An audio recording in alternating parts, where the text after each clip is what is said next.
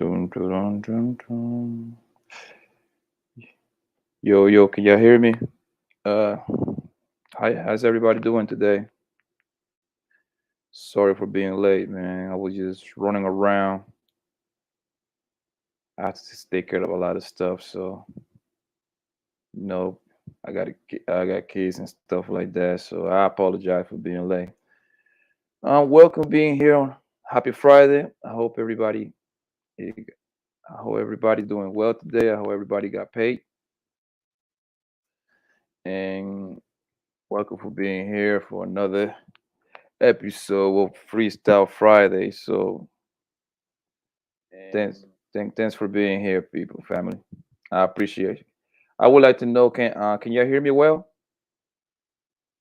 I need somebody in the chat to tell me if they can hear me.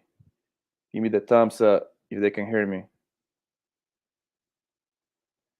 I got a I got a few subjects that I want to talk about, but first let me make sure I point out everybody that is here, man.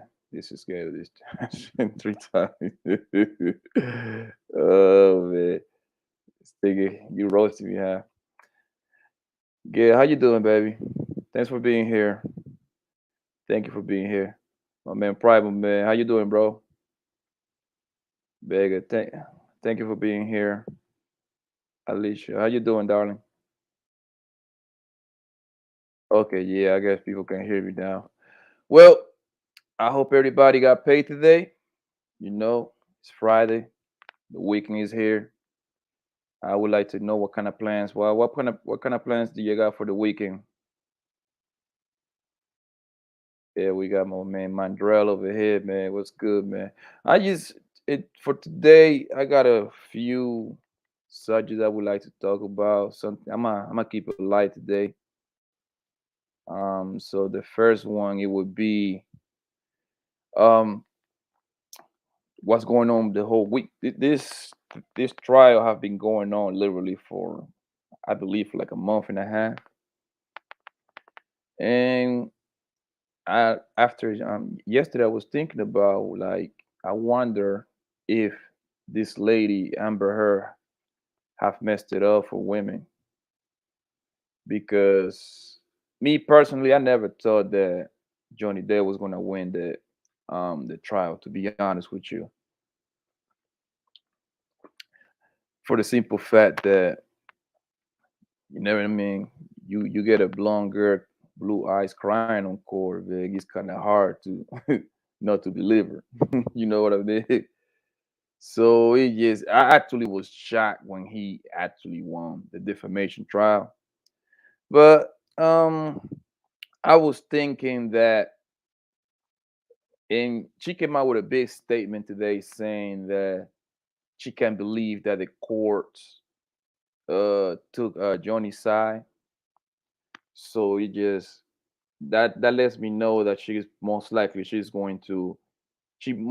probably gonna appeal the decision, and probably it's gonna take another couple of years and stuff like that, or maybe a year. And me personally, I don't know if Johnny Day even gonna get.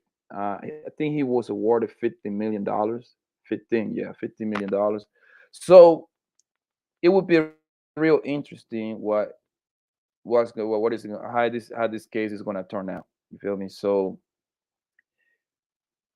it's like I wonder if this case is gonna make men to come forward and actually and fight back when it comes to like false accusation.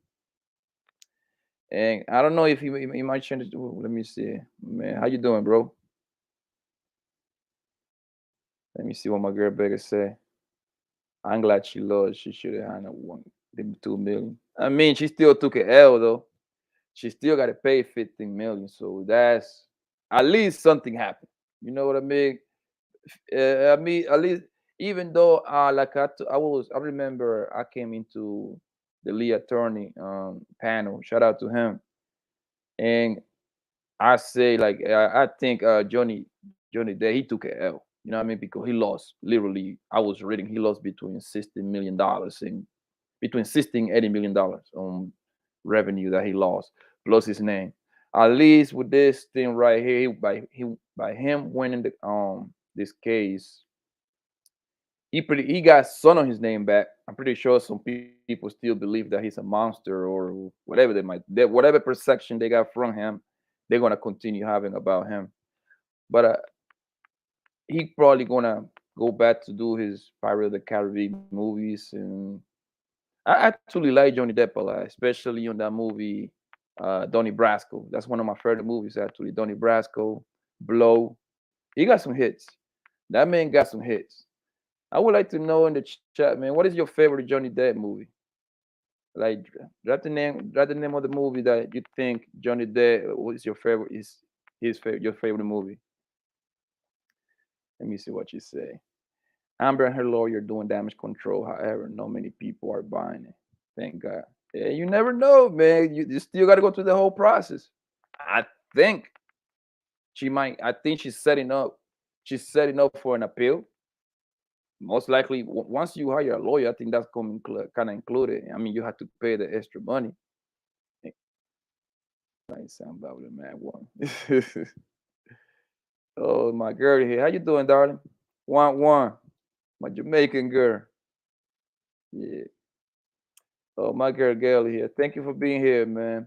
The other the other subject that I would like to touch is I don't know how people is familiar with what's going on in the rap world, but my man John Thug, he is Gail's neighbor. If y'all don't know, y'all didn't know. Now y'all know that John Thug was is Gail neighbor. He was denied bail. He was denied bail because he pretty much on the wiretaps that they got against him, they saying that this man is he's ahead of the game. Um, they were trying to get him out with a $10 million bail, $10 million, which you had to put 10% down, so it would equal $1 million cash money. And the judge was like, "Hell no, you ain't going nowhere," because they saying that he's a danger to society.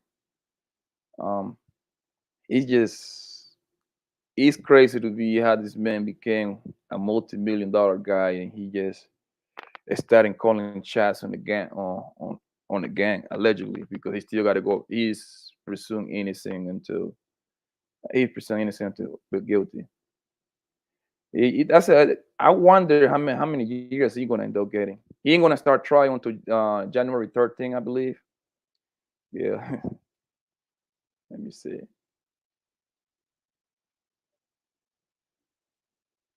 I wonder what she's trying to say about. I don't know what she's trying to say about this one right here.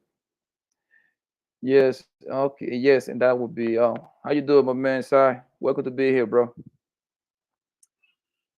And the other subject that I want people to come up and talk to me about how they feel about is LeBron James officially today he became uh he became a billionaire. I misspelled that. My bad. Yeah, he became a billionaire. He's part of the billion club now. But what makes it so special is that he did it while he was still playing. That's what makes it so special. So this man has been a complete great citizen, a complete great role model. Never been in trouble. He married his high school sweetheart, got three beautiful kids, and today he became a billionaire. To me, I'm proud of that man, yo, because the man have done everything right. And on top of that, he's like considered one of the best that ever did it. That's a beautiful thing, man, to see somebody that look like me kind of accomplish that, especially with from the background that where he come from. I don't know if people familiar with LeBron James, but LeBron James come from a single mother. His mom, Gloria James, have him when she was only 16 years old. So you can only imagine the app was against him when he started this journey, and today he became officially a billionaire thanks to his pizza. He bought a pizza chain that, and the thing actually grew up. Yeah, like he grew up a lot of profits and stuff like that. Yeah, man, that's good, bro. Let me see what Gary Carvin say. I like Johnny Depp. That's one of my favorite movie. I want to know, have you ever watched Donnie Brasco? That was a hell of the movie, Donnie Brasco, and Public Enemy. Johnny Depp killed on that movie on Public Enemy. Yeah, my man said we need more LeBrons. Yeah, yeah. I think one thing that LeBron doesn't get recognition is LeBron was the first basketball player ever that gave all the NBA players empowered. He empowered players. He determined where he wants to go. He determined contracts. Thanks to LeBron James, that's why you see a lot of players in the NBA getting 150, $200 million contract because he kind of promote that. You know what I mean? So, and he might, I think he happened before, but I think he might end up playing in the league with his son. Hopefully his son get better. So, and be on the NBA in the next three, it will be 2 years from now. So it's just amazing what this man have accomplished.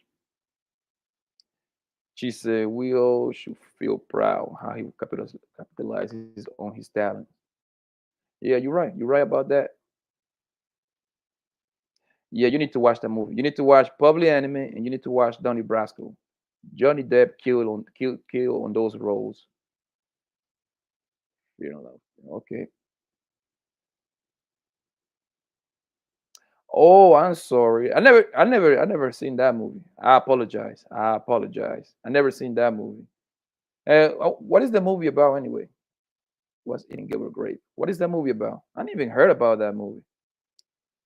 So please, I would like everybody to hit the like button, please, and also I would like for you to comment. You know what I mean? That help a lot. It's free, and share this link with everybody on your social media, please. That will help your boy a lot, and it's free, and I will appreciate. Let me see. I'm gonna go ahead and drop the link because I wanna talk to some people, man, and let me know how is their day going, what they think about the subjects that I got over here. And if you don't mind, you can come over here and rock with your boy for a few. You see, my girl said we good. Oh, thank you, girl.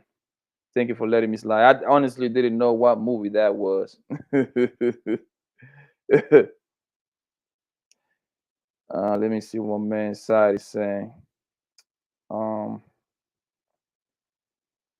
you want to see? Yes, this is a every Friday thing. I'm gonna go ahead and start streaming during the week too. Like I'm gonna go ahead and include a sport stream too. Since I'm a savant when it comes to sport, I'm a genius. You know, and I wasn't such a genius yesterday. I never thought that the goddamn Golden State Warriors was gonna lose. I lost $20, bastards. Let me see, my man was Moses in the building. Let me see, Freestyle Friday. Y'all rapping? No, man, but you can come over here, man, and speak some and give me some bars. I heard you rap over there in Texas. Yeah, let me see him on one of my. This is my guy right here, man. How you doing, Fox for Jetty, man? How you been? Let's see what hunger talk about karma. What is the karma about? What are you talking about? Are you trolling me or something? Yeah, how you doing, boss? Let me see what we got going on here. It's been kind of slow this Friday. And I'm kind of off right now. I just got home. I'm so damn tired. Been running all damn day. It's the summer over here, so it's hot. When you're in the heat, it's like the heat like it drain your energy away. Oh, I heard you got a mixtape out, bro. I heard you got a mixtape out. Yo, I gotta give you a ranch, Gail. I gotta know how to do that thing. I gotta see the videos to how to give people ranch and stuff like that. Can't complain about the working. Okay. Yeah, don't work out too hard, man. Let me see it from tatting. Who's a tat? Are you a tat or something? What that supposed to mean, yo? Are you tired? Like, are you bored or something?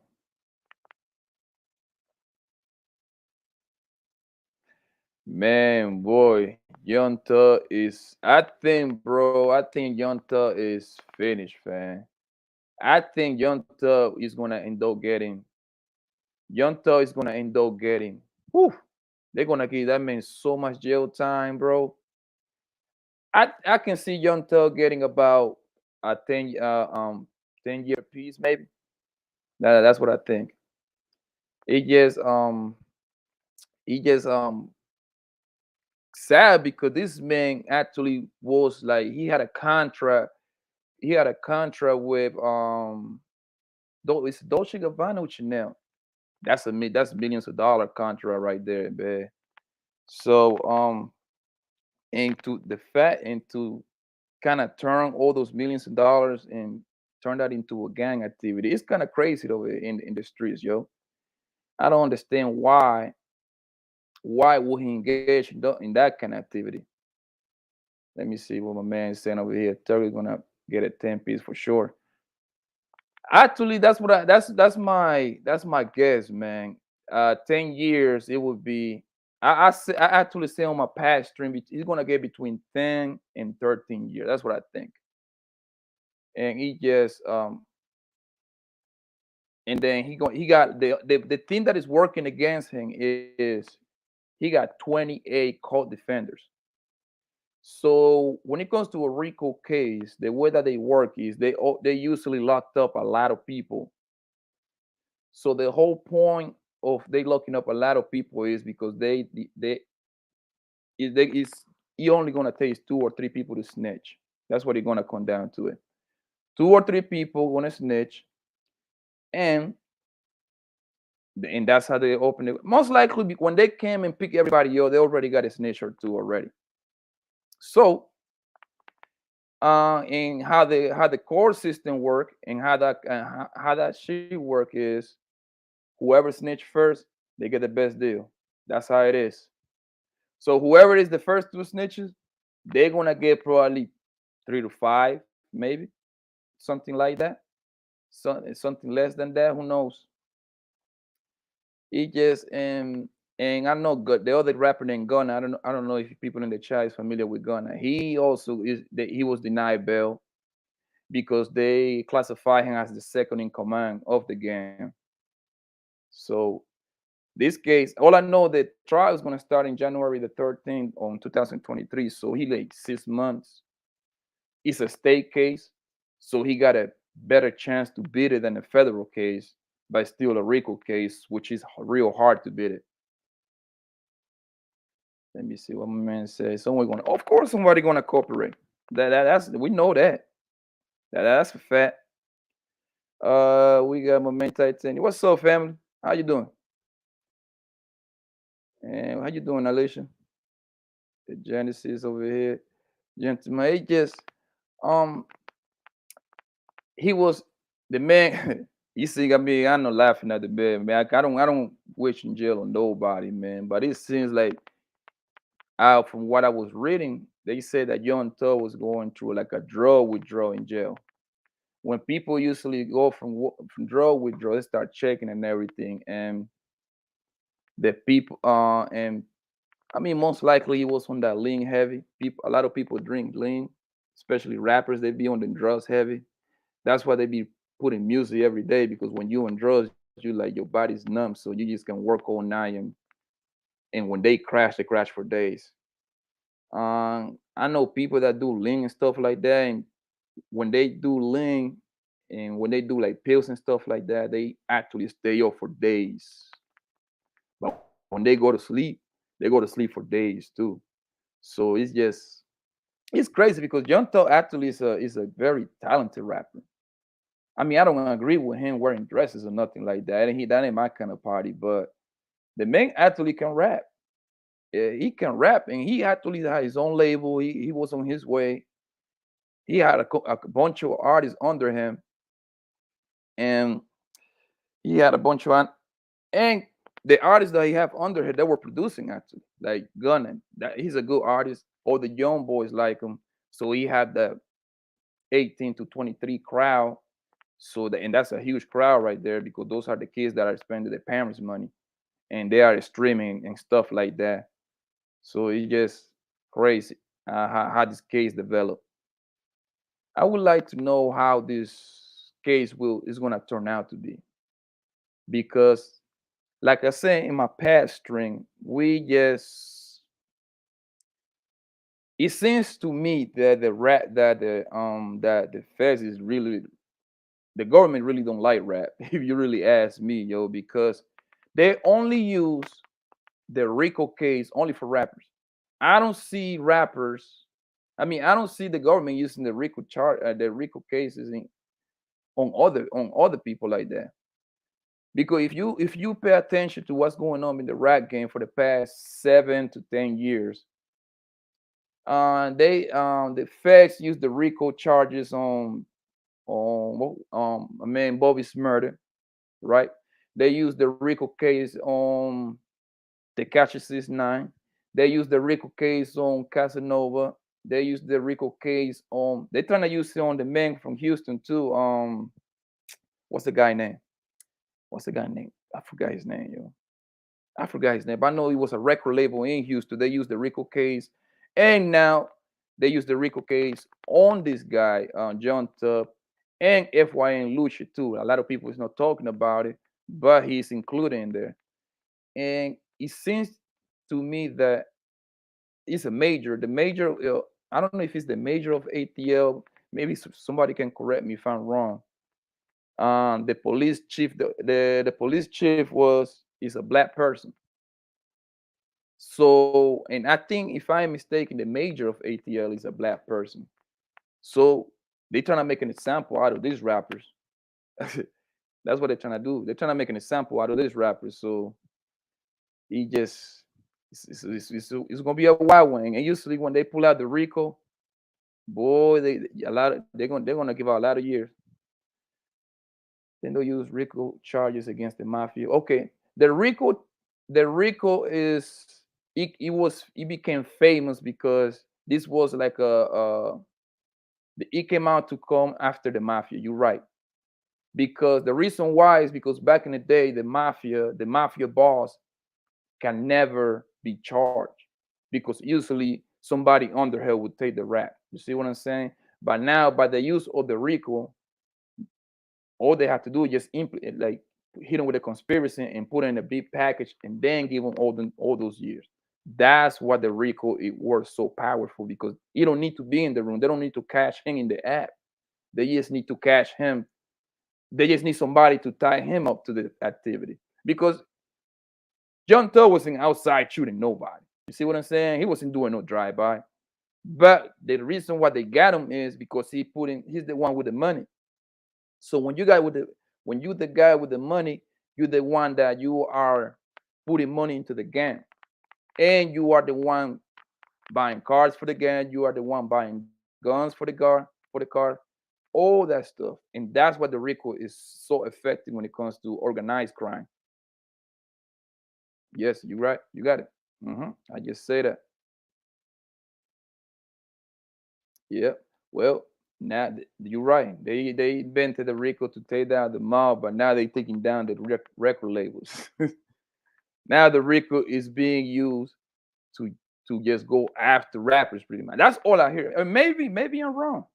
Maybe they using it for other cases, but I don't hear about it.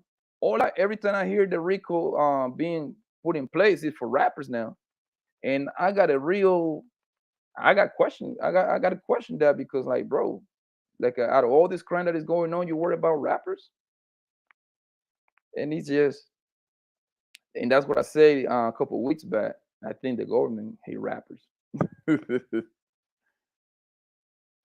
It's funny because I guess they're kids, I'm pretty sure they listen to rap.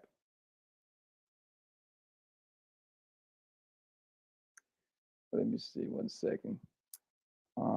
Okay, let me see if I'm gonna go ahead and drop the link. So y'all wanna come up, you're more than welcome to come up and talk to your boy real quick. I thought I dropped the link.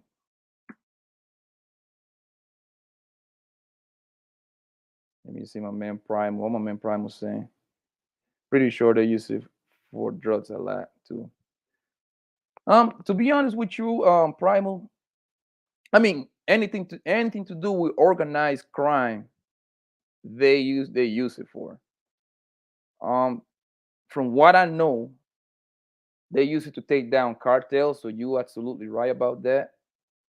Um, I, I think I remember I was reading about when people do those scams, like for example, like the Wolf of Wall Street, those kind of guys. It takes a RICO indictment to get them because the scam is so big that they need like 30 people. They need to catch 30 people in the app because they know they're gonna get footman numbers. All those people they're gonna go to jail.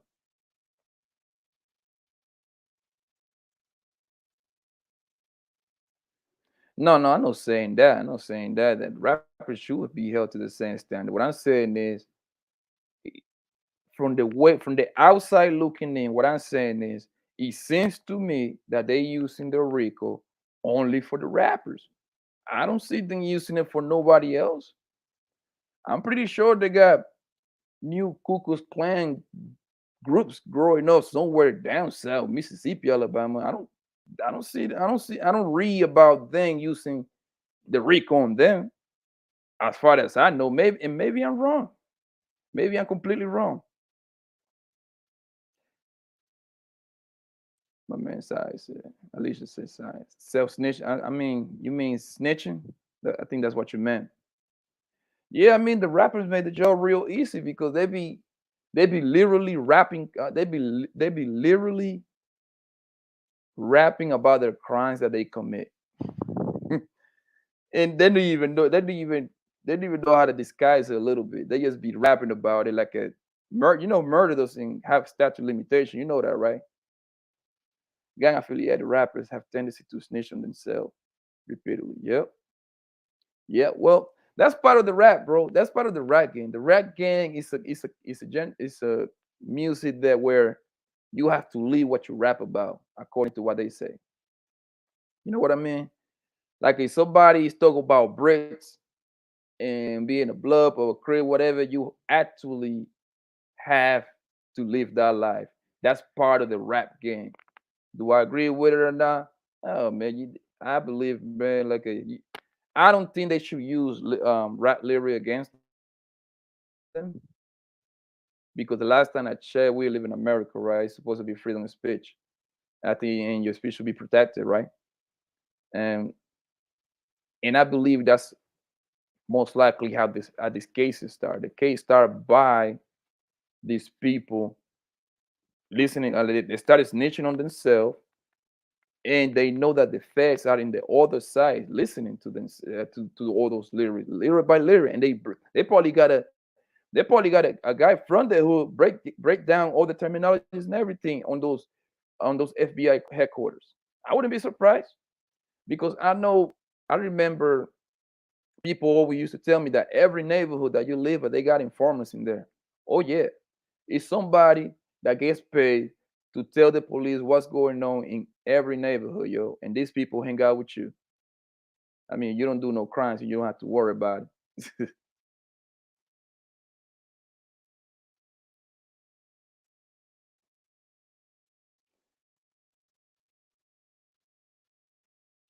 Yeah, you're right, man. Buju Bantu, man. It's funny that you mentioned it. That's my favorite reggae artist, right?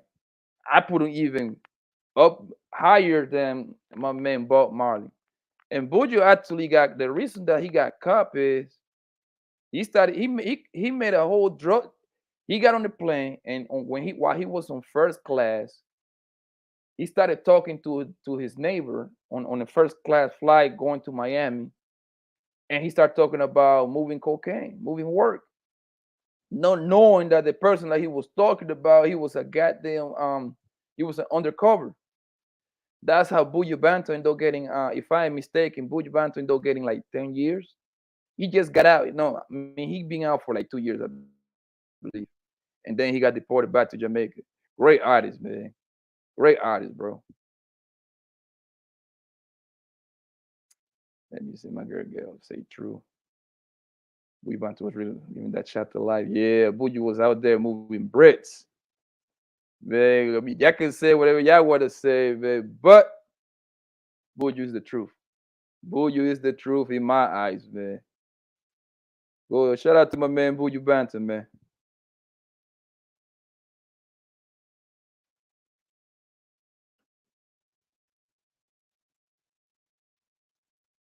Hmm. Let me see. Hey, OG Patrice, how you doing, girl? Mm. We got a question you today. They delete your comment. Nobody delete her comment, man. What are you talking about?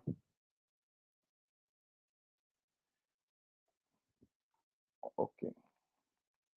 So I would like to know what people think about this right here. This is a great accomplishment from a black man. It's a beautiful thing. My man Lebron made it against all odds. Against all odds. And you know what's crazy? What made this accomplishment so great? That he made it while he was playing basketball. Because Jordan is a billionaire, right? I think Magic Johnson is a billionaire too. But the difference is that Jordan have to wait like literally like 30, 40 years to become a billionaire. Jordan became a billionaire after he was done playing basketball. And then I mean the Jordan shoe brand is crazy. That's why that's why he became a billionaire. LeBron James is still playing, still going strong. He made over $400 million on NBA salary, but he made over $600 million on commercials and apps and stuff like that and business venture. And LeBron James have inspired a lot of kids and even his NBA teammates to kind of take control of the on their own career. So it's an amazing accomplishment. He married to a beautiful black woman. That's a beautiful thing. He got three what? Well, he got two boys and a girl, if I'm mistaken. And the man have been in the NBA since 2003, man. This man LeBron is a monster, man. Hey, LeBron, man, shout out to LeBron James, man. Send me along, bro. Give me a job over there, man. I want to be part of the horsemen, the four horsemen. My girl Karen said Buju's situation was an entrapment, in my opinion. God damn it. You know, that's I say that before, yo. But the case, man, he entrapped himself, man. How the hell you gonna start making deals with somebody that you meet on the airplane, yo? A white person at that. What's wrong with you?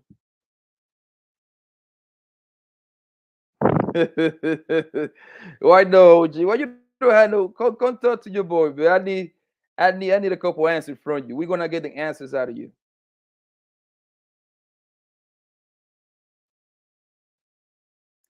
Well, yeah, it is confirmed. It is confirmed. They said it today earlier on Fox Sports. They ain't gonna put no false information like that. They just false. They say he became a billionaire because the stock on his he got a pizza chain going on. He bought it. He's the major owner of it. So so just so that's what made him a billionaire. He bought the pizza chain for like 20 million. Now the pizza chain is worth like 150 million. That put him over $1 billion. Let me see, man. Oh, somebody in the back. I wasn't paying attention to the back. How long you was waiting for a long time? Nah, nah, nah. I Oh, I'm just sorry. I wasn't even paying attention. I'm sorry. I was just talking and talking and talking. My bad. How you doing today? I'm good. How you doing? I'm doing okay, girl. Um, what do you think about my man LeBron, man? Becoming Well, a billionaire. I mean, I think that's great. That's, that's amazing. And like you said, he did it the right way. Like it's a good reflection, he's got his family intact. He's married to a black woman. You don't hear no mess about him. Like he did it the right way. So that's my take on that. Yeah, I mean that's I think that's like the thing that I focus the most, yo, because he never had no like a scandal like that. You know what I Yeah, mean? You never heard nothing about his wife. She mind her right? business. I Yeah, you mean, don't see no crazy pictures of her out there and just being crazy. Like they're just classy. yeah, you and listen, and LeBron James have been in the league since 2003. So this next season is he's gonna be in the league for 20 years. I'm gonna be honest with you. I don't even know what his wife sound like. Yeah, yeah, I don't know what she sound like. yeah. Me I don't know. She sound deep. She neither. sound beautiful. She sound sexy. I don't know none of that. It's because she like I think she realized that she won in life. So I don't think she cares about the spotlight.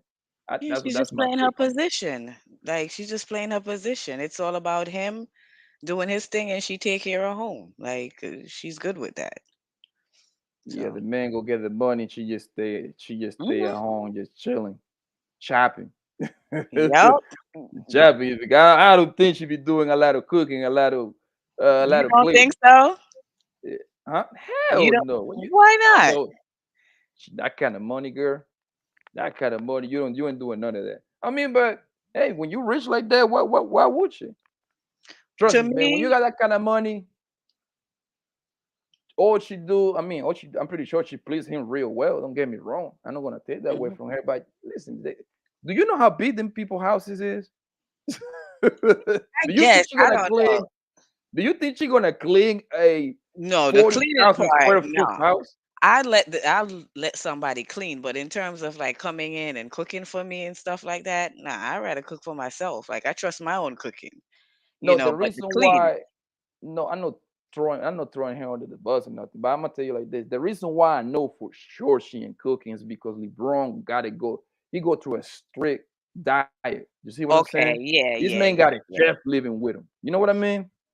He Yeah, gotta yeah, prepare his meal to the teeth. Like he gotta have 70% of cardio, proteins and all of this stuff. You see what I'm saying? yeah, So she just yeah. I chilling, have him yo. She all won messed her up life. with oxtails and rice and peas. He'd be all messed up. He'd be sleeping on the court. Yeah, you're right. No, I'm pretty sure. I'm Yeah, pretty sure. You know, like when you in that kind of diet, man. I'm pretty sure you had that one day that you can cheat.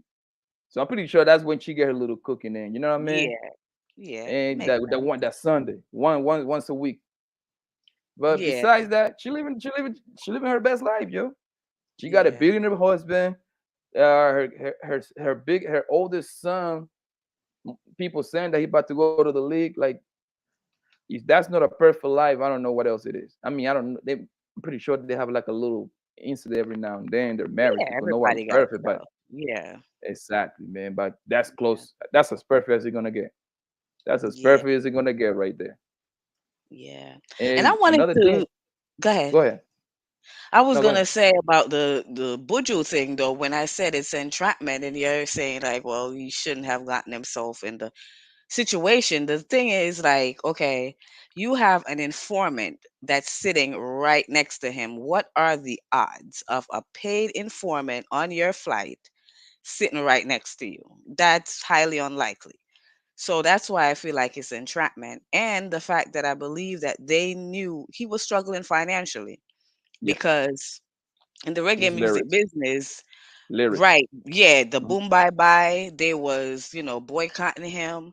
And in the reggae business, you're not gonna make money off of CDs. People weren't buying CDs no more. You just download the music. So it's concerts. His concerts were getting canceled. So I feel like his back was against the wall in a sense where it's like, how am I gonna make this money? He got 17 kids. Like, you know How what I'm saying? many how many Baby baby mamas mamas. you got? He got Yeah. 5 with the first lady, and then I think the rest with 1, 1, 1, 1. So it's like 12 baby mamas, whatever. So that's 12 different households you gotta pay for. You Mm. know, that's a lot. And plus, you're trying to maintain that lifestyle. I mean, you was making money. You ain't gonna live poor now after you was making that type of money. So Yeah. I feel like they set him up or had that person, and then My issue with Buju though is I feel like say if it was a black man that was sitting next to him on that flight, he would not have felt that comfortable because Buju is a cocky guy. He would not have felt that comfortable talking to the black man telling him his business. But it's because it's a white man who's Colombian. He's like, oh, the Colombian cocaine. He's a white man. He felt more trusting versus trusting somebody that looks like him. Yeah, man, with Buju, man. Listen, like I said, I don't know if you was listening to me. I put him above Bob Marley, and I think Bob Marley is the guy when it comes to this reggae music. You see what I'm saying? Hmm. Buju is up there. He's like neck to neck with him. That's how good I think Buju is. Oh, he's an Buju, amazing he, he, talent. he was kind of like, I think his situation forced him to do that because Hmm. reggae music is international. You know what I mean? And they live off concerts. And Yeah, because of his lyrics are very yeah, strong against the LGBT people, blah blah blah, they start canceling. Like yep. Europe pretty much shut him out. Africa kind of like Africa was still messing with him, but Oh, ain't Africa that many loves them. concerts being yeah, but ain't that many concerts being booked over there like that. You see what I'm saying? He was making most of his money in Europe, and Europe completely shut him out. But you And see, that kind of put him in the position that he have to go ahead and start moving work. hindsight is 2020 because when he came out of jail and he did that concert at the stadium in Jamaica, freaking sold out. People flew out. The concert was freaking amazing. And now he's doing shows all over the world, but some countries he can't go to, right? But so back then when his back was up against the wall, he could have looked and say, okay, well, I can't go to Canada to do a show, but I can go to Kenya. His show in Kenya was freaking fire. I seen the videos. Like there's other places he could have went, but he wasn't thinking outside of that. He's focused on Europe. Like you ain't gotta make your money off of Europe. Like Africa loves reggae music. Latin America loves reggae music. Like not everybody rock with the alphabet stuff where they're gonna, Mm. cancel you. You know what I'm saying? So he should have looked outside of that, or his management should have, you know. And then he had people that Yeah, held him down that he could have reached out to when because Khalid held him down while he was in prison. The Marleys paid his bail. Like they held him down. He had people, but probably his pride at the time stopped him from reaching out to help initially until he had no choice. yeah, yes. We I wanted to ask you, have you ever been on a Buju Banton concert, or you never Hell caught him on yeah. live? Oh, a lot of them. What? I love Buju. He's an amazing what? I love Buju. I used to work part-time with a reggae music a manager that managed reggae artists. So I used to go to a lot of the shows and stuff like that. He's freaking amazing. Yeah, that means His it's the truth. music transcends time. Like the old songs is still hot. That man is the truth, man. That's one thing. I love listening to him. What's the other guy? Is it Mr. Vega or Oh, Bagel? Mr. Vegas. Oh my Mr. Vega, God. yeah, His yeah, stuff Mr. was good too, but he's crazy now because he caught his baby mama on video, like sleeping with another man in his house, while the baby was in the room. So ever since Mm-mm. then, he he ain't He, been right. he's one of them that went to jail, I believe, right? He's like for a murder charge. He kind of like he bleached his skin. What is I'm trying to remember his Oh, name. oh, Vibes Cartel. He's from Vice he's card. from Oh, my he hood. is tough. Yeah, Gaza. That's my hood. That's where I grew up. Yeah. That's where he's from. Yes. Yeah, Vibes What's Cartel. going on with him? Oh, they locked him under the jail, man. It's a So what you wrap. mean by the case still going on? No, he's guilty. I mean, they had him on tape. The only thing is that they never found the body, right? So there's appeals going on because Jamaica, they go by the British legal system where, America, it probably would have been a little different. Whereas, like, if there's no body, it's harder to prove the crime. But in Jamaica, it's like, well, the body ain't there, but we got you on tape talking, in codes. He Mm. was talking in codes, but yeah, so yeah, I think he's got some more appeals going on, but for now, yeah, it's a wrap. Well, is that the thing is the case? Is the case stronger now? That's what matters. Well, I mean, it's this the legal system. You got to go by however the whatever the law says, right? So, it is what it is. If they're hell Oh bent man. on, I don't even know if they have jury trial down there. I think it's just by judge. So, Now, is Jamaican court system is it like is it corrupt? That's the question. I mean, I would say all court systems are have a little corruption to a certain degree, but I don't think it would be like Mexico or something crazy like that. Especially when they were trying to change the image. So there was a lot of attention being placed on his case in particular. So Mhm. I think they had to like find him guilty because so much attention was being placed on his case. Just like I don't know if you remember that guy Christopher Doodles Coke, Yeah, the he's Jamaican drug the don, right? shower passy guy. Y- Oh, I yes, know about all of this, exactly. girl. This is my kind of Yeah, stuff. he was being protected by the government, but then once America got involved and the world was seeing it, I mean, the Jamaican government wasn't trying to allow extradition, but then eventually they had to because of the attention. Because it's like, yeah, we're corrupt, but we don't want everybody else to know we're corrupt. So they're like, okay, you can go, take them. Mm-mm-mm. It's just with Doodoo, they got if He I'm said mistaken, doo-doo. he's It's Doodoo doodles. Doodoo. That if I'm mistaken, I believe he's in New York right now, right? He's He's in somewhere prison upstate up New here. York. I don't know if it's upstate, but I know he was extradited to New York, but I don't know where they got him locked up now. Probably New York, I don't know. But Yeah, I yeah. know he with the Fed. He got like 33 years. Is He got it? I don't think it was that much. I think it's 20 something years he got. no, he And got 30 plus. That's for sure. Because the reason I remember is because um I was just watching. It's a Netflix series. I It's watched kind that of like shit. That all the yeah, drug dons, they did like the yeah, top that 10. series. What is the name of that thing? It's like a Coast Cartel, something like that. I think that's the name of it. I It's don't on remember Netflix, the name. Yeah, I know. I seen it the other day. Oh my God, and because they they got did it all from the heavy different hitters. countries. Yeah, they did El Chapo. They did that Mm. lady in California, Queen Pin. Queen Pen, yeah, she's a Yeah. Cali girl, yep. Yes. Oh yeah, I love stuff like They that. So I freeway like. Ricky Ross. They got Yes. What's that old guy that they got all the Colombian Frank? they got What's all his the name? Colombian homies. Yeah, what's his name? Frank, the King of New York. What's his name Fran again? Lucas. Yes, Fran yes. Lucas. They got the guy from Washington D.C. Raymond Harmful. That's his name. Yes. The guys the two Cuban brothers from Miami. What's the guy name? That's the guy name. He was two Cuban brothers. Those guys was flooded the whole city. Great series, man. Great series, Yeah. yo.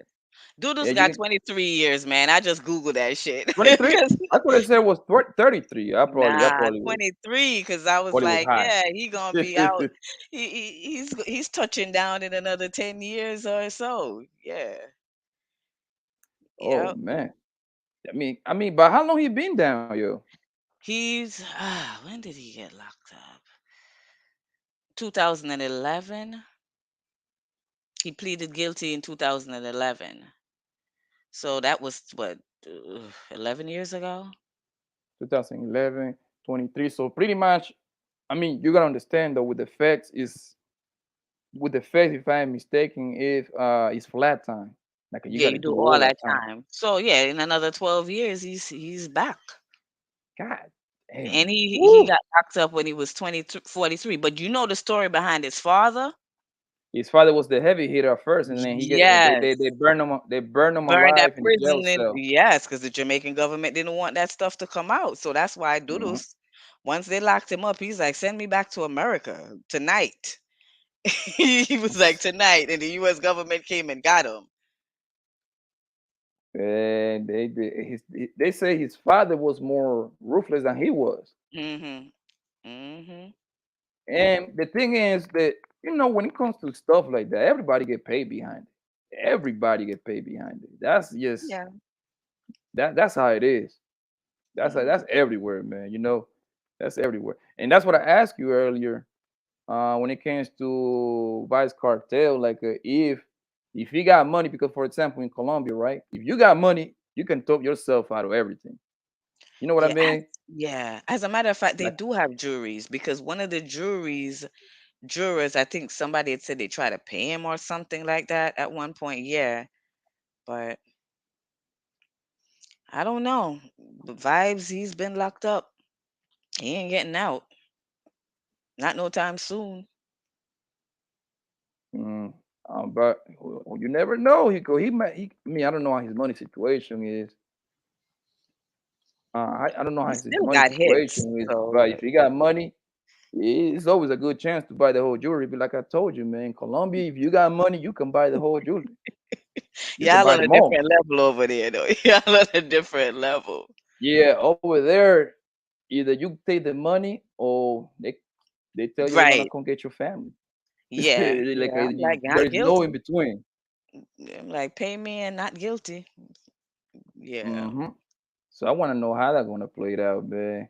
Hey, but right now, yo, who's the heavy hitter? Who's the heavy hitter for when it comes to reggae music?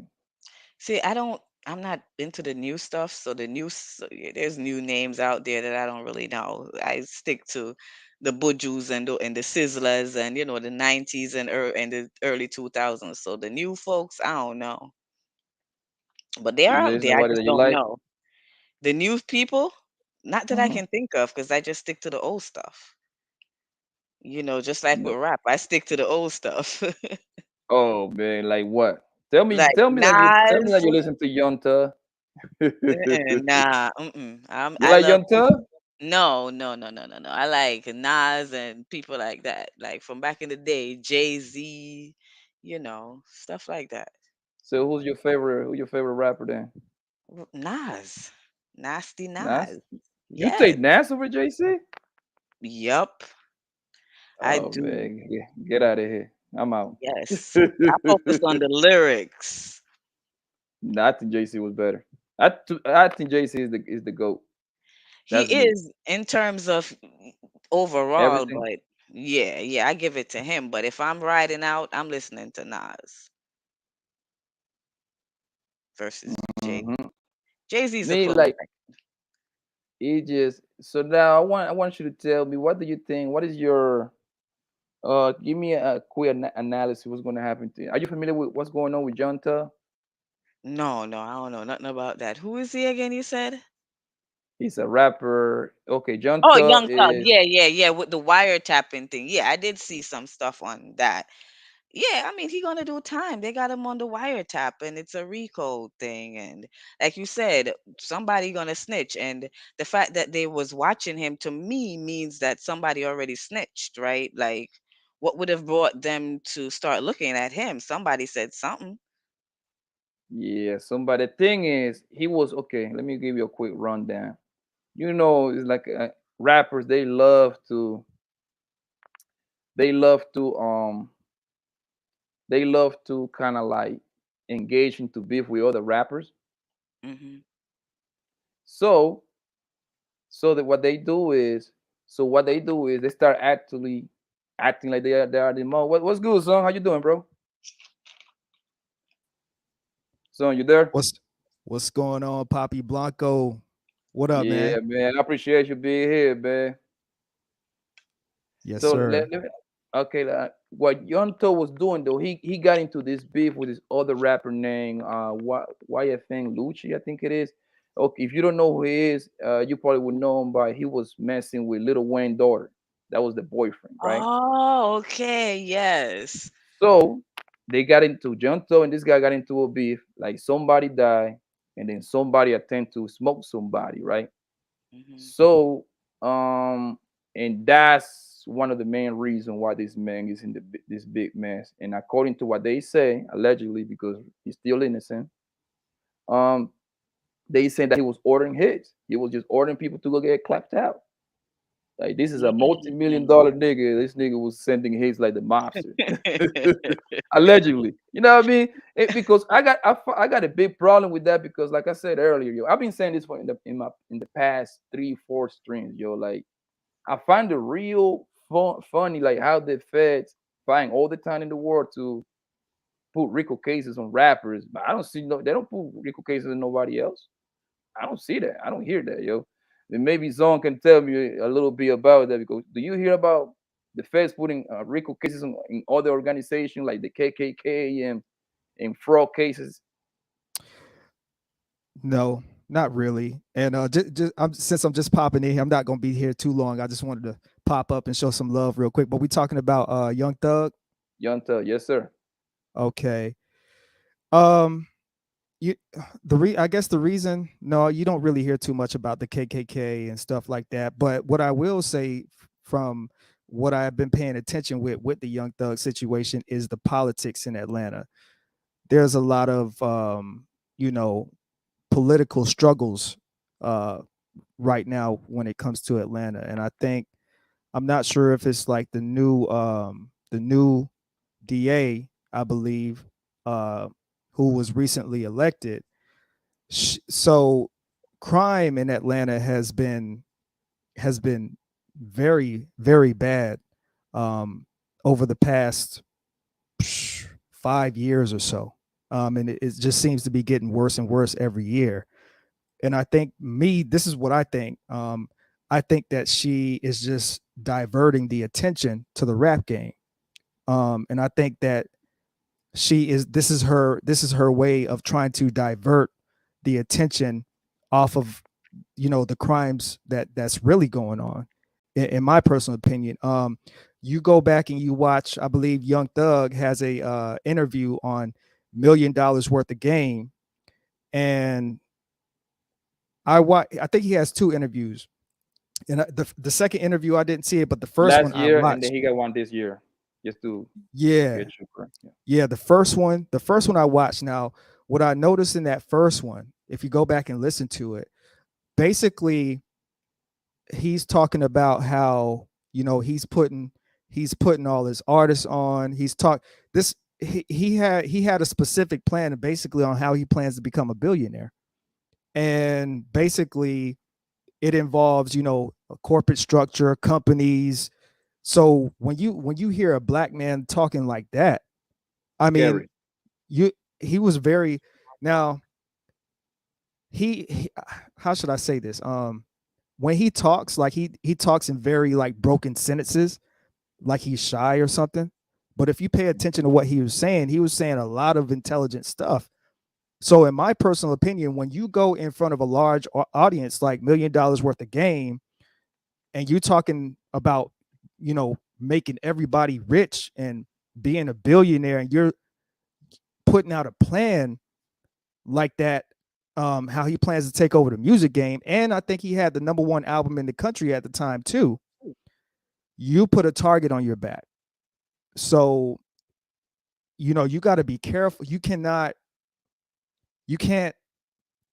go out and you know say what you're going to do. Like, you got to keep a lot of stuff of what you're going to do secret. And then also, with the recent election with Biden, um Georgia also played a large part in that too. So my thing is, this whole situation with Gunna and Thug, it's not a coincidence. I think it's on purpose. It's intentional to try and divert away from the issues that are really going on with Atlanta politics. Even the mayor had to step down. Keisha Lance Bottoms. When's the last time you seen a mayor step down from a position? Yeah, That's unless that's there's a very scandal coming up, though. That's what I'm You saying. It's know, very, very rare. Even Ti got caught up uh with that whole situation like last year with the girls accusing him, because he's mhm, very tied in with the Democrats. I just think mhm. that it's a lot going on that we're not see that will be revealed in the next couple years or so. I mean, I don't know if you was listening to me earlier, but I mentioned that the major, not the lieutenant of the policing ATL, he's black, and then this district attorney is a black lady too. But I Hmm. don't know. I don't know who the major is. I don't know if that's a white major or is it, I don't know if you can help me out with that one. I don't know if it was a white major or a black major. That's a black city. Well, it's a black city that's whitewashed because Yeah, see, I'm from South Carolina, and the problem with Atlanta is they like to talk all this bliggity black talk, but they're not buying no blocks. of You know, course not. like they're being gentrified left and right there. Atlanta's going to be a white city in the next decade. Trust me. You think so? I think Man, I so. have been. Have you been in ATL? Man, I have been in ATL a few times. Mm-mm. Man, that's like super black over I mean, there. it's black. It's black, but what I'm saying is a lot of people like Buckhead and stuff like that. A lot of black people, they don't really own the things that they say they own. You know, they're being pushed out further and further out of the city limits. I'm telling you, it's happening, man. It's happening right now. You know, you might be right, bro, because the same thing is I mean, it actually happening. I don't know if you've ever been in New York. Brooklyn used to be black as hell, bro. And now you go through Brooklyn, New York now, all the Jewish people bought everything. Ever since the arena, you know, that's where the New Jersey Nets play, right? I mean, the New York Right. Nets play. They bought that area and the whole entire city became black. I mean, Jewish, like nothing but Jewish people walking around. They're bringing down the projects, building condominiums and stuff like that, and it just gentrified. That's going on everywhere. To be honest with you, it's going on Mm. everywhere. Yeah. So Yeah. I mean, even where I'm from in Greenville, South Carolina, the last time I went back home in 2019, the blackest part of town is literally now white, and that's 3 hours away from Atlanta. So you know, as far as this whole situation with Young Thug, and I've never been to Brooklyn. Um, one of these days I would like to go. I know it's not the old Brooklyn. My no, it's grandparents different. actually they moved from Trinidad to Brooklyn and then spent some time up there and then moved down south. But yeah, I would like to go one day. But yeah, I mean, this is no coincidence with Thug. I mean, he's been the hottest rapper. He's basically been the hottest rapper in the game aside from who is it, Lil Durk? Future, Drake, Little Dirk, they like he Yeah, top five at least. He up yeah, there. He up there. yeah. I would like to hear. I would like to hear your thought, your take on what do you think about LeBron James' accomplishment? He just became a billionaire. I think, well, congratulations on that to LeBron James for that. That's a hell of an accomplishment. Um, I just think that LeBron James is being paid to be quiet though. Um, because it seems like every time that LeBron James, he tries to speak out whenever there's like a social injustice that Mhm. happens, LeBron James will wear a t-shirt that will say, Can't breathe. exactly, or Yeah. he may get up and say something after a game. And I think that LeBron is so heavily his name in general is so heavily invested in China and and Nike and things of this nature that I think that it was only a matter of time that he was going to become a billionaire. But the problem with that is we're going to start to see less. I feel like we're going to start to see less and less of, he basically, I think he's just going to become another Michael Jordan, in my personal opinion, as far as like socially and politically. Because remember, Michael Jordan, well, how old are you, Poppy? 34. Okay, so you older than me. Okay. So, Michael Jordan was that same way. Michael Jordan was getting money, but he never really spoke on politics. He never really did anything socially for black people. Like, and obviously, especially the more money he got, the quieter, the little things that he would do, the quieter he became. So I think that that's unless LeBron James surprises me somehow, some kind of way, I think that's what's happening is basically he's paid to be quiet, in my personal opinion. I mean, But when you on those, and I want my homegirl Corinne to jump in here. When you in those circles, you know what's gonna happen. They're gonna pay you to be quiet. But one thing about LeBron, bro, that I appreciate from him, at least he tried to do something. At least he say something. You see what I'm saying? Right. because Jordan he ain't say nothing. Jordan famous line was "Yo, Republicans buy sneakers." You know what I mean? Right. Right. So he was, Right. which it translates like, "Yo, I ain't saying nothing crazy. I might just Hmm. get my $100 million and keep it pushing." At least Right. LeBron, every time that guy is a black man that get smoke, you know what I'm saying, unarmed black man, at least he always say something. You know what I mean? He always turn around and say, "Oh, that can be my kid, that can be my father, that can be my uncle. Well, the Hmm. laws need to change." At least he trying to say something. Right. Right. I do give him credit. Now he has been more vocal than Michael Jordan. He's been a little bit more vocal than Kobe Bryant. Um, but and honestly, you know what? I'm not gonna be too hard on LeBron. I think that personally, I'm waiting to see what he's gonna do after basketball because I don't for me, and I've been an athlete my whole entire life. I don't really care too much about what the guys do on the court. I care about what they do off the court. Uh, so and I know that he has I think what is it, the I Promise School or something like that. Mm. Yeah, I Uh, promise. okay. I thought that was a good move. If if he's gonna make an impact, I feel like he could the educational uh system is where he could definitely make a huge impact because I feel like that is a huge thing that's missing in urban areas, in black areas, in impoverished areas. So I think after basketball, if he can continue on that same mission, um, maybe I'll kind of view him in a different light. But we gotta wait on that. Do you see LeBron running for like jump into politics? Oh, he talk a lot. I think if LeBron jumps into politics, one of two things will happen. Um, I think he'll be paid to do whatever he's told to do, or if he doesn't, they'll kill him Ooh, because that's he's some strong just words that right big. there. He's He is just that big. huge. He is huge. He ain't Jordan though, but he huge. He is huge. Well, to this generation that's living now, he's Jordan. To this generation that's living now, But overall, he ain't. I mean, Yeah. overall, no, no, no, no, no, not at all, And this not guy at all. right here, he just made my man crazy. He just made it. I was gonna say this next crazy. One thing about I appreciate about LeBron that the way that he did it was with his friends from high school. Mhm. Chris, Maverick, Rich, all of them are high school friends, bro. You know what I mean? So Right. the same, it was the same broke niggas, you know, that was back then probably smoking on backwoods and stuff like that and chilling on the block. And look at them now; they all got millions of dollar companies. And what thing I give another thing I give LeBron credit, yo, he ain't turn his back on his friends. He didn't. He didn't, Yeah, bro. So what he did was true. beautiful. What he did was like put him in position. Like, okay, you in charge of marketing right here. Oh, how much money you gonna make a year? $10 million. I don't have to give you the money. Now you can make it yourself because you're gonna be right under me. My name alone is gonna give you the clout. The same thing with Rich. This guy Rich is messing with goddamn what's the girl name? Adele.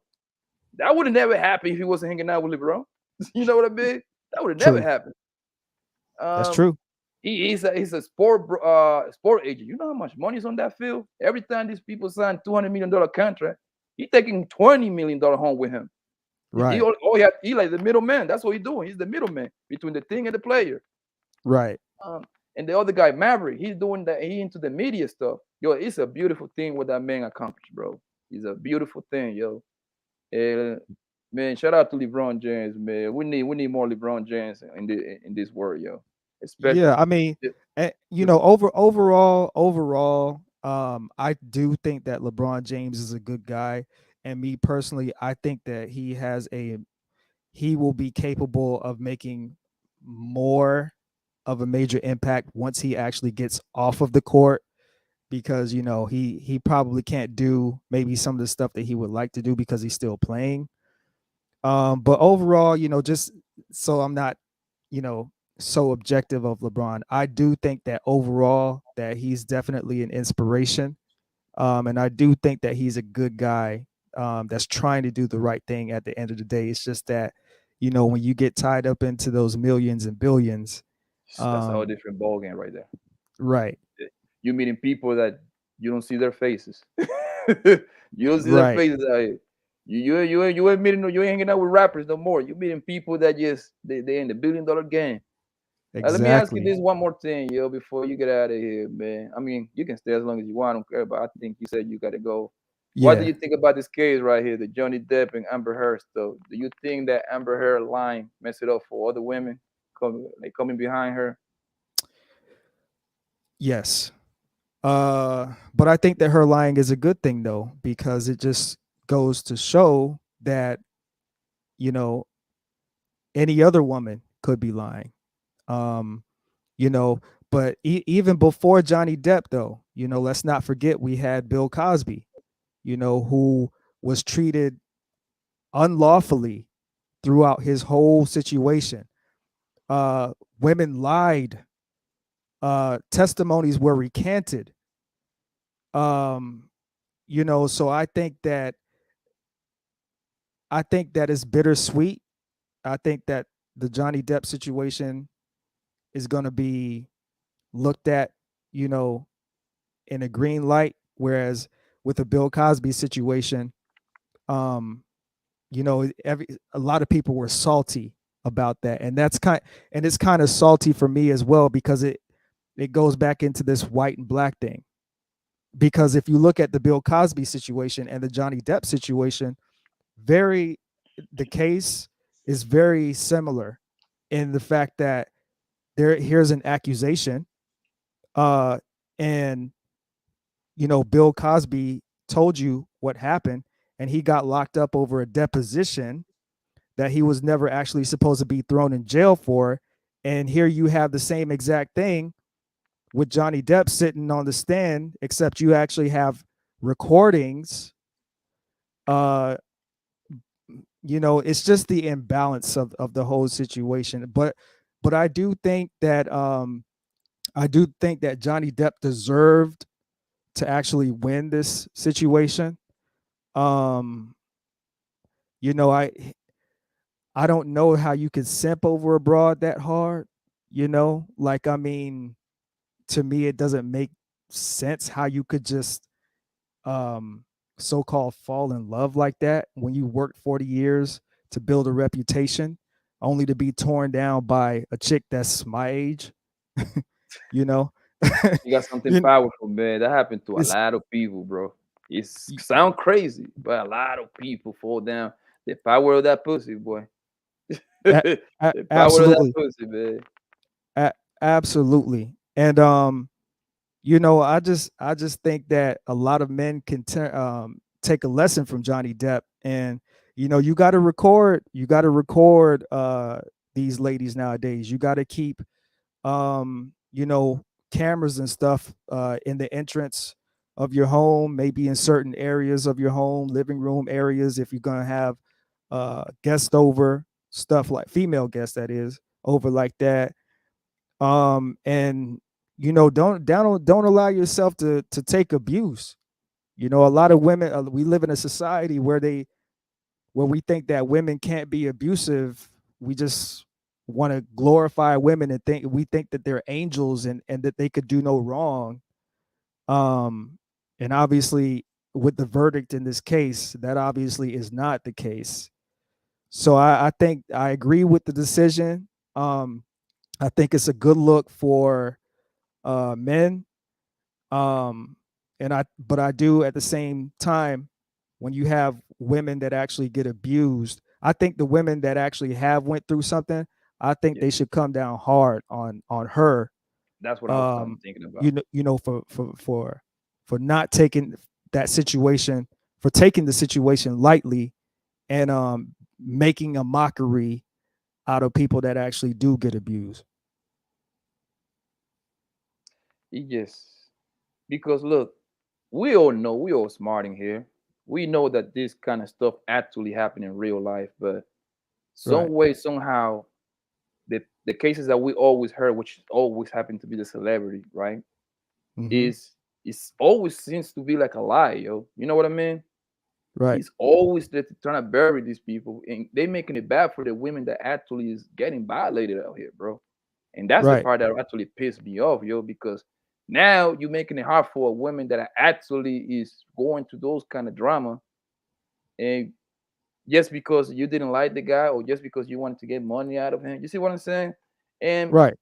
I think somebody, I don't think she's gonna change, bro, until actually a man spend a check and literally like he gonna have to spend 5, 10, $20 million and actually go hard on one of these females and set an example out of them. Yeah. And the perfect case to me, I don't think he's gonna go that way. Is I don't know if you was familiar with Chris Brown. Remember Chris Brown a few months ago? I think like at the end last year, women came accusing of him violating R- her. right. Right. Right. And literally like last week that the lawyer left the case because it was a lie because Chris Brown put up the text messenger and this girl was just stalking this guy. Like Right. literally, yeah, when we're gonna have sex again, when we're gonna smash again. Oh, the first time we smashed, it was great. So obviously that kind of throw away the whole you violated me on the boat. You see what I'm E- saying? So I Exactly. think he's gonna take a case like that. Most likely Chris Brown gonna let it go.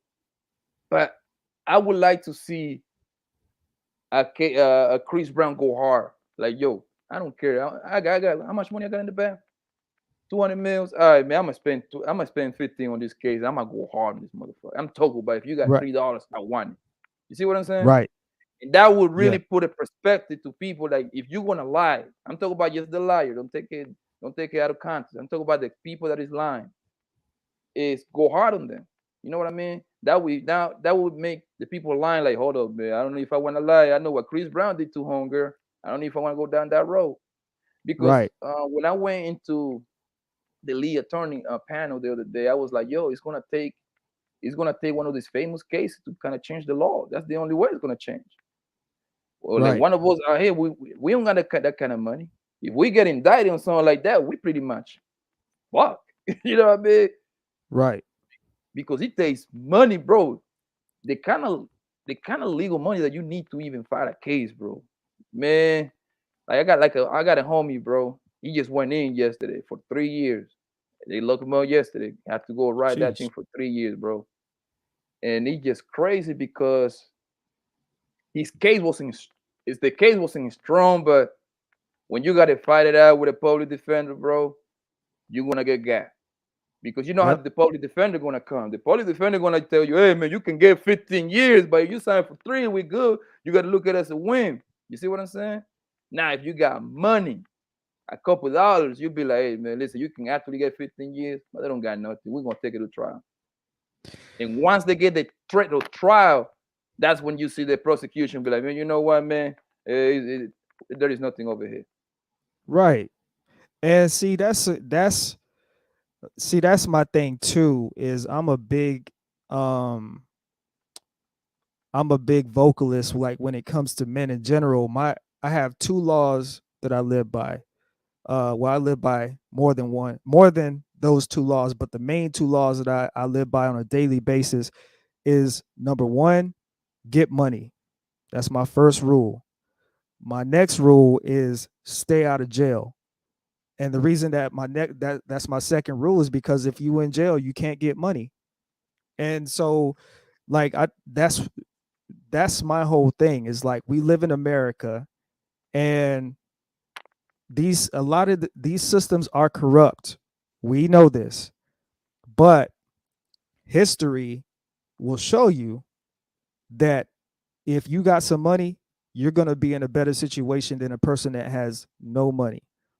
Um and so that's something that I pray that I will never have to get caught up in is, having to blow stacks on a lawyer, but Oh my God. that's my mentality is to get money because the average person, a lot of people that do stuff intentionally to people to get people jammed up, they do it because they think the person's broke or because they think they're going to come up or because the person ain't got no money or whatever. But that's where you going to be fooled with me because of my laws. Get money and stay out of jail. I want to get money because I like money and I understand we in America and it can buy freedom, it could buy things, it could buy you privilege, but if you in jail, you can't do nothing. You know what I'm saying? Like we seeing with Gunna and Thug, man. It's a sad situation. So I just don't yeah, understand it, man. yeah, man. He just this man with all that kind of money, and now there is nothing he can do about it. Yeah. It's wild, bro. It's wild. And Like it all of just us, like when we little, all of we just dream to get the hell out of the hood. Hey right. man, forget buddy, this and that. This guy, and like I said, man, I don't know if he's guilty or not because right now you are innocent to proven guilty. Mm-hmm. He just let you know, man. Like you can get out of the ghetto, but you can never take the ghetto out of him. Boom. There I you just go. like, man, listen, man. I live in the ghetto for so long. Like, if I get that kind of money, man, you wouldn't even cash me nowhere near around the neighborhood, bro. I'm gone. Man, Go I be saw this yourself out. quote. I saw this quote on Instagram the other day. It was saying it says something like some people it was like some dude posted something on his page. It was like some people work hard to be seen. I work hard to disappear. Mm. So I'm like, that's deep because you know that's the society that we live in. They don't, and that's my mentality. I don't want to be seen like that. I want the money, but I don't want to be seen like that. I don't want to, people, these guys don't understand. You could be the cleanest guy, you know, in the world, not have a rap sheet a mile long, but the second that you get a little money, not only do you become a target for the haters, but you become a target for law enforcement too, you know? And Mhm. sometimes the haters are law enforcement. Oh So yeah, they are the biggest they hater actually.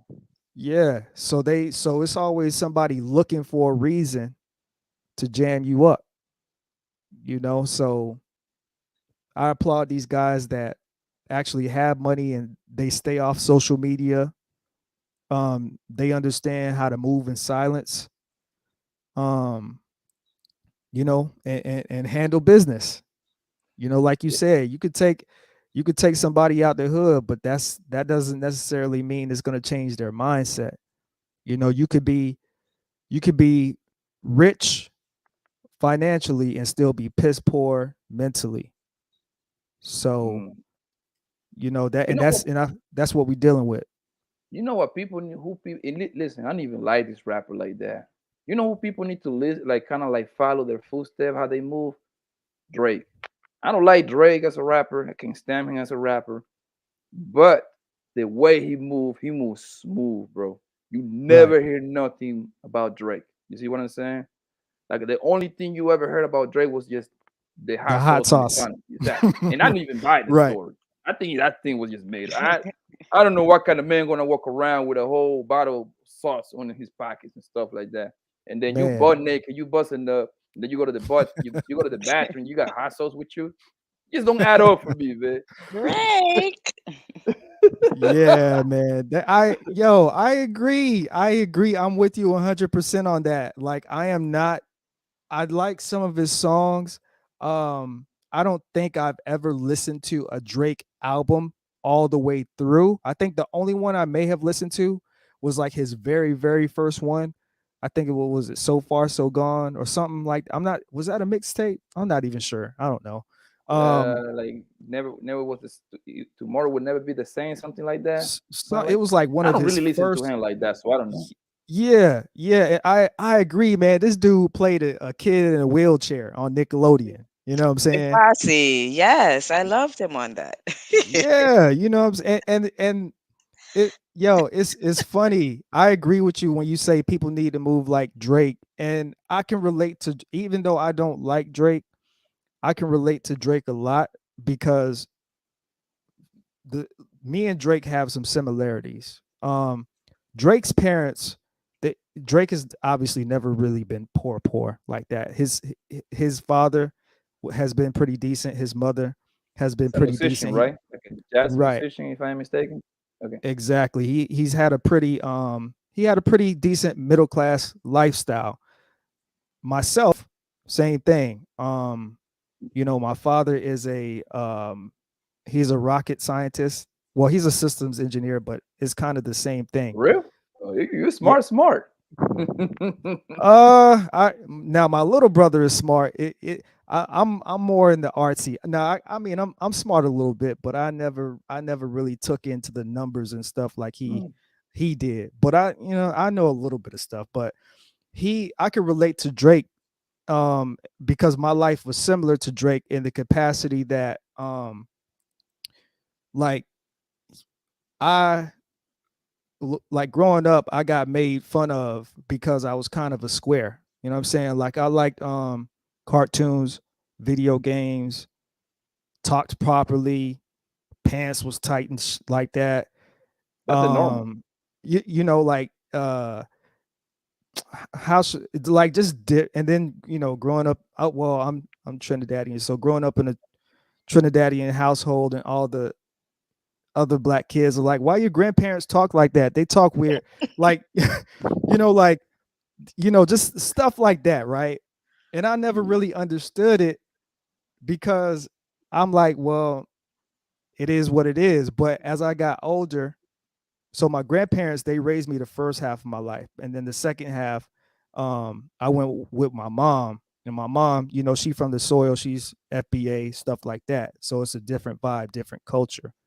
Now, when I moved with my So mom, your dad, hold on, your dad is Trinidadian, your mom is Black African y- American. yeah, yeah. Okay.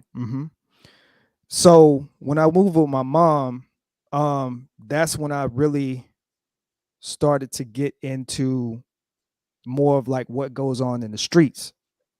And I became friends with guys who just they wanted to be friends with me because they would come over my house. They like, you got video games, oh, you got a cool, what I'm saying? You got a cool little vibe going on. But Mm, as we got older, like their mindset started to change. And my mindset was I need to do schoolwork and I got to go to football practice and whatever. But anyway, fast forward, like one of my closest homies, you know, we we got older, what I'm saying? I move out here to Arizona and next thing you know, I found out he dead because he tried to rob a store, and the mm, store that he tried to rob actually posted the video online, to the news station of the town I'm from in South Carolina. And I saw it. And as he was running out the store, he got shot in the back. Mm. And they found him laying in the bushes, like a mile or so, away from where the place was. So growing up, I've always been the kind of guy to get into stuff, but because a lot of the guys could tell, they like, man, we know you decent at your house. We know you going, if you get in some serious trouble, your parents are going to light you up. So they would always kind of like, what I'm saying, sit this one out, my guy. You know what I'm saying? Like, cuz I would always try to I know exactly what you talk about, get bro. what I'm saying? Like I would always try to, you know, I guess fit more in with them. But I We thought the way we that did I that with a was, lot of homies around the way, though. We did yeah, that with for the homies too, because you can see like, yo, this kid's kind of good. You. It's like not necessarily calling you soft. It was nothing like that. It was just like, bro, you better than this. That's what. That's yeah, why I did it for the hope. You see what I'm saying? If we yeah, was a good kid, like, bro, stay over there. Don't yeah, come you know over what here. I'm This, saying? this is ugly over here. Walk on the And the sideway. Yeah, and the only reason they actually even really respected me was because I played football. You know what I'm saying? Mm, So that's why. that's like they like, all right, he ain't no little buster. He out here, you know what I'm saying, taking He might hits go and somewhere.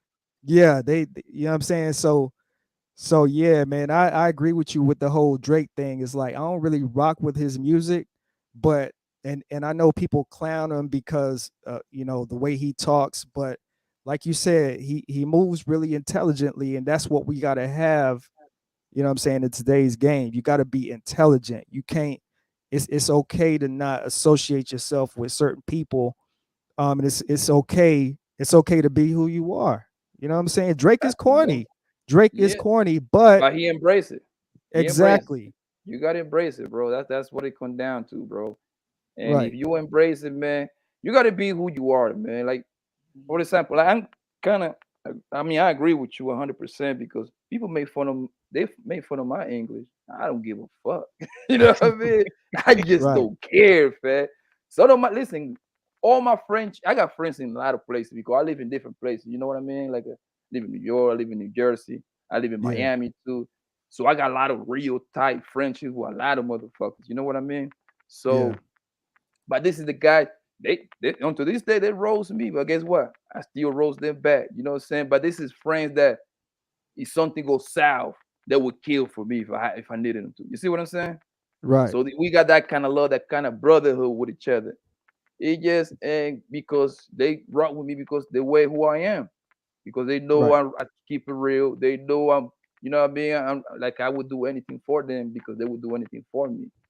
The reason why I say rappers should kind of move like I wish Young Thug would have moved like Dre because I think Young Thug got talent, bro.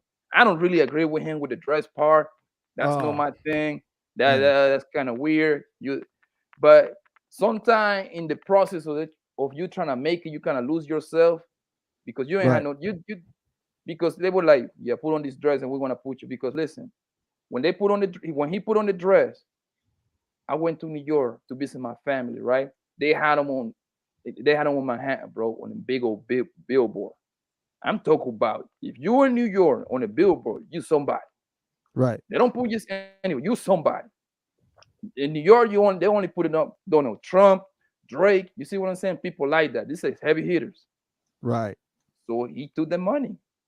He took the money. So he was like, shit, I want to be a somebody. I put on the dress. I don't care. And this man was on his way, son, and to kind of like hear him engage into gangster stuff like that, bro, you didn't need to do all of that. I mean, allegedly, because we still don't know. But he just And, when once you get hit with the Rico, bro, I think it's over. Ain't no and people ain't getting out of that. yeah, and it's just so many lessons with this whole Young Thug and Gunna thing, man. Like I know, he we ain't nobody's perfect, and I know Young Thug may have said some things or did some things to piss somebody off, but at the end of the day, I don't want to see bro behind bars. Um, I don't want to see no black men behind bars, really.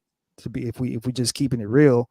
Um, but I just think that one thing that I did notice too, I'm not sure if he's still signed with a major label, but I did notice, like, if you notice, like, when he was real close with Birdman, Cash Money, Universal Records in the beginning of his career, he didn't really have problems like that. It seemed like he was really free to create the way that he wanted to create. Notice again, like, just kind of tying it all in politically and things of and when he was talking about his plans on $1 million worth of game, it wasn't until he went, I think, the independent route. This because this guy was independent and had the number one album in the country, you know, doing numbers, talking about the things that he's talking about in those songs. So, you when you're not clicked into the corporate umbrella like that, and you talking the way that you're talking, you kind of just asking for it, man. I mean, I think when people say they independent, they're really not independent. They always got an umbrella somewhere.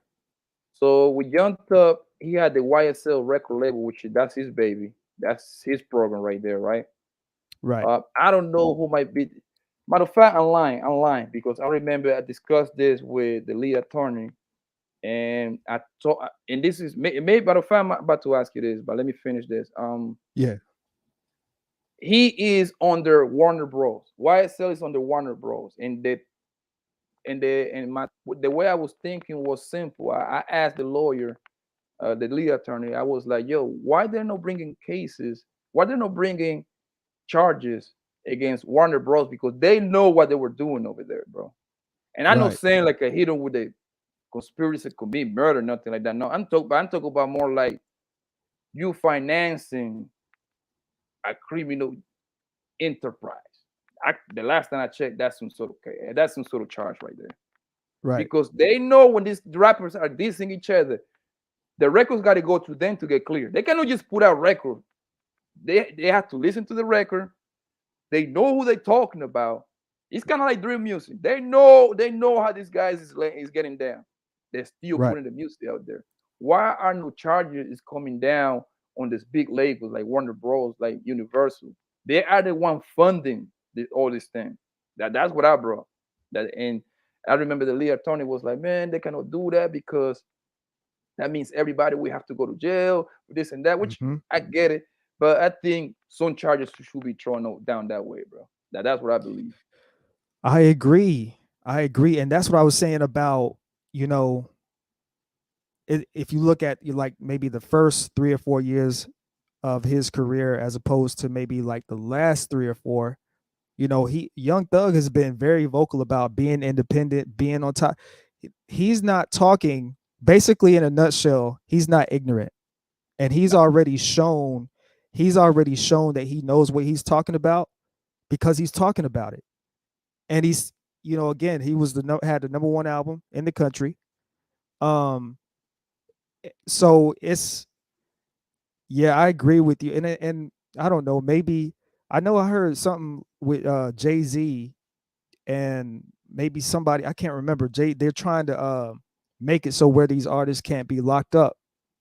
JC trying to push for the law to be passed where no rapper can go to they cannot use no lyrics against rappers when it comes to like a court case to indict them. Because that's what another thing I was going to ask you. Like, do you? I'm pretty sure I know that's the case. That of course the police cannot say that because that kind of would be revealing their hand, right? But Right. I'm pretty sure the feds and the police are listening clearly to this man's lyrics and then start acting after they listen to the lyrics, which it would be illegal. Obviously, the feds would never say that they're doing it that way. But what other way do you have? Right. Because I mean, don't get me wrong, these rappers are dumb as hell. They already tell you the story. So all it takes a fair guy to start listening and then start following you. Because how the hell Right. they gonna start just following you and then listen to you? You know what I mean? I mean, and yeah, and I saw there's been so many articles that came out about this Thug situation recently. I mean, I was reading one article. I don't know if it was the Atlanta Star or one of those little media outlets in Atlanta, and they said they were investigating this man for a decade. A Since decade. 2012. That's what I read. Yeah. I'm like, wow. But like I said, you know, that first part, he was rocking with Universal Music Group, He was with you know, Birdman, which he's part of Birdman. Universal. Yeah. And now Cash I don't Money, the think whole he's game. with that. Yeah, he's not with that. I don't think he's with the same camp anymore, as far No, as I know. he's on his So own now. yeah, so like you, it's just really, it is very, very. It's kind of like we see this time and time again, even with if we want to take it back to like Murder Inc. and Def Jam and Irv Gotti, them, where they got a whole federal case because they were associated with um you know, drug Supreme. dealers, the Supreme team Supreme. and stuff like, right. But obviously, you know, the feds have like a high conviction rate of like 97, 98%. So you know if they take you to, 98.7, bro. You gotta say it there you right. go. There you go. Appreciate that. So you know if they take the time to take you to court, they feel very confident that it's more than enough evidence in there to lock you up. So, but they were never able to really prove. Like, I mean, I listened to Irv Gotti talk about it. He was like, they was going over simple text messages like, hey, good morning text messages. Or it would be simple text messages and they would ask him, what do you mean by that? So I think that is these federal crimes, like you said, something about the drill music earlier. I think the drill rappers in the next couple years or so, I think we're gonna start to see a lot of indictments on them, a lot more.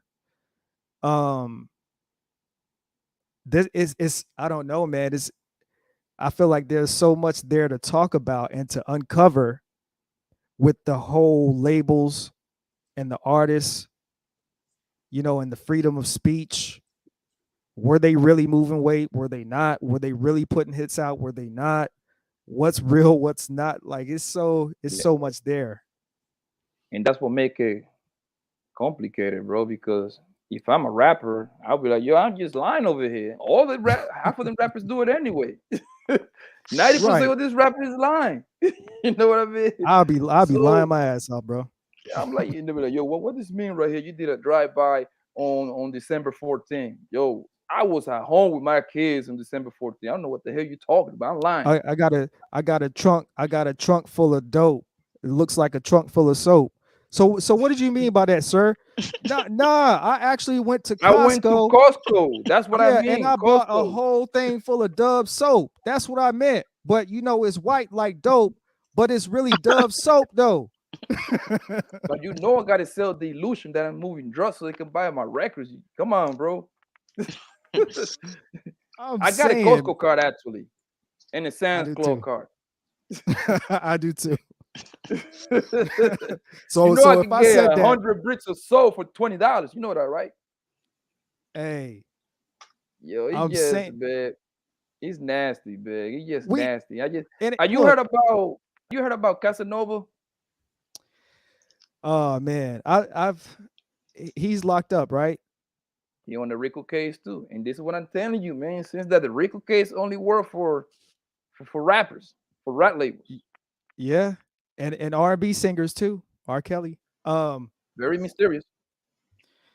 with I mean, I ain't Casanova worried about though. him, man. With, That nigga's a piece of shit. oh man, with Casanova, um, this is he kind of again. I don't want to see any black man behind bars, but he kind of asked for it though.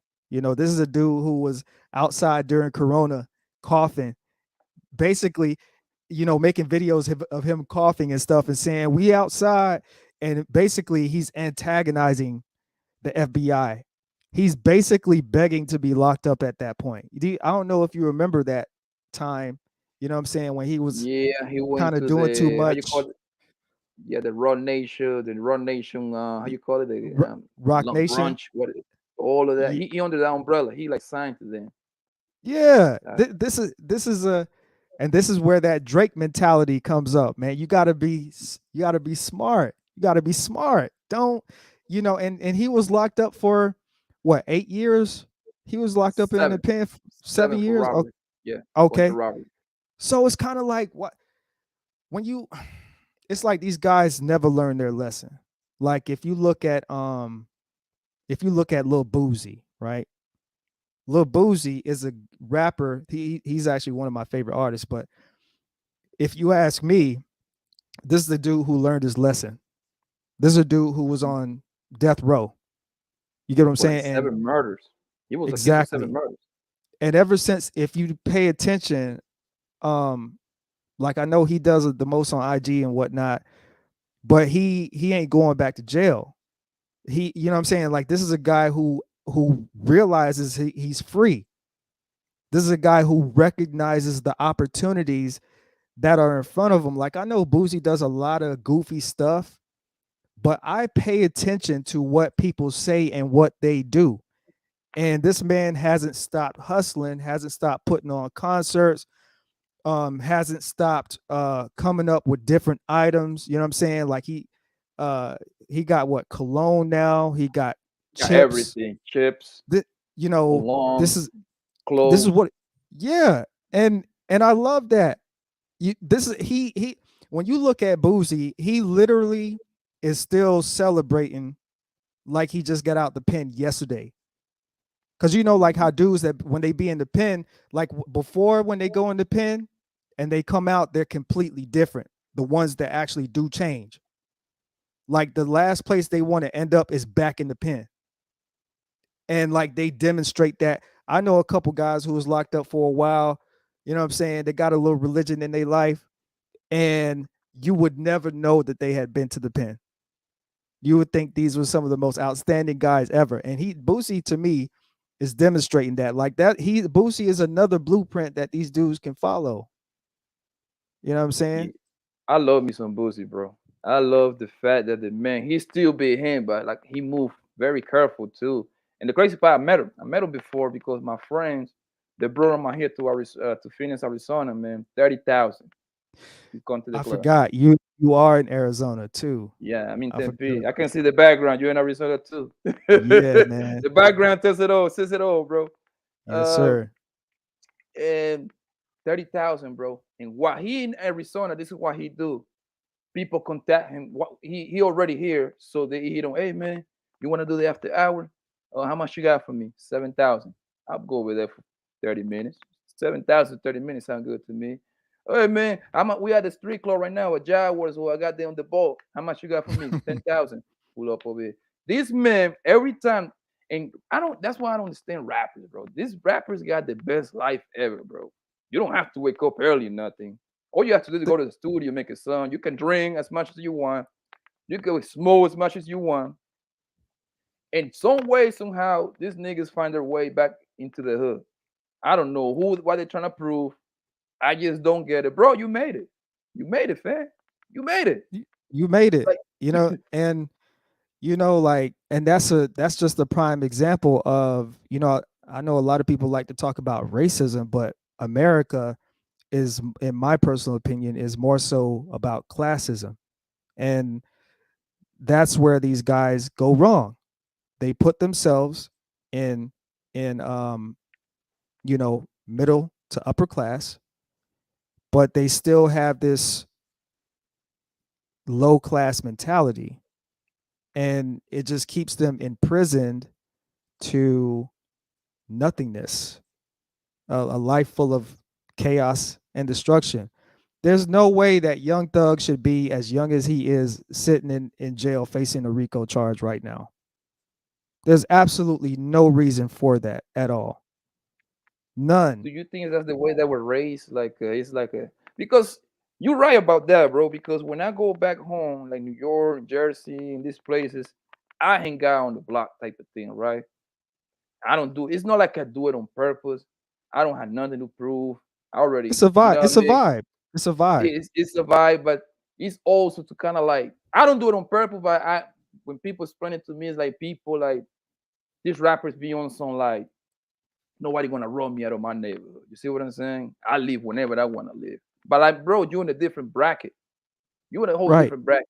You see what I'm saying? Like me, like okay, I'm gonna give you an example. When I go like Miami, these places, the first thing my friends do is just give me a gun. So I gotta be moving right type of thing because it's wild everywhere. So Right. you better be protected wherever you go. Especially with all this goddamn shootouts be going on everywhere. That thing Right. might save your life actually. You can even go to Right. the store like goddamn grocery shopping on a Sunday with your family because you might get clapped out by a psycho motherfucker. You see what I'm saying? That's true. If somebody would have been strapped in Buffalo, it would have stopped a whole lot of that drama. Maybe Yep. two, three wouldn't get still got, but 11 Yeah. people would have been safe. Who knows? Who knows? Right. Let me bring my man No Cat into the studio, man. What's up, family? Poppy, what's going on, man? Yeah, we're doing my usual How everybody Friday doing? thing, What's man. up, Zone 864 TV? What's going on, Yeah. bro? Yeah. How you doing, man? Nice to meet you. You too, my brother. Y'all talking some real stuff up here, man. Yeah, like I Word. was saying, like whenever I go back to like the same thing in New York, like you gotta be. It's not like I want to, bro. It just that's what you gotta do just to move around, bro. You know what I mean? Just to be Right. safe, you gotta be strapped. You gotta be strapped everywhere you go. I'm sorry, Yeah. some people might not like this, but that's how I move. Like I'd rather get caught with it than without it. I got kids Li- to protect. You know what I mean? You My, ain't gonna like.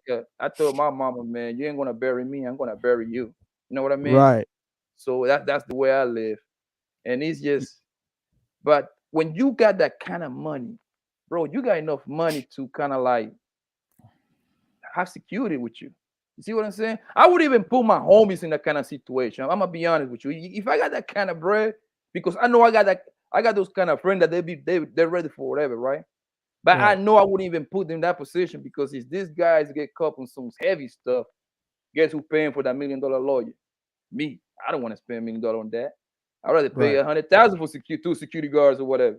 Armed security actually. And this guy's got license to smoke your stupid ass at any time, actually. And you know what? And look, even being a known YouTuber, you got to be on point. Fresh and Fit just got robbed in Dallas. a few days That ago. story sound crazy to me, bro. I'm sorry to cut you off. Yeah, these Y- guys do everything for cloud so much that you don't even know what's truth and what no, bro. I'm sorry, bro.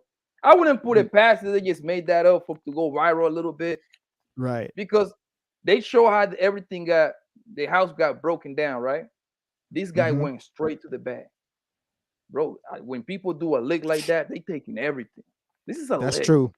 You see what I'm saying? I'm taking everything. Everything is money. They just went for that one bag. You know what I think it was, bro? I think because this, I know this was scam. The homies that get jewelry, they report most jewelry got to be insured. Everything over $10,000 in jewelry has got to be insured. So if you Right. report it stolen, you still keep the jewelry, and the insurance got to pay you, send you that check for that thing. They probably wanted to upgrade the jewelry. That's all it is. I know, man. I know the game, bro. These That's loopholes everywhere. true. That is true. You know what I'm What got saying? If stolen? I'm What got stolen from him? Yeah. Only a bag that Fresh had, just a bag that cost like $3,000. And I don't know. That's all he That's it. mentioned. I mean, I think it was his jewelry too. So I think a Rolex, something like that. Man, then man, I don't know, bro. With them niggas, you never know, bro. Them niggas such a nerds though that they kind of ideas that they come up with, they kind of retarded. They live in a condo. I mean, well, they film in a condo, right? No, they went to Yeah. Dallas. They went to Dallas to do like some sort of fan meetup. Oh, Like they had like a speaking event, something like that. okay. And as soon as they checked him, they went to go get something to eat, and it happened when they came back. It's kind of crazy, man. So they in an Airbnb. Yeah, I'm gonna put it to you in that perspective. They're in an Airbnb. Sound kind of funny to me. And you know what? Look, I don't really like the Airbnb situation. Just as a well, as a citizen, it's it's okay. But if you have some kind of notoriety, I don't think Airbnb, because that's personal property. So it's not like a resort or a hotel where you got policy, procedure, security. They got to check your ID if they're gonna come up. Some elevators have security codes that you have to put in. um you know some buildings even have facial recognition at the door now. So yeah, if I'm an artist, or if I'm somebody with some kind of notoriety, I'm not too sure if I'd be doing an Airbnb. You will be hitting the hotel. Probably, because even when you look at like a situation with Pop Smoke, he was in the Airbnb, Yes, got popped up, I and think that and was an la- inside and job. and his security was not on deck. That was an inside job, Airbnb, you bro. basically wide open. With a Yeah, hotel, like my man said, it's too many. It's too many layers you got to go through to pull the mission off. You know what I'm saying? You right, man. Airbnb is. I wouldn't do an Airbnb. You just like Hmm. a the sitting duck. thing with Airbnb that make it so appealing is lower than the hotel, and you can actually get a whole house. You get more for your money, pretty much. That's what it comes down to. You know what I mean? Yep. Especially like, let's say you like in a place like Dallas, Arizona. They kind of got the same kind of build housing situation. They kind of look alike. I've been in Right. Dallas before. I love that city. In Arizona, you can get Airbnb literally for, I want to say it about $200, and you actually get a big old house with a pool, bro. Pool, Yeah. jacuzzi, all of that, 5 bedroom. And Yeah. this is just in a good neighborhood. I'm not talking about no cheap shit. This is in a good neighborhood. Hey, over here where I'm at, because I'm in Scottsdale, so they're trying to stop that. They're literally trying to put laws and legislation with the city of Scottsdale to ban Airbnb in Scottsdale right now, It was because a a lot shootout of last year. That's why. yeah, and a lot of the people that live in Scottsdale, they're very snobby, and they don't like seeing strangers come in and out of their neighborhood like that. So it's kind of like a little war going on over here right now with that. I don't think they're gonna win though because it's a lot of people that got houses in Scottsdale that Yeah, they only live in Scottsdale for literally what 5, 6, 7 months. So they rent it out yeah. the next 6, 7 months. I don't think they're going to win with that either. Based on the simple fact that the economy has changed, and Airbnb is like one of the easiest passive forms of income right now. So yeah, I don't think they're gonna win that. Yeah, man. So my man Cap, man, you just came over here, bro. What do you think what they're gonna do to I mean first, let me ask, what do you think about LeBron James' accomplishment becoming a billionaire? Uh, I was kind of shocked that he became a billionaire. It was like real quiet, you know. It just like when the news hit that he became a billionaire, Mhm. I was like, LeBron James a billionaire? You know what I'm saying? You know, I mean he's big and all, but I was like, damn, they still buying his shoes like that? I mean, I was like, you know, his shoes is straight, but what? How did I'm saying? Where most of his revenue came from? He bought a pizza business, and that pizza business have increased like crazy. He bought it for like 29, it's worth like 180. Really? So yes. So so that's one of his business venture. He got like a media, he produced movies and stuff like that too, right? That's Yep. another thing. And endorsement. He made most of it, he only made 400 million in NBA money, but he made 600 out of the court. That's where his money Okay. comes from. Gatorade, Nike. These shoes is not like a big seller like that. That's what I'm saying. Like the pizza, I guarantee you, a lot of people didn't even know about that pizza business. Like it was LeBron James is kind of quiet, man. I think it's Blaze Yeah. Pizza. And that He's pizza real business quiet. is a franchise. That's what it is. So I don't, to be honest with you, I never seen a store. I don't think they got them over here where I live at. So I That's don't what know I'm what they even look saying. like. Him being a billionaire, it's like it was kind of weird, you know. But I mean, I'm happy for him. I am happy for the dude. But it was just weird when it popped up that he was a billionaire. I was like, LeBron James a billionaire, you know. But I'm happy for him. And uh, I heard you guys talking earlier about LeBron James being a voice for African Americans. My He was man, he's my heavily man's gone. criticized about, you know, the China deal, and I know Twitter was whooping his ass about China. They was eating them up. Yep.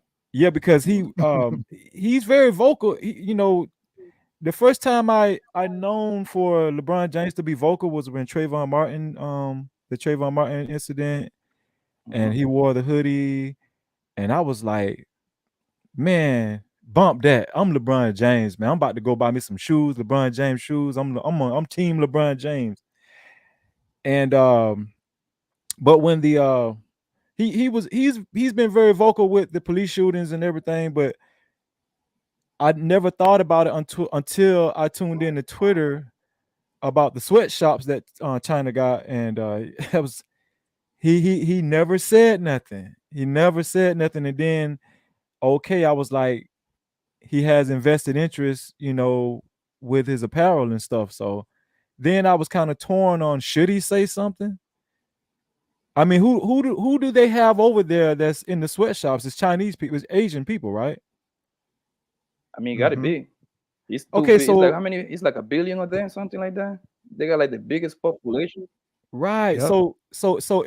I'm asking myself, if I was LeBron James, would I, knowing how, you know, racist China is with African Americans and all, would I even sweat that?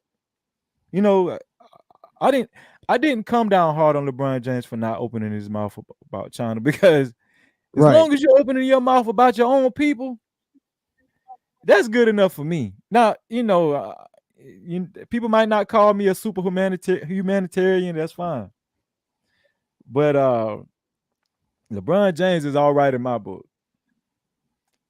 Right. So That and Yeah, yes.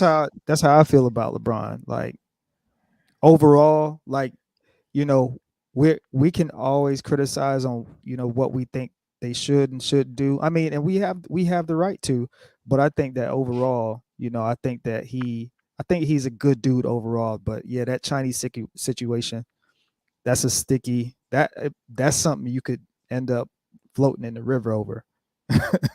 You know what I'm I think but saying? look, the it reason never why really you hurt cannot him though. Twitter the Twitter reason got at him, but it never really hurt him though. You know what I'm saying? Mm-hmm. Yeah, I think the reason why this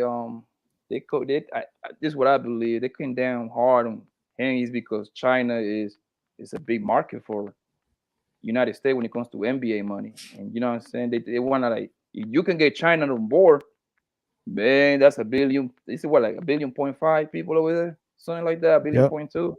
That's a lot of people, fam. That's a lot of money. That's a lot of NBA passes. Yeah. You know what I mean? If you can just get 1% with that or those people over there, the NBA good. You know what I mean? Mhm. So they gotta do whatever. And at the end of the day, they care about the brand of the NBA. They don't care about LeBron because LeBron at some point gonna stop playing basketball. The NBA will continue after LeBron. Make no mistake about it. The same thing with the NFL. Same thing with baseball. Like the business must go on. Yep. So that's probably what they came down with hands to kind of like please the Chinese people. Like, oh man, don't expose what we got going on over here. Yes, we got people working on the sweatshirts, but you don't have to say it out loud like that, nigga. You got 100 million people followers. You got Right. 100 people following you. Right. You ain't the random guy. You ain't like Cuz. You ain't like Pappy that got 600, like 550 subscribers. Nobody listening to him like that. You got 100 mils.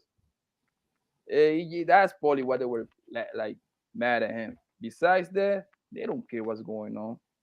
Like I was No. talking to my friend earlier. I mean, I was in this panel the other day.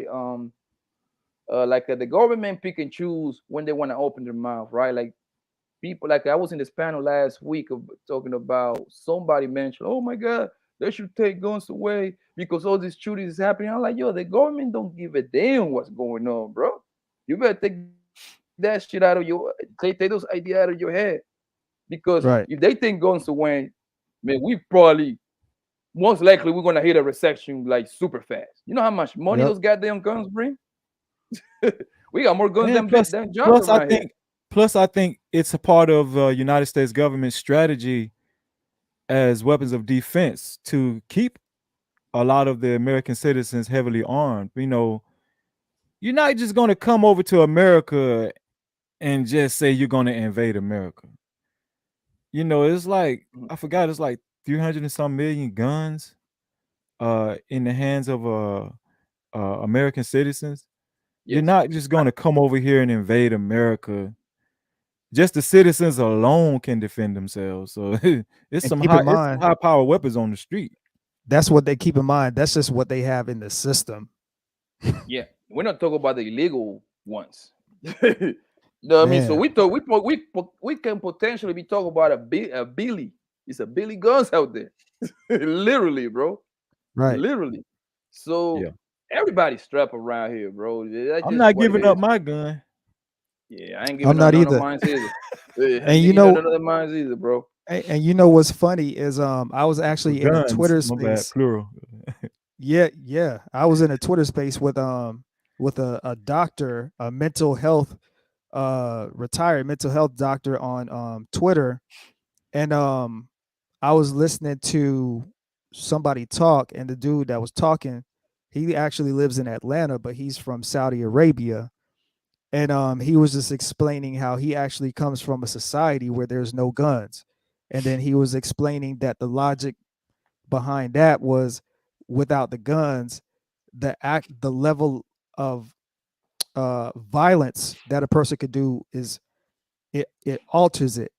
Um, and then he was saying how he think how it's crazy to him when you come to the U.S. that this is everything is about guns. So I was listening to him talk, and I basically just hopped on the panel. I'm like, bro, I'm like, you should get a gun too.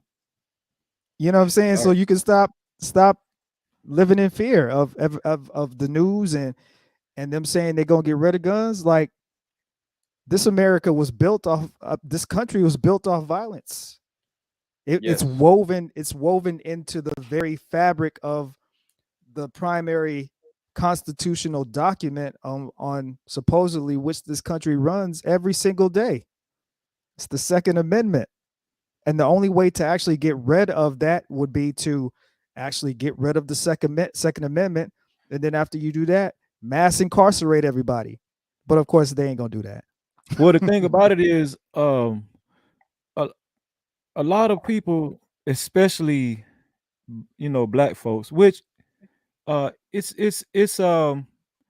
I can see why they make an argument. We always talk about black on black crime, uh, black on black homicide, how heavily the guns are in the streets and stuff like that, right? But we have to note that there's been almost 30 school shootings so far this year, right? I think it was 28 when the other two happened. I would say about 27, 28, Yeah, right? I think close So, enough. My bad. yeah. So, this is the thing. The gun conversation doesn't come up until there's a serious school shooting. It never fails. But what kind of message are you sending when you make sure that the assailant gets out alive with a bulletproof vest on and could possibly get taken to Burger King? What kind of message are you sending, when these atrocities happen at underclass schools, public schools, like, whether it's elementary or high school, tens of kids are getting killed. But you walking these shooters out in bulletproof vests, protecting them, sending them to Burger King. To me, they should, if those were black guys, they wouldn't walk out alive. The government would send a message. The authorities would send a message. If you're not going to touch our kids. But it's just crazy to me that when these shootings happen, the shooter is so protected. Yep. They're so protected, bro. I And say that this too. is They come out is with how the to scratch. message. That's what I'm saying. This is the message that's sent. And so now, we need to get rid of the guns. We need to get rid of the guns. No, send a pop. Every time a school shooting happens, when you kill kids in masses, send a message to the next school shooter. This is what you do. Yep. This is what you do. Like, How much what do you sympathy? think? What do you think? Oh, sorry. No, go ahead, Poppy. Go ahead, man. I say, what do you think how the police handle that whole situation, man? Because I was reading and that was terrible, man. Like the police was outside literally for a whole hour, literally listening to these little bastard clap these little kids out. Like, I think yo, I that was so pissed off when I read that. I think that it's just more evidence of white privilege. Uh, it's just everybody's a terrorist until a white person does it. And I don't want to get flagged for racist comments, and it's just the truth, bro. Yep. What other person can do these type of crimes? Okay, we talk about black on black crime. It shouldn't happen, right? Okay, shooting gangs, it shouldn't happen. These are proximity crimes, though. Yeah. Okay. White people Yep. have proximity crimes. Hispanics have proximity crimes. But when you're talking about, I'm sending my kid to school to learn, they're supposed to be safe, to get an education. They're innocent. Extra They don't safe. even probably they don't even know what a damn gun is, probably, unless it's a toy gun or something like that. They get murdered viciously, but they get treated better than the gunman who corners these kids and teachers off, gets treated better than two grown adults in the street shooting at each other, who can defend each other, who can defend one another, who has competency of firearms and violence, right? This guy is taking it. These white kids are taking advantage of vulnerable adults.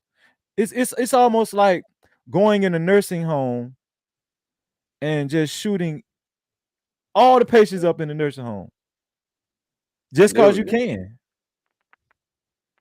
just It's just nasty, Yep. bro. you're a coward, and the message that they send people after these atrocities happen, you're letting the next school shooter know, hey, It's okay.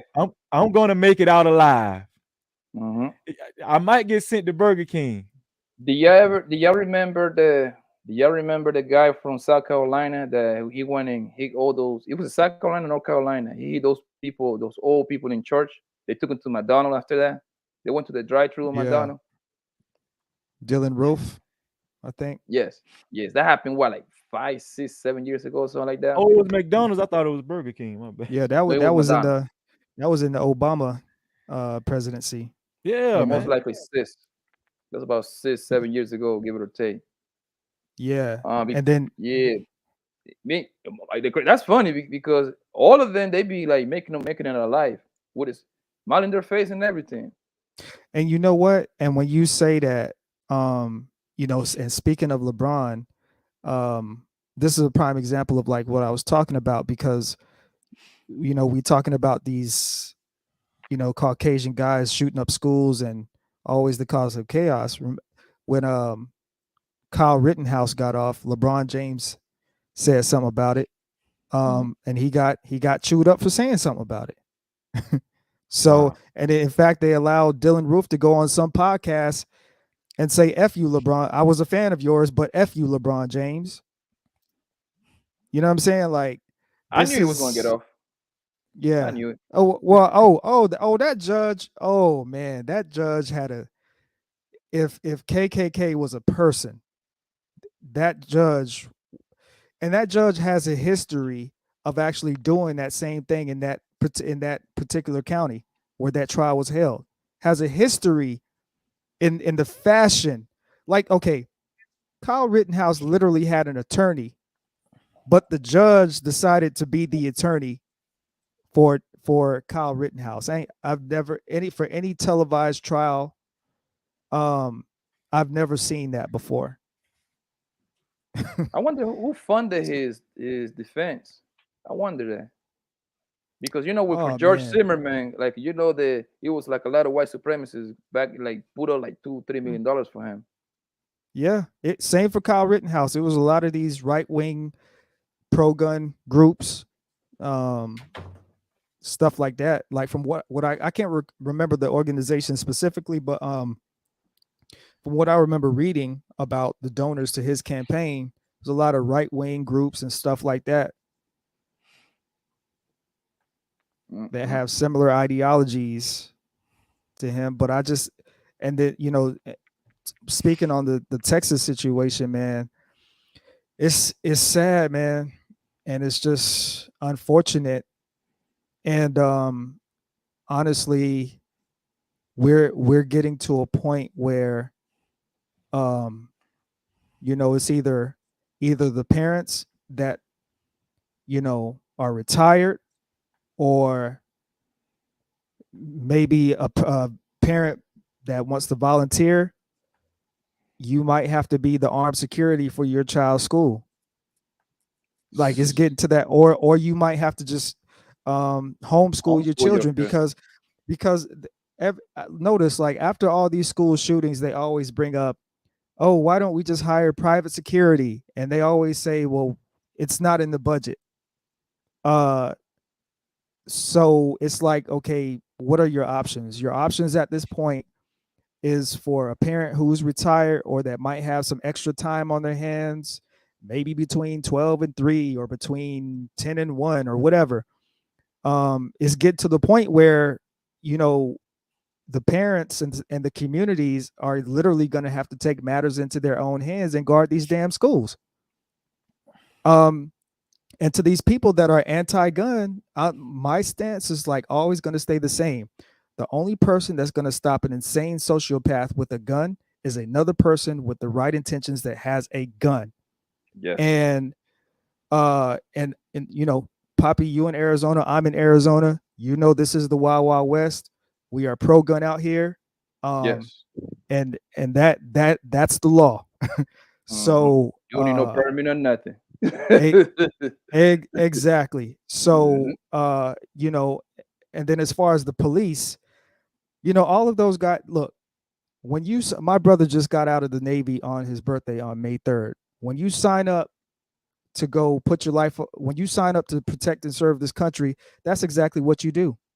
You put your line on the life. You put your life on the line when you have to. When you sign up for law enforcement to be on the police force, that's what you're signing up for. You know, I work in healthcare. I ain't signed up for that. You know what I'm saying? Like, that's not what I signed up for. Now, I'll protect my family if I have to, but these guys literally signed up to protect and serve. And they had to call, I think, I'm not sure if it was the FBI or some outside agency to go in that building and do what needed to be done in a town where there's so many guns. It's a conservative right-wing town, you know. And then on top of that, if we really want to be real, we the parents, we have to get back to parenting. You know, I'm watching some of these interviews where they interview the mother. The mother is saying, we didn't know he had a gun. They're interviewing the grandfather. We didn't know he had a gun. How do Now, you I hide have an AR-15?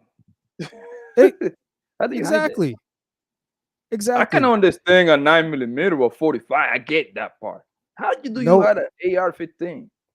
no kid is gonna. I got 2 daughters. No kid is gonna live under my roof, and I don't know what's under my roof. So if that Fact. means that you got to go to your children through your children's room, that if you got to ask them questions, prime example, my daughter, she's 13. I have an app on my phone that tells me, like, right now where she is this minute.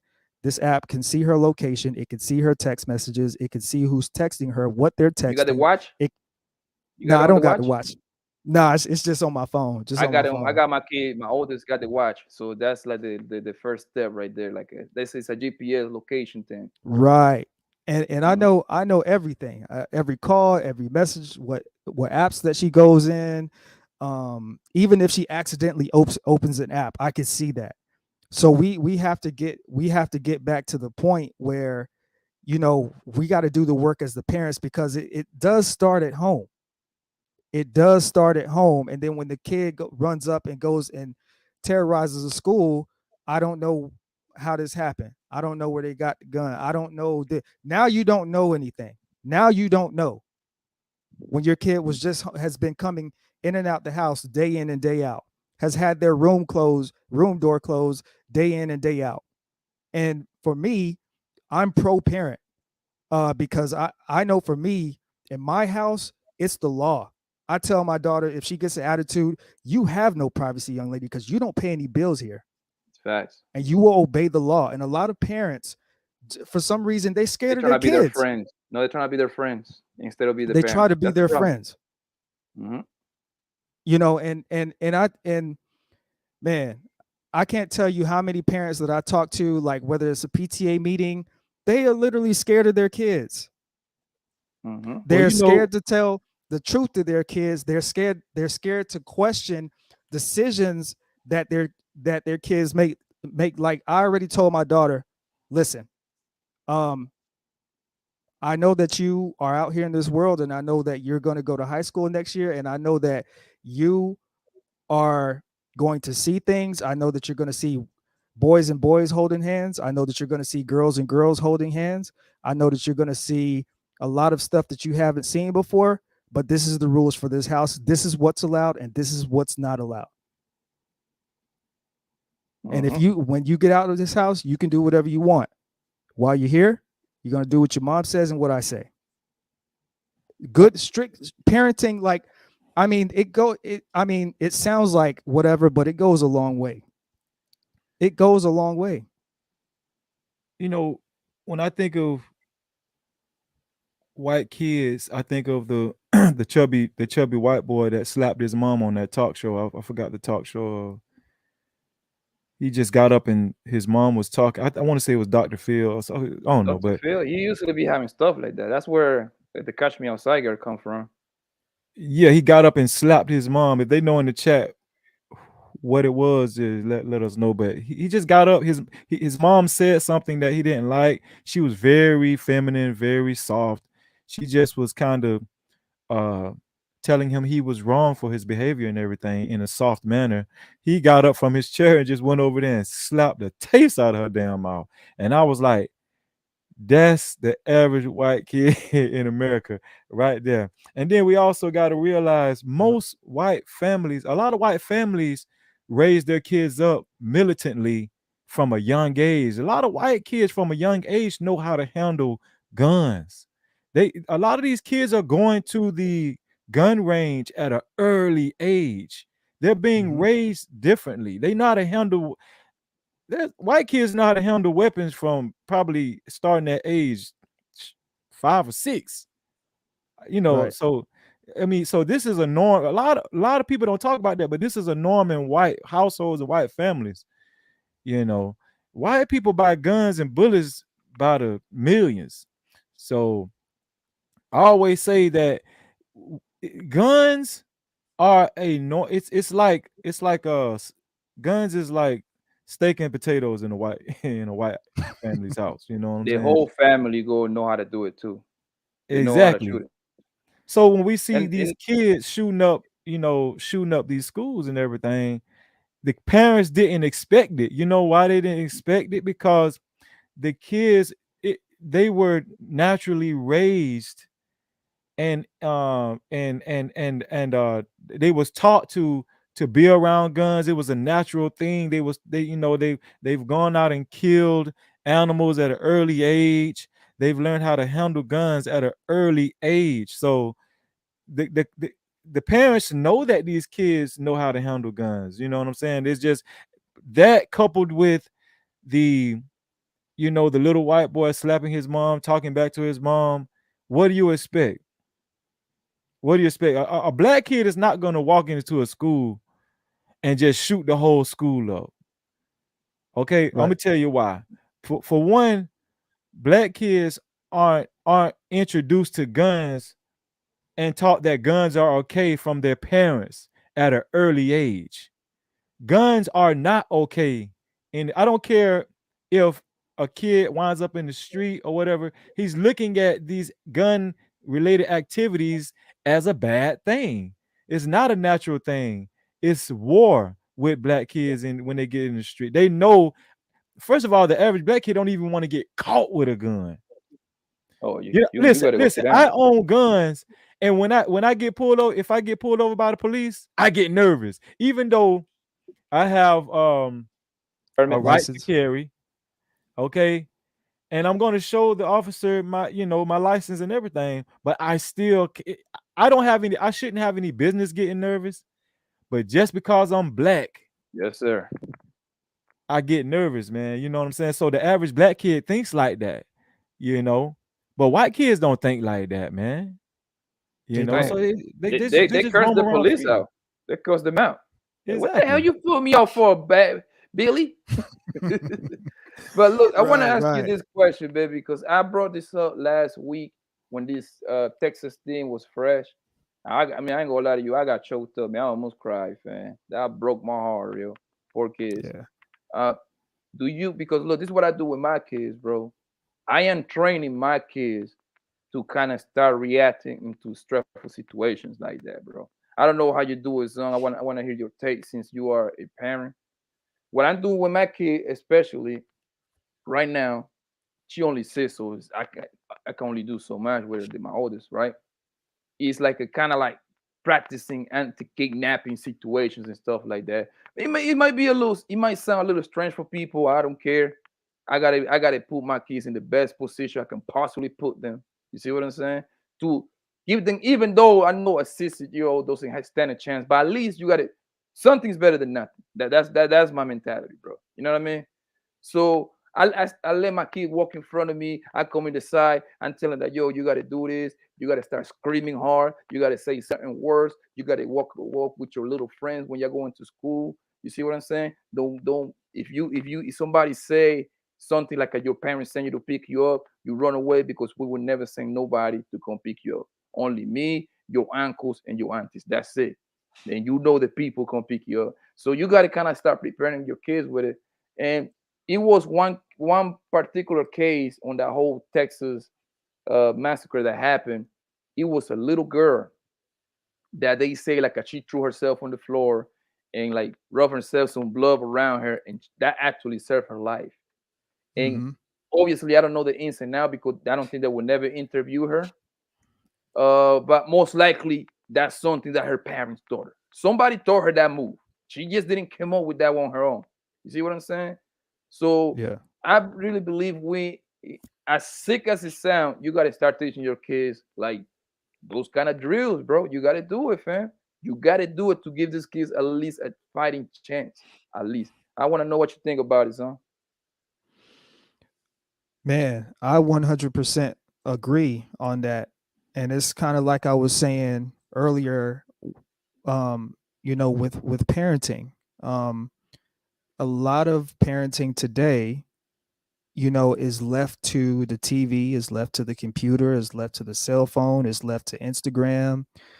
And a lot of parents, in my personal opinion, um, they do not invest in the children the way they should be investing in the children.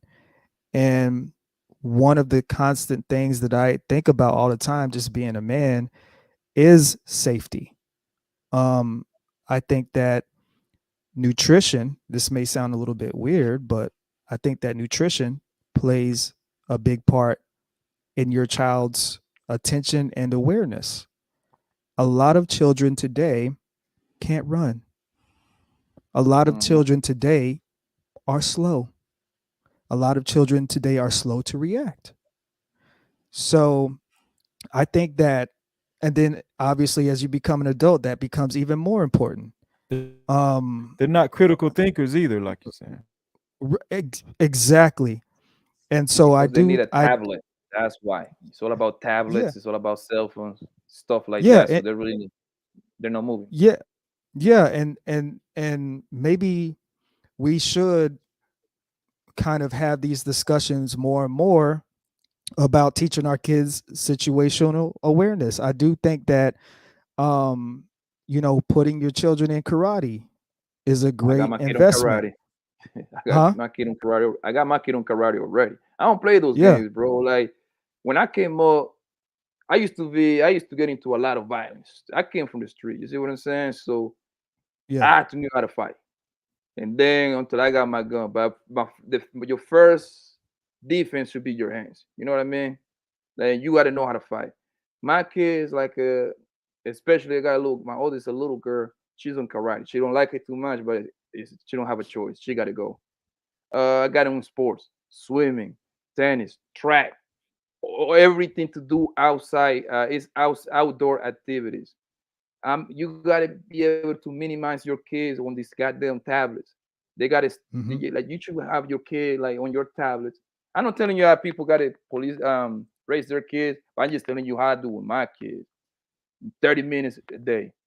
If you wanna go play, we're gonna go outside. You see what I'm saying? You wanna go through this basketball, go play with soccer, something. Go sweat a little bit. Don't be on this goddamn because I think when you let the computer raise your kids, that's when they start getting messed up. You see what I'm saying? And you don't Right. know what the hell this kid is reading because it's only so much you can do. Like right now, I'm on the podcast with y'all guys. I got my kid right now. I got her taking a nap. She was like, "Oh, daddy, I wanna watch the computer." Nah, man. You're already gonna have your 30 minutes. I mean, she on vacation now, so she get an hour now. They're on the summer vacation, so you can get an hour. It just a lot of people, and I had this discussion on this panel that I joined last week, where this lady was like, "Oh, the school's not doing a good job." I'm like, "No, it's not the school job, bro. It's your job. It's your job to Right. raise your own kids. The only thing the school is there is to give your kid a certificate that they say that they went to school. That's it. You're gonna tell the Yep. school you already know the system. The system is all messed up." So she was like, "Well, but the kids, the school should teach your kids mental health." Man, the government don't care about you. You think they're gonna teach them like help them with their mental health? You crazy, man. Like you got too much hope for these people, man. You got to do it yourself. And me and her went Exactly. back and forward and stuff like that. But hey, I'm just doing what I need to do for my kids, man. If they cared like they're supposed to care, putting security in schools wouldn't be a problem. Police They officers, don't they even don't do want to. nothing during the day, They so they don't should have a even. police officer right They there. they're still worried about putting metal detectors in the front doors, in the main entrances of schools. When in today's game, yeah, we don't want our children to feel like prisoners. Hell, they're already prisoners anyway, because y'all are already teaching them a whole bunch of nonsense that they're not really going to apply to their life. Y'all ain't really teaching them. They like you said, they just go there because it's a requirement of the government. You got to go there, from 3 to 17, 18. They're already in prison. I mean, so it wouldn't hurt to put them. Actually, let me not say that. They're already being indoctrinated to think that they're in prison. So it wouldn't hurt to put a metal detector at the main entrance of these schools. It's all about every time you walk out your front door, it's a risk. And for me, with anything I do in life, I'm all about minimizing the risk. I want to be able to walk in my door, when I go out and about. So I minimize the risk by doing buckling my seatbelt when I get in the car, stopping at red lights, um, looking both ways before I push the gas just because the light is green, I do just in the case same some thing. fool is running the light. You know, Hmm.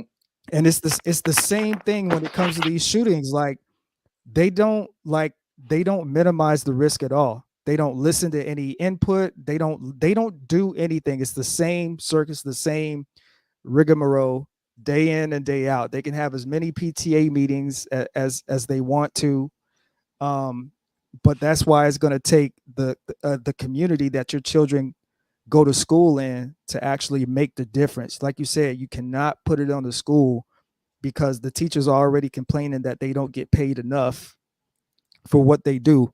When school starts on August 1st, Like they're what, already thinking about 40,000, when something like school is that, going to be out. 42. Right. Something like that. I know it varies from Hmm. state to state. You know what? We don't talk. What you guys are saying is absolute facts, and what we don't talk about enough is the probability of fatality in this day and age is higher than it's ever been. Um, I don't really go to a lot of funerals where people are like super old and they die because of natural causes and all that. People are dying young, and I don't know if people are just turning a blind eye to it, but uh, it's crazy now. Like people are dying very young, and the probability of fatality is way higher now, way higher. Okay, so what you say you do, Poppy, and also the precautions that you say you take, Zone.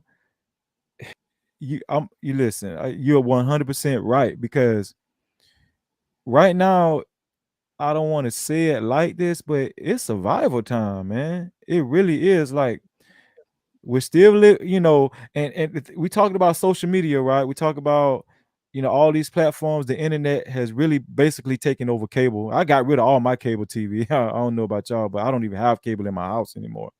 I don't have But Right. cable in my crib for like the past 2 years, 3 years now. right, but a lot of these media outlets are designed to make people passive.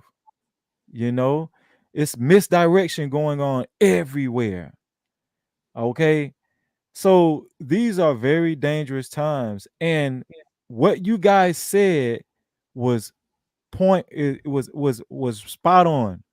You parents, this is the most vital time that parents take control of their kids' life, because if you leave it up to their cell phones to raise their kids, if you leave it up to the school system to raise your kids, you're in for a rude awakening.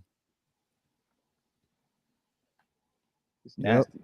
It gets nasty out there, man. And just like I said, man, I just gonna do whatever it takes to put my kids in the best position they can possibly be in. That's the only thing I can do. You know what I mean? I was When I was brought up, man, you prepare for the worst, hope for the best. That's how we do it. You prepare for the sound crazy. A lot of people probably never heard of none of this, but you prepare for the worst, hope for the best.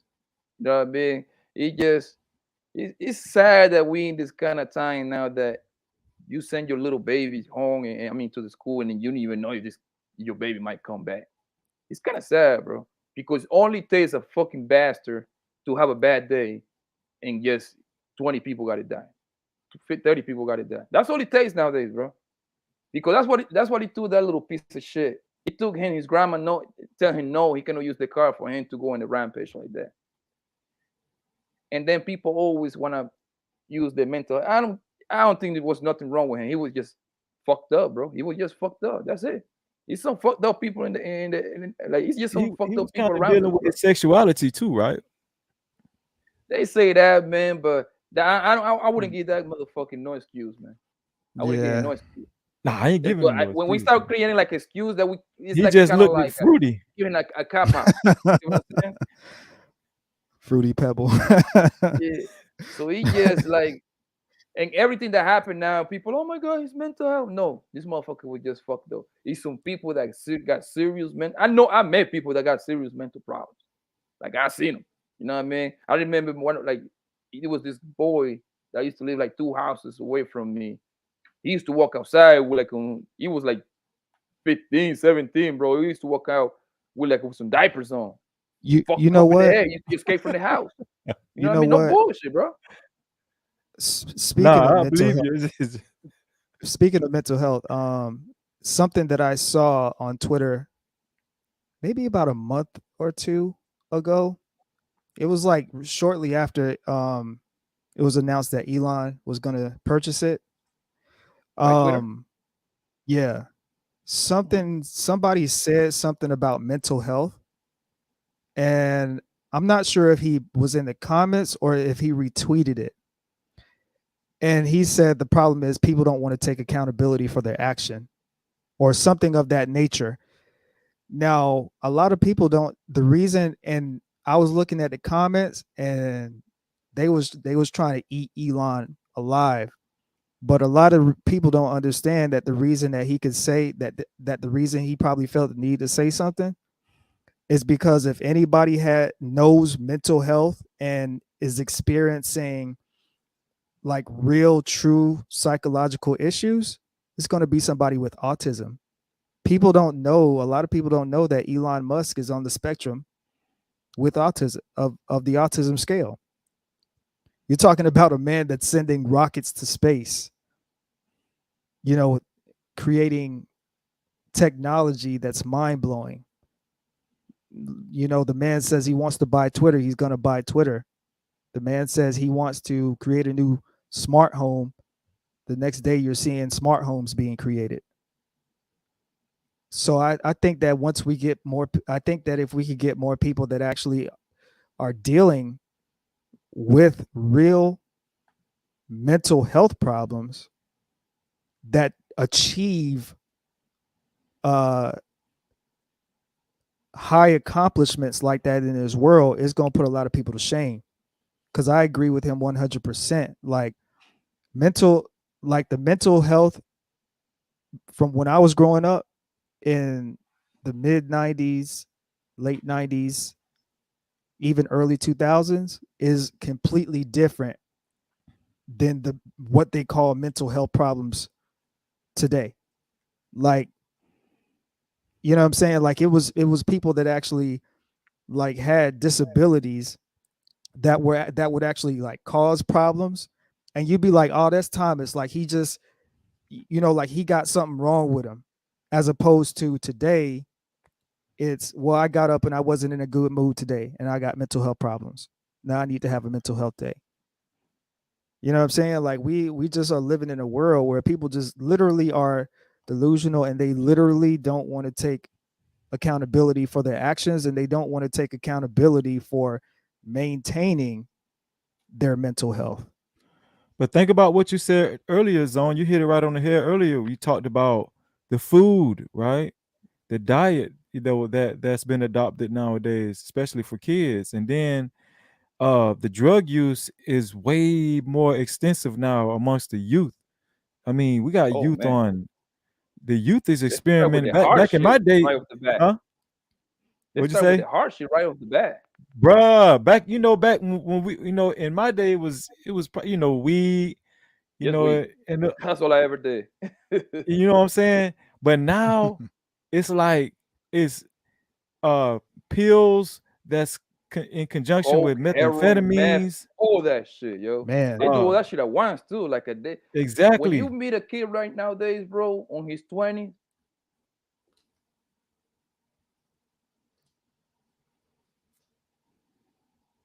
I think Papa froze a little bit. Yeah, man. Listen, um, back okay. Also, like I think fentanyl. They're experimenting with a little fentanyl as well. If not, you don't even know the fentanyl is in the drug. So these kids are experimenting with these. Would you call them psychosis drug zone? It's almost like psychosis drugs. I mean, they're taking Prozac and what's the other one? Zen Xanax. Xanax. They're taking it recreationally. Right. You understand what I'm saying? So Percocet, they're taking all this stuff recreationally. These kids are indulging. Listen, I know the kids that around my way, they're doing it for fun. So Yeah. when when you mix when you somebody wrote Zoloft in the back chat, but yeah, they're taking all this stuff recreationally. So when you mix this stuff in with mental health now, you're absolutely right, Zone. The mental health issues that we face today is totally different. Back when I was young, we, the mental health issue probably stemmed from being a latchkey kid, your parents not giving you enough attention, being bullied or something like that, Right. overweight, stuff like that. But now the mental health is stemming from kids just what they're doing recreationally. And then let's not even talk about that mixed in with social media, right? The Right. influences.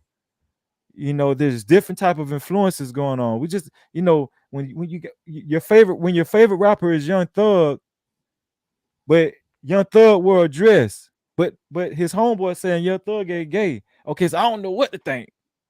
Right.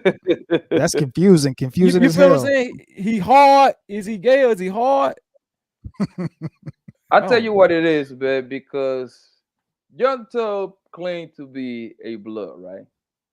Yeah, easy with the rules, right? I'm Yeah. willing to bet everything I own in my life, everything, that when he went to get put on, he didn't have a dress on. I'm willing to bet that. You know what I mean?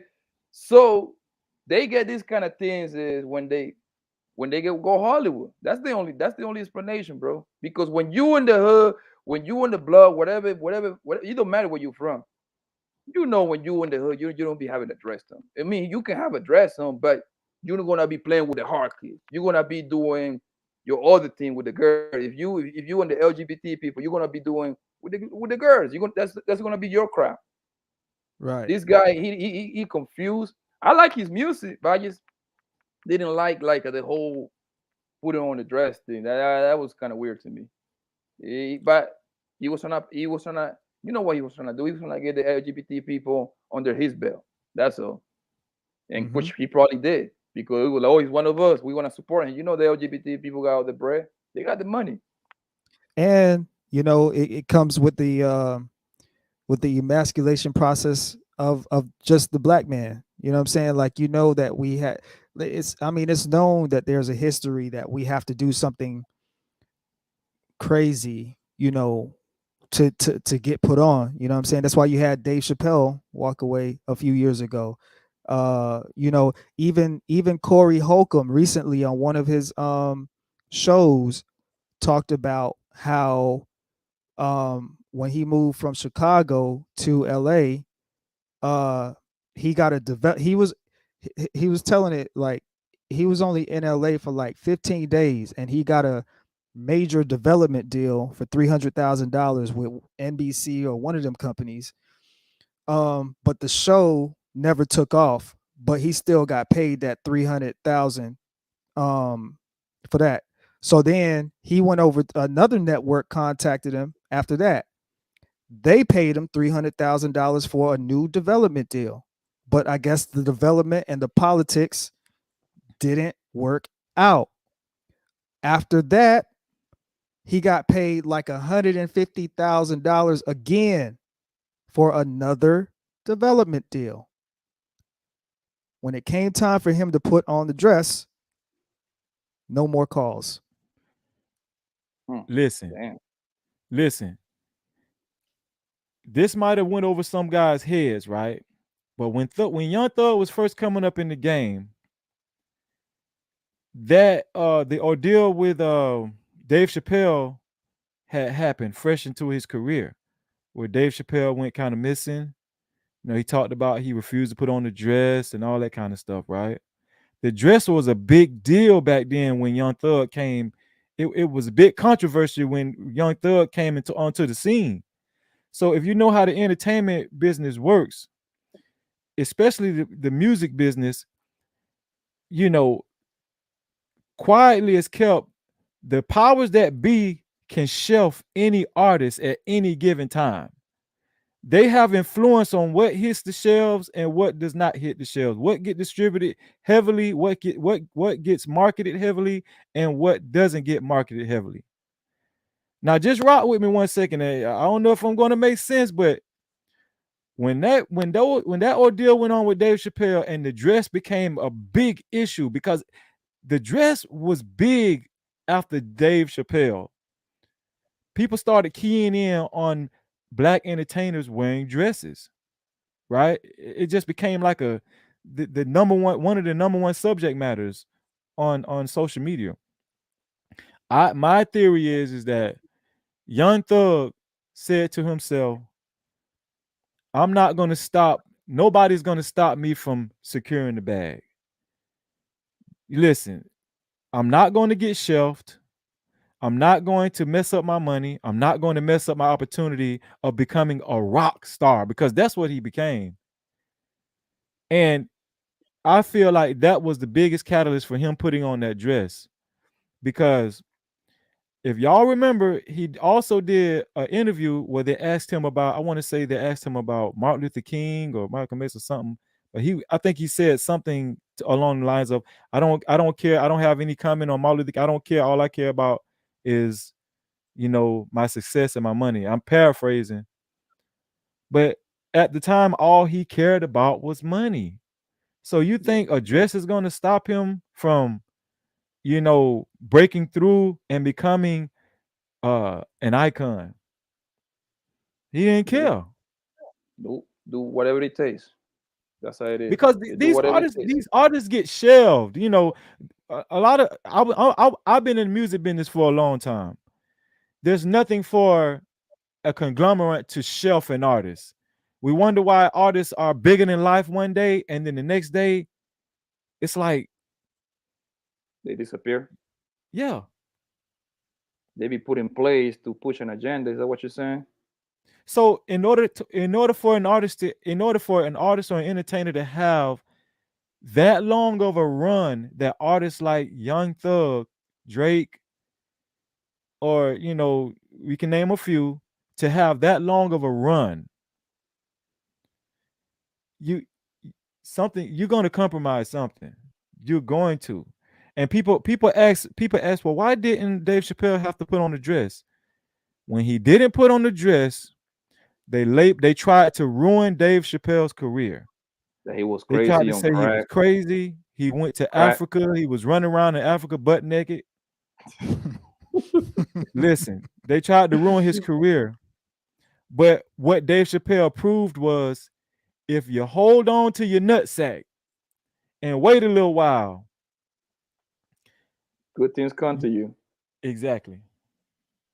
Yo, let me welcome my man Uncle Stu, man, and my man Marcus. I don't know if you was waiting for too long. My bad, man. I'm still learning. This. No, you good, G. You good. You guys are rocking now, so I was just hearing.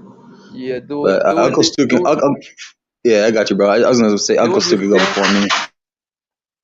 Yeah, doing this is different when you jump on other people's panel than you doing it yourself. A whole lot different. Nah, it's all good, bro. All respect. So welcome, man. What you doing, Uncle Stu? You mute, my man. You mute.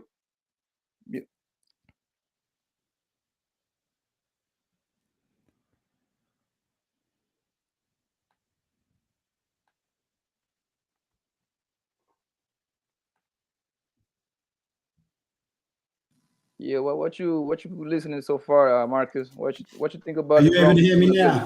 I can hear you now, Yeah, bro. we can hear you, Uncle Stu.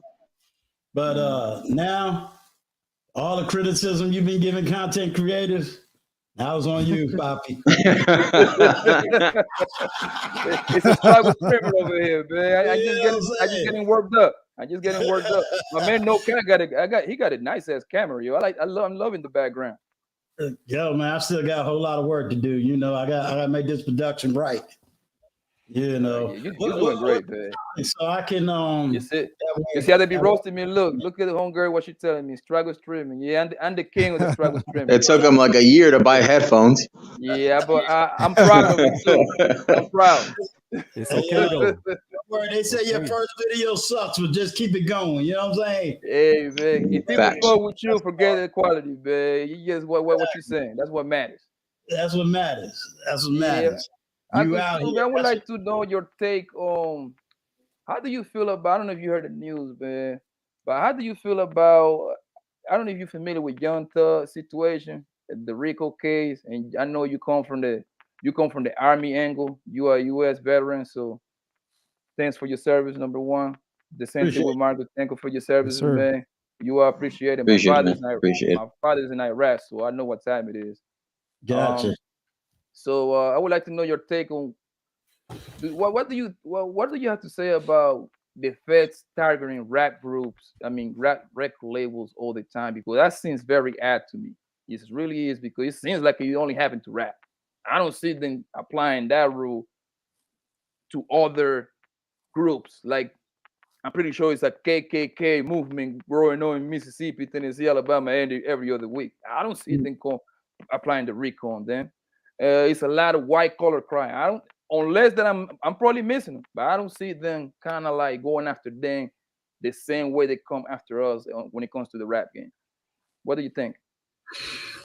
Well, I gotta tell you, RICO was created both in New York and mostly in Chicago. RICO was originally to go after the quote unquote Italian mafia. So we have to really kind of take race out of this in one light, because it wasn't created really or designed for Black people. So we have to recognize it on that side.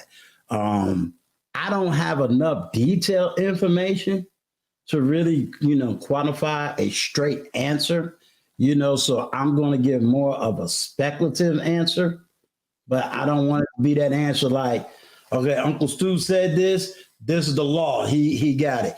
You have to understand, I'm kind of older, so I had to go to my son to understand the whole aspect. So I'm kind of bouncing things off of him.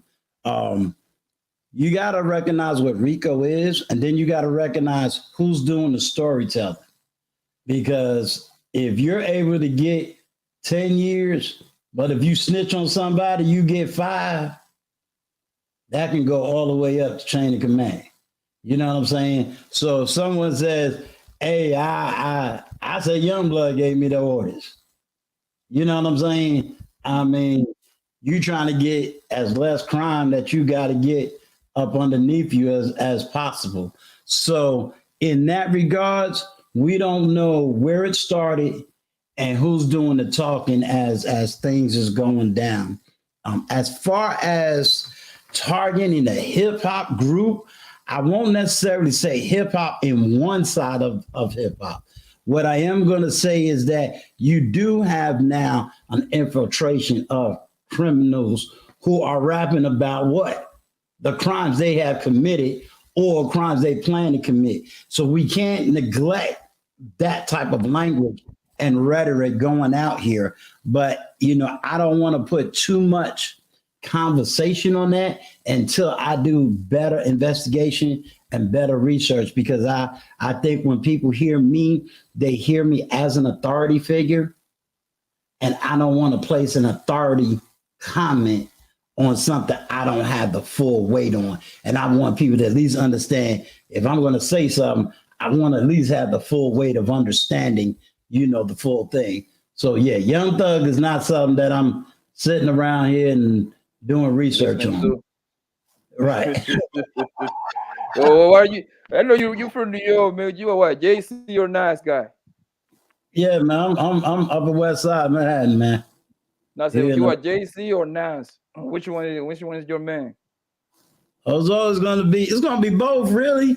I don't know how in the world, everybody want to claim certain ones, man, but I'm real deep old school. I'm 85 hip hop, early 90s hip hop. Oh man, you about the Big Daddy Kane and then guys. I win like $5 in the projects, you know what I'm saying? Now y'all can speak unless you pay like $60, $70. So yeah, man, I go from the very beginning, man. Seeing it on the street, seeing it in various projects. So a lot of these guys, they either a year older, 2 years older, some is 3 and 4 years older than me. So I go way back when hip hop first got started. Oh, you was there in the beginning, man. That's love right there. Yeah, what is your take on let me bring it up so you can actually really like. I had a second question, man, and this go for my man Marcus too. Like on this Johnny Depp and Amber Heard situation, like they find out that homegirl was lying. Do you think she messed it up for other women in future cases? No, matter of fact, it's ironic. Probably Tuesday or Wednesday, Virginia's been getting a whole bunch of wins, and Amber Heard just happened to be a win. What this case does, and I'm going to speak more in depth about it on Monday. We have to now, as men that has platforms, we're going to have to really show and really yell and really be able to speak for the intellectual emasculation of men. We're going to have to scream it out loud, and we're going to have to say that men are victims too, and not be ashamed. We were going to have to let people know that, men are not only victims, but we have to begin to speak to the mothers that are raising sons that love their sons and be able to speak to those mothers and letting them know exactly what men of all races are going through and how fast, their son's name can be destroyed merely on an accusation without even going to court. We see now the emasculation of many men who have always lived in silence and now being silenced to the point where many men is afraid to speak up. They don't have Johnny Depp money, so he's going to be a unique case regardless of the situation. Although he pulled the trigger first, look at what this lawyer is doing. She's running around on morning news. She is rehashing the case over. She is blaming Johnny Depp over and over. So what she's trying to do is to get ahead of the story by speaking to women, mostly in the morning, women who are mostly at home, and women that would tend to vote a political way because the objective is we don't care what the law says, it's what we say. And because we're not going to use the legal system and we don't care about the legal system unless it's going to validate our points, then we have a situation on our hands where Black men can't even go to the legal system because they are already character assassinated long before they even get in the court. So all we need to do is we got to continue to fight on every single level, continue to speak our voices, continue to talk to those women, again, that are raising sons that may not even really know and understand exactly what's going on. Too many times, sometimes, we eviscerate women. We talk about the negative women, but we also have to begin to speak to those women that may not even know the things that's going on. Now, too many times we say, well, women know. We got to understand there's two types of women out here. You got mature intellectual women that simply wants to hear, well, what are men talking about? What are the actual conversations? And where can they go to even get further research and further understanding? I have taken brown eyes with me on personal tours to different places and showed her how Black women react versus white women versus Asian women versus Hispanic women. So she had a chance to see this in the forefront. So she had a chance to see exactly how people react to me and understand that you're talking about a father, you're talking about a man that raised children, you're talking about a man that sent his daughters off to college, you're talking about a man that was able to get his daughters married to good men, you're talking about daughters that's not going to the street. But these Black women don't give a hoot because all they want is their narrative. So when it comes to the Amber Heards, we have to take all the wins that we can, but we got to continue to push and to fight to get our hidden voices out. I mean, not hidden, but unheard voices heard. We got to be able to unapologetically speak our truth, no matter whose ears it falls on, but we got to be unapologetic about speaking our truth.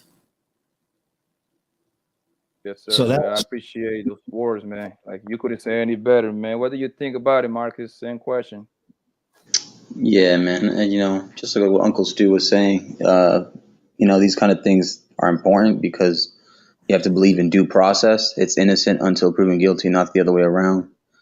It isn't just a woman thing, it's a people thing. So it's both men, women, and children are getting abused in different levels. It just so happens that for men, it seems like that rhetoric has said that, oh, it's all right. Men got to take it on the chin, or things happen. And then that young boy who ends up becoming that man gets damaged because he didn't report it, or they didn't think it was serious because it was a male.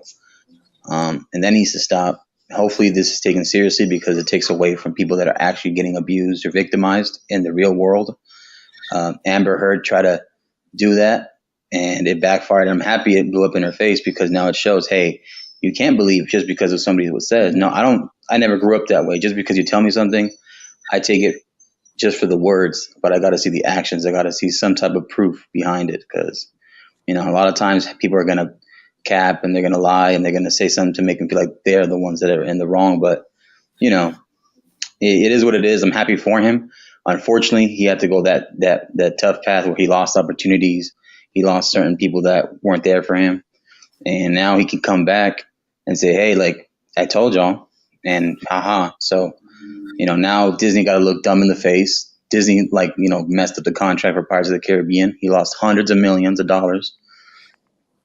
And he won the 15 million, but I think the state cap for Virginia, it was 40 million. They could have given him 40, but they chose not to. So there's that. And as far as the young thug thing, I've heard a few songs here and there from him, but I don't really watch him like that. Hold on, give me a second. Yeah, no, Virginia gave them all that they could. Virginia had the cap. And when I say cap, I want everybody to take the slang cap. There's a cap on how much the state will allow. So it's not that, they just gave him the lowest amount. There's an actual legal law about how much he was able to get, but it's the fact that he was able to come to Virginia, fight his case, and really claim his name back. And that's all he got, was to be able to claim his name back, to give him an open door to get back out to do work. But he is forever damaged. That's what I'm about to say. I think no matter what. He's not the only one. Trying to think of we got a football player was accused of rape, spent 6 years in prison. The woman came back out and said she lied. This man lost college scholarship and the possibility to go pro. Got regular, right? Yes. Yes. I remember that case.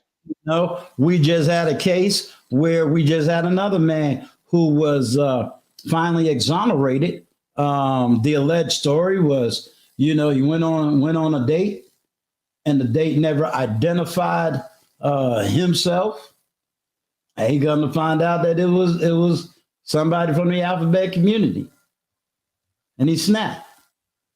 You know, he just got exonerated. So there's a lot of conversations that needs to take place, and we have to have those conversations unapologetically and say we need answers, we need solutions.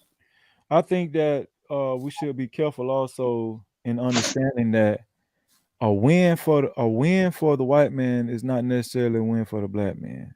Let Okay. me say this to you. I understand with no problems. I understand that concept. I really, really do. My argument with that would be on my pushback. We're a minority in numbers. We have to build to where we are, and then we have to do it collectively. Because let's be totally honest, if me, you, and Poppy did not open up our mouth, our skin complexion says one thing. That part is true. But we also have to be very politically astute, which means we have to do what we've seen the white women do. What do they do? They connected with black women. What did the black women do? Connected with the alphabet community. We too have to start learning how to move and to develop and to build in our political networks. Our numbers is not big enough to move political agendas. Our numbers is not big enough to move. You saying move as a unit? Yes, we got to move as a unit.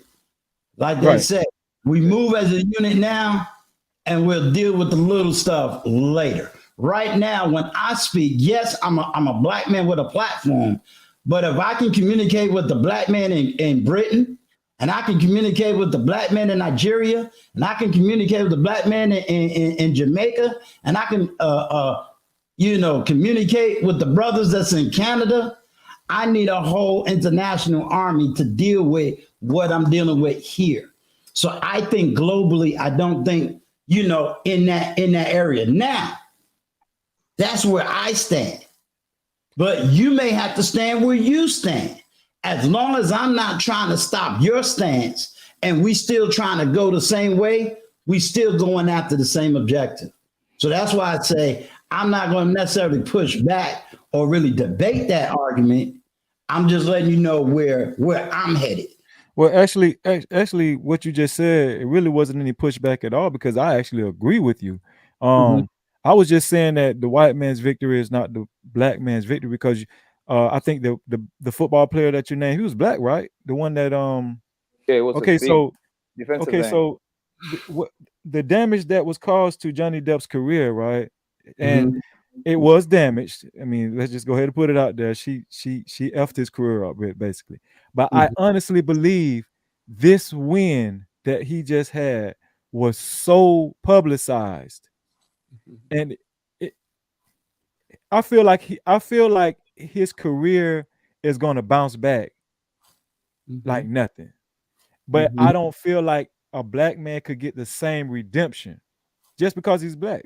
But I do feel like Johnny Depp's career is we about to see Johnny Depp take off once again, because this case was on such a big platform. Like, and the way he was exonerated, and the way he was cleared of his villainy, per se.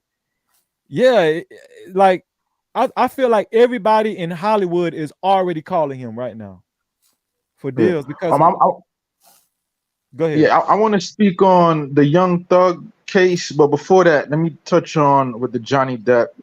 I think with that case, it's more having to deal with the slander laws. We saw what happened with Tasha K. I think what more importantly what's being shown is you can't just go on media and just blatantly lie and just say anything. And I think that for a lot of YouTubers, we all YouTubers up here, we're going to have to take into consideration that, they are going after these slander, and they all going after these slander laws. But for the Young Thug thing, I was listening to an interview. It was on Vlad, and there was a lawyer dude, and he was saying that the main purpose behind this case is they're trying to really test the RICO laws, because when the RICO laws was originally created, it was done for like mobsters. It was a way to bring down organized crime, i.e. Italian the mafia. mafia. Yeah. Yeah. So by them now expanding the RICO laws to include pretty much any gang, and a gang is really a group of like two or more individuals engaging in criminal activities. And the laws for RICO are very loose, they're very frivolous. Things that would normally get thrown out of a just a regular criminal case can be used in a RICO case. Like, I don't think y'all really understand like the ramifications of this. And what I mean by that is, let's say that you're in a vehicle with somebody, and they jump out and they go rob a bank or something like that. They could hit you with RICO. They could hit you with conspiracy, and you could be tied in with that. And even other people that have nothing to do with it, maybe they know us. Maybe we friends on Facebook or something like that. They could get tied into it. So I think what the government is really doing is they are doing a test. They're trying to see how far they could take these RICO laws. And another thing too, if they do go through and they do convict these men with the RICO, they're definitely gonna go after political figures. They're gonna go after corporations, and we're just seeing the beginning, because every time a court case happens, it sets precedents. And I think that's the real reason why I think we definitely should push back against what's happening to Young Thug. Set aside, all of the crime and everything and all of that. But just look at it more from a precedent standpoint and what it's gonna mean in the future when they start hitting, people with RICO. Because it's not gonna stop there. It's gonna expand to everything. We got to also look at the rate of gentrification that's going on too across America. Gentrification is crazy. So these people buying up these properties, they're pushing black people out of their neighborhoods. Listen, these people don't need all these gang activities and crime going on in these areas where they're trying to buy property and stuff. And I feel like all of this stuff is connected, So I'm just looking at it from a macro level. I just want to say something to you on that regentrification. First of all, that's not racial, and I'm gonna tell you why. Many of the people that you got moving out of California is black, and they regentrifying Houston, Texas, and many Texas different and Arizona. Exactly. You have many. Yeah, I'm quite sure you're familiar with the Great Migration of the South, when all the Southern people moved to the North. Well, what you have now is what they call the remigration, meaning everybody from Chicago, New York, New Jersey, DC, they all moving back to the South. So a lot of your cities like Charlotte, Atlanta, various areas in Richmond, Virginia, all these places being regentrified by black people. They just happen to be on a different economic scale than everybody else. So it's not regentrification on race. It's regentrification on more class and economics. Socioeconomic tax bracket. Yeah, definitely. I mean, if you're talking about somebody that easily makes $100,000 in New York, and they can get a stupid house bigger than where they living in New York and take that money and move to Atlanta, they kings in Atlanta. They kings in Charlotte. You know what I'm saying?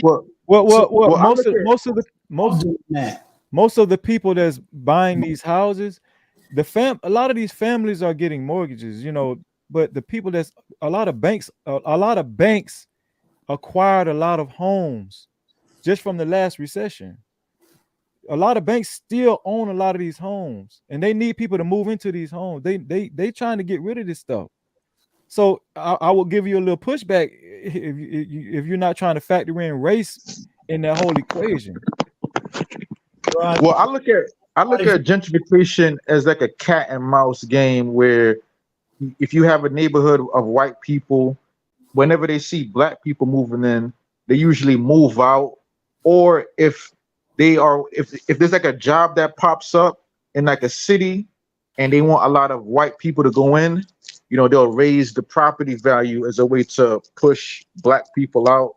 So I think it's just games that they play with the property pricing as a way to force black people out of certain areas or force them into certain areas. They can't just come out and just say it or do it, so they got to do it like covert.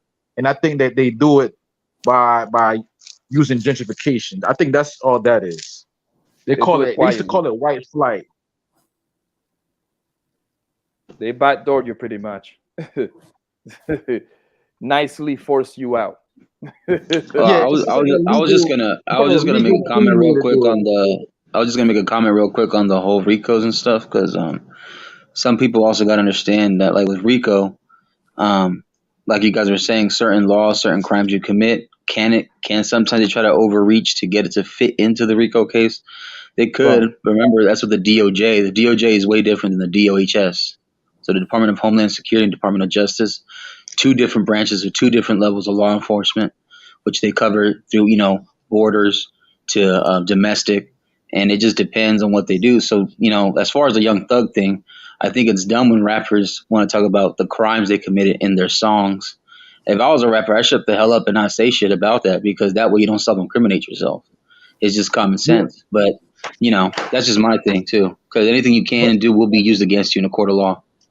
But here's the thing, though. There's an incentive to put out certain rap music that the people want to hear. It's like people go and watch, they watch comics, they watch like Marvel movies, they watch like gangster movies because there's an entertainment factor. So if you're a rapper and that you want to make millions of dollars, you're gonna create a character for yourself. You're gonna rap about certain things because that's where the money is. So there's an incentive there. So it's not like they just doing it for like no reason. I think what happens is you do have these gangs, and they might have like a dude in the neighborhood that knows how to rap. So then they'll recruit that dude and they'll put money behind them and put him out there and use that rapper as a way to launder their money, to make their money legit until they can go legit completely. So I see it more as a tool that these dudes are doing to try to, come out the hood and turn something like a negative trade into a positive trade. And they know what sells. But what's happening now, the real thing what's happening now is ever since all these streaming companies opened up, a lot of rappers don't really need the record companies anymore. They could just go straight to these streaming platforms. So these record companies sees them as a threat. And that's why they're going after specifically the rappers that are independent, that's not really connected to anything. I think that's what's really going on. They don't need the record. They don't really need the record labels anymore. But everything still works off algorithms, and white people still own the algorithm, right? So we're dealing with social media. No, the algorithm isn't owned by anybody. The algorithm is just program of what people are all watching. So there is no one, there's not a group of white people sitting in a room that is like manipulating it. It's really fueled by. It's like an automated system. Wait, it's an automated system that's fueled by our interests. So you're telling me that there's not a database control that can control what has heavy traffic more than other, what does not have heavy traffic on the internet? They could try, but here's the thing: they could try to do that, but that's not to say that I'm gonna want to watch it, because they try that all the time. Like when let me use the music industry for instance. They have like industry plants, like pretty much rappers that they just push out there, and that they're being pushed out there, and they'll inflate the numbers. They'll make it seem like they're more popular than they are. But when it comes time to people actually buying the records or streaming the records, the numbers are pretty low. Like, look at what happened with Fabio Foreign. He had all the money behind him. He had all the features, everything. I think they said they spent like $500,000 on his album. and then when he dropped, he only sold like what, like 20,000. Like they blew that whole budget, but that's because 33,000. That's how much it's yeah, all. like 33,000. So that's because it wasn't organic. That was them trying to manipulate the algorithm, but it doesn't really work. And then you have like NBA YoungBoy that he has no push whatsoever like that. He drops a video, and because of his fan base, you know, they were all flocking to it. And same thing with 6ix9ine. Like, say what you want about 6ix9ine. I don't really care about the whole snitching thing, but he's the same thing. He has a fan base. So when he drops, you know, like everybody, all of his fans are gonna flock to it, and the algorithm is gonna reflect that. So okay, so let's look at who owns YouTube, right? I think Leo Cohen has a big stake in YouTube, right? No, he got a big stake on YouTube Music. Yes, that particular. Okay, there you go. There you go. There you go. But what I'm saying is, okay, we talking about people own Google, people own YouTube. You know what I'm saying? If you want to know who owns Google, anybody that if you go, you buy a stock in Google, you could own Google. There is no one person that owns Google. Any public corporation is owned by the stock and shareholders. So there is no owner. So you could buy a stock right now in Google, and you will be an owner in it. They're expensive as hell, though. Yeah, that's true. That's true. But hey, but the thing is, once something goes public like that, like Zal was saying, it's true because that's what gives you the leverage and the power, and that's what rich people. That's how they stay rich. Remember, because the rich person, the best thing that a rich, smart person can do is keep getting richer and staying rich, and that just happens to be one of the monopolies of it. The shareholding stocks. That's what I'm talking about. He just hit it on the head. Like there are what's it called? There are databases and headquarters for all these companies, man. Mm-hmm. And the people that own these stocks, they're not pushing any buttons. So I understand what you're saying, Zal, but trust me, bro. Yeah, but what you got to understand is, they're motivated by profit and money. They don't really care on a moral level or a political level. They care about what's gonna get them more money. If they were to go in and start to manipulate things because they're trying to push agendas, they're gonna be costing themselves money. Okay, and there's no real incentive to do so. Yes, it is. But the incentive is. I'm gonna tell you why. The bigger incentive is to make as much money as possible. No, let me tell you. That's why they push. It's not just about making money, because you just said it. A lot of black entertainers, a lot of black rappers are independent now. The independent game is big, right? Big record labels. It's not a day and age for big record labels anymore. They're not making money off of a lot of artists unless you're crazy enough to sign the 360 deal or some shit like that. But when you talk about the school to prison pipeline still exists. These judges and these prisons and people that own these prisons, they need people to go to prison. That's a fact. They need traffic. They need you're traffic. tying in a whole bunch of different issues. No. Listen, all of this is tied together. That's what I'm saying. We can't separate. We got to stop separating this stuff. We got to stop separating this stuff. Listen, what I'm saying is that I understand what you're saying, but if you believe that powers that be are not driving traffic here, there for the interest of people that, you know, for prisons or the healthcare system, system, the LGBT babies, agenda. Like I get what you're saying. Okay, it's not just happenstance. It's not just a free algorithm where you can just, you know, no, bro. No, it's not. What you're saying is like they want you to hear certain messages to kind of like push people buttons and shit like that. That's what I'm saying. So when we don't think about it that deep, we're gonna stay asleep. I got your point. You can say nigga all day, but you can't get on a record and talk crazy about Jewish people. Exactly. You can't even make comments about all right, well, let's talk about that, because you raise a with a little have or something. Yeah, let's talk about that, because you raise an interesting point. And it's not just with the Jewish people. It's the same thing with the LGBT, same thing with the Asian people. Whenever you have a small group that sticks together, that knows how to wield their political will, you're gonna have that. You're gonna have that protected class. And the fact of the matter is, when it comes to black people, we're all individualistic. We don't have no cohesion. We don't have no political might. So you could do and say whatever you want with us, because not only are we not connected, you're gonna have coons, you're gonna have black people that's actually gonna back it up and promote it and be okay with it. And that's just the facts. You know, black people, we are not a group. We're all out for each other. There is no connection. There is no unity amongst us. Those drive-by or those fireworks? Yo, what Yeah, is that some sound? bozo out on my window busting fireworks. I try to go in another room, but What are they No, you're good, bro. celebrating? You're good. Just making sure you're safe. I'm just making sure you're It's okay. safe. It's just your like, sound, it's not sound even effects. Fourth of Zap. July. I That's don't know it. the fuck these niggas out here busting fireworks for. It's not Juneteenth. I don't know. Like, fuck, the most random shit ever. Make sure there ain't no purge.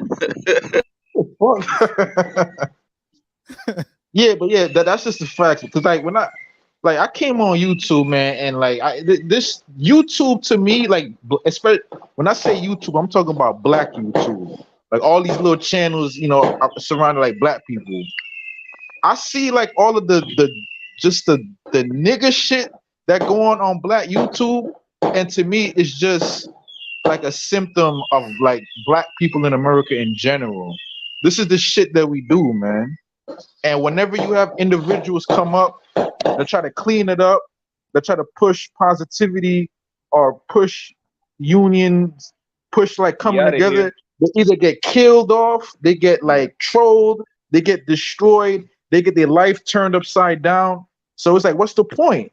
What's the point of trying to help people where if you do succeed, they're just gonna try to kill you off. They're gonna laugh, they're gonna piss on your grave, and they're gonna celebrate the villains.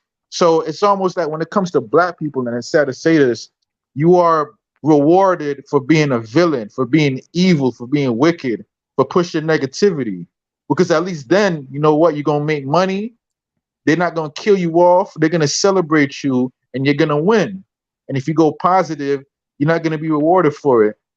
And let me say one more thing.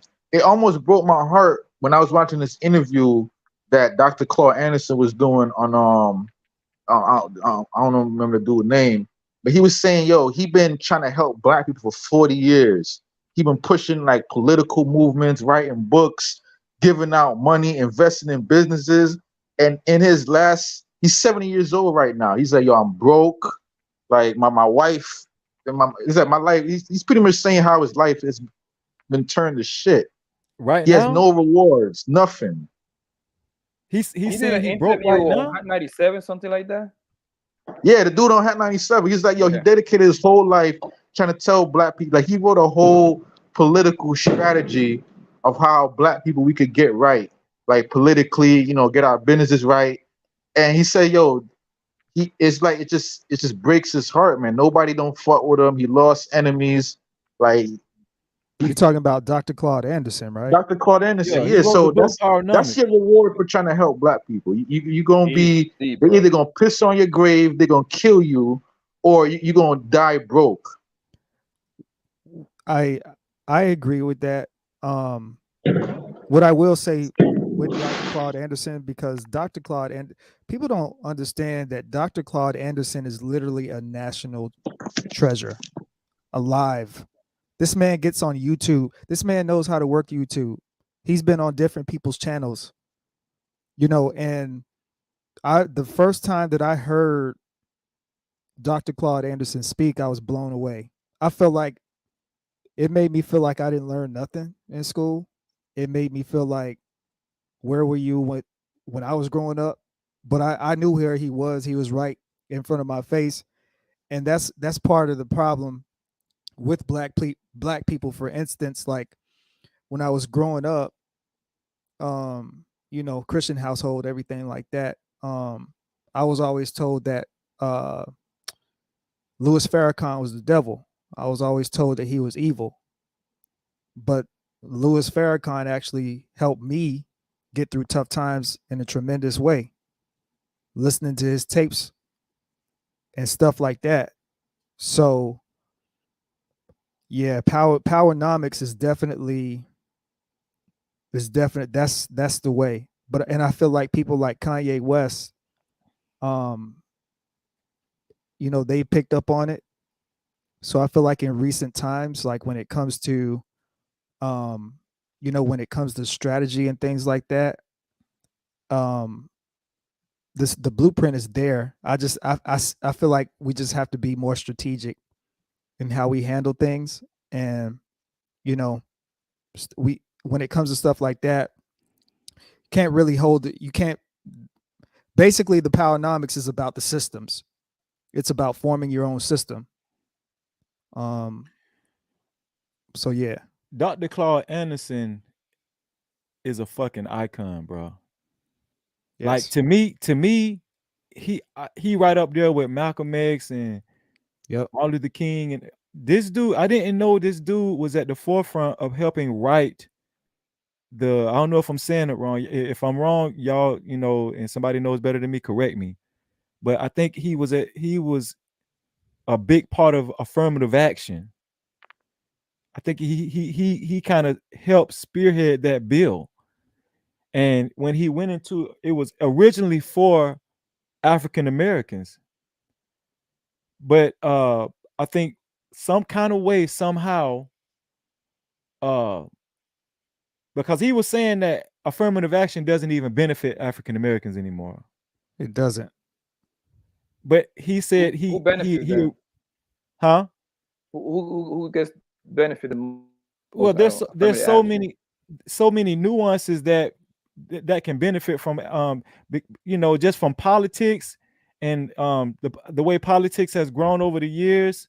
White people benefit from it, like women, white women, whoever's considered a minority. Yeah, you could be a minority. You can be considered a minority in something and benefit from affirmative action. But it was originally wrote for originally wrote for the disadvantage that African Americans had in the workforce and employment.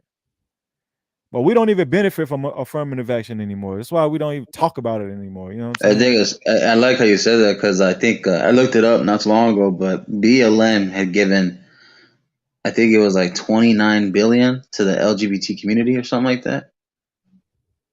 They gave, right? Am I wrong? Am I right or wrong? I think they gave like 29 billion. Yeah, they gave like almost 30 billion to the alphabet community, because we can't even say LGBT anymore on YouTube.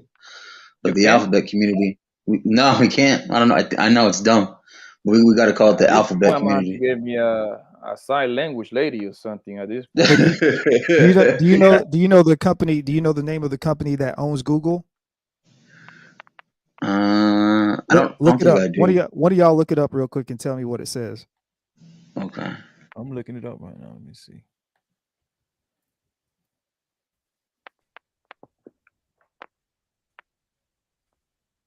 Well, the main issue that we as black people have in America, Alphabet Incorporated. But the main issue that we I'm dead. This is some bull.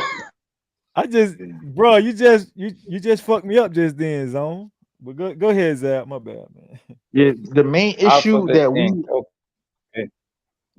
sorry. The main issue we have is like during like the 1960s, there was a commission called the Kerner Commission. This is some shit that I learned just coming off YouTube, and I was able to it blew me away. And what the Kerner Commission pretty much stated was like America carefully and intentionally made sure that they got the black men out of the workforce, that they gave a lot of the programs and the grants and favoritism and government jobs to the black women as a way to pacify us. And then even after that, you had like the war on drugs, the war on crime that just pretty much finished us off. And we've been out the loop ever since. And don't think that it's gonna stop with black dudes, because like white dudes, they coming, they definitely coming for y'all next. You know That's what? why they pushing like a lot of the white women to the forefront. Like it's a really a very nefarious, you know, agenda they got going on, where they want to like pacify America and make it, you know, like this socialist country that it's mind blowing. Like when you see the actual documentation, the government like laws and shit that they pass. But that's pretty much what happened, man. Like as far as like a lot of the education that they favor to black women and the government jobs, like you seen how, you know, a lot of the corporations, they put a lot of black women in there, and a lot of how the criminal justice system like affects black dudes. So that's pretty much, you know, what's been going on, man. And we just hanging on by a thread. And right now they definitely trying to expand it over to like white dudes. And really the only people that's gonna win is the wealthy 1% of white people. Like everybody else, you know, we just pretty much gonna be peasants. The thing about it is black people still believe in voting, bro.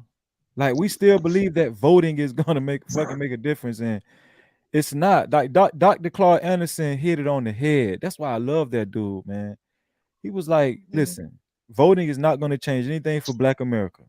I've been saying You that for know, the longest. if you can't, if we haven't learned how, just like Zab said, to become a collective, stop being individualistic, stop, you know, going to the Gucci store bragging to the next black person that you feel like don't got Gucci. Oh, I got Gucci, I got Louis Vuitton, I got Christian whatever it's called, Louis Vuitton. You know, we're very materialistic. The women, like Zab said, is making sense. They're putting black women at the forefront. Black men still trying to impress black women by being materialistic. With the black dollar doesn't stay in the black neighborhood probably for like what? Somebody tell me. I don't know. It's probably a matter of seconds or something like that. 1 hour probably. Okay, yeah. So the thing about it is voting is not going to do a damn thing.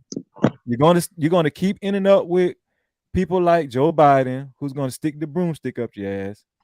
Okay. I don't even like Donald Trump like that, but I mean, black men for the most part, black men for the most part don't even lead our own family. So how the hell are we gonna come together and lead the community? Like really, when it comes down to black men, we out the loop, man. Like we just gotta like hold that L.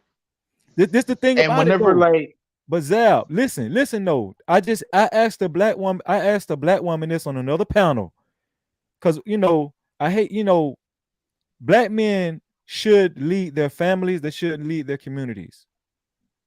But I asked a black woman this earlier on a panel. I said, if you were getting verbally abused at home on a consistent basis, would you stay in that relationship? She said, of course not. Now, this is a well-known feminist. She calls black men degenerates and everything, right? But she said she wouldn't stay in a verbally abusive relationship. I said, ma'am, do you know who are the culprits of the biggest verbal abuse in America? It's black women. And so this is why a lot of black men they're not black. This narrative is being spewed that black men are leaving their kids, and they're not. That's a lie, bro. The CDC debunked that. Right. They're not leaving their kids. They're leaving these verbally abusive women. You understand what I'm saying? But here's the part. Go ahead. Here's the part that you gotta also understand though. It's not the fault of the black woman. It's a structural design in the system. Like it's really how the system is structured. They incentivize black women to not want to look towards the black man for leadership, because the black woman, she gets what she wants from the government. It's by design.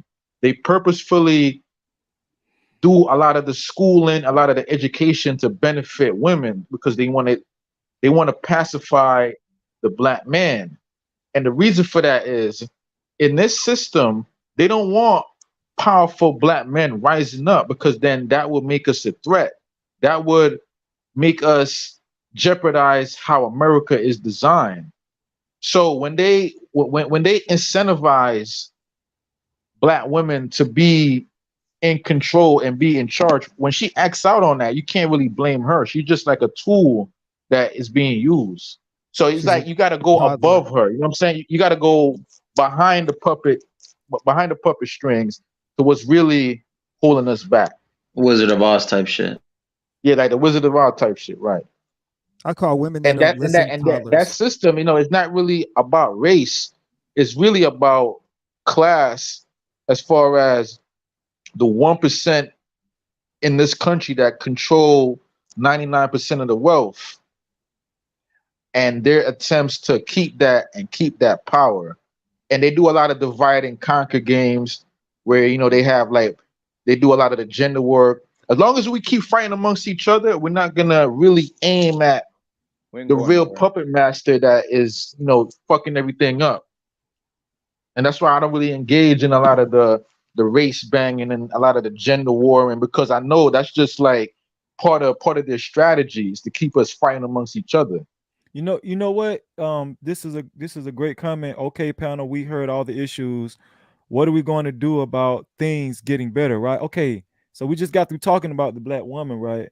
One thing I don't think that gets celebrated as much as it should are the black women that's doing what they're supposed to do the right in thing, their right? homes and stuff with the kids and with their man.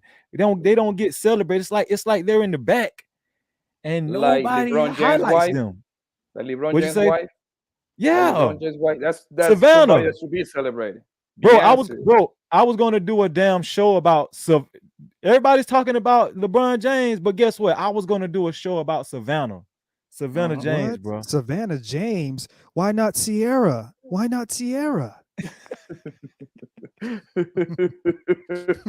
what I'm saying. Like, Future already did that party.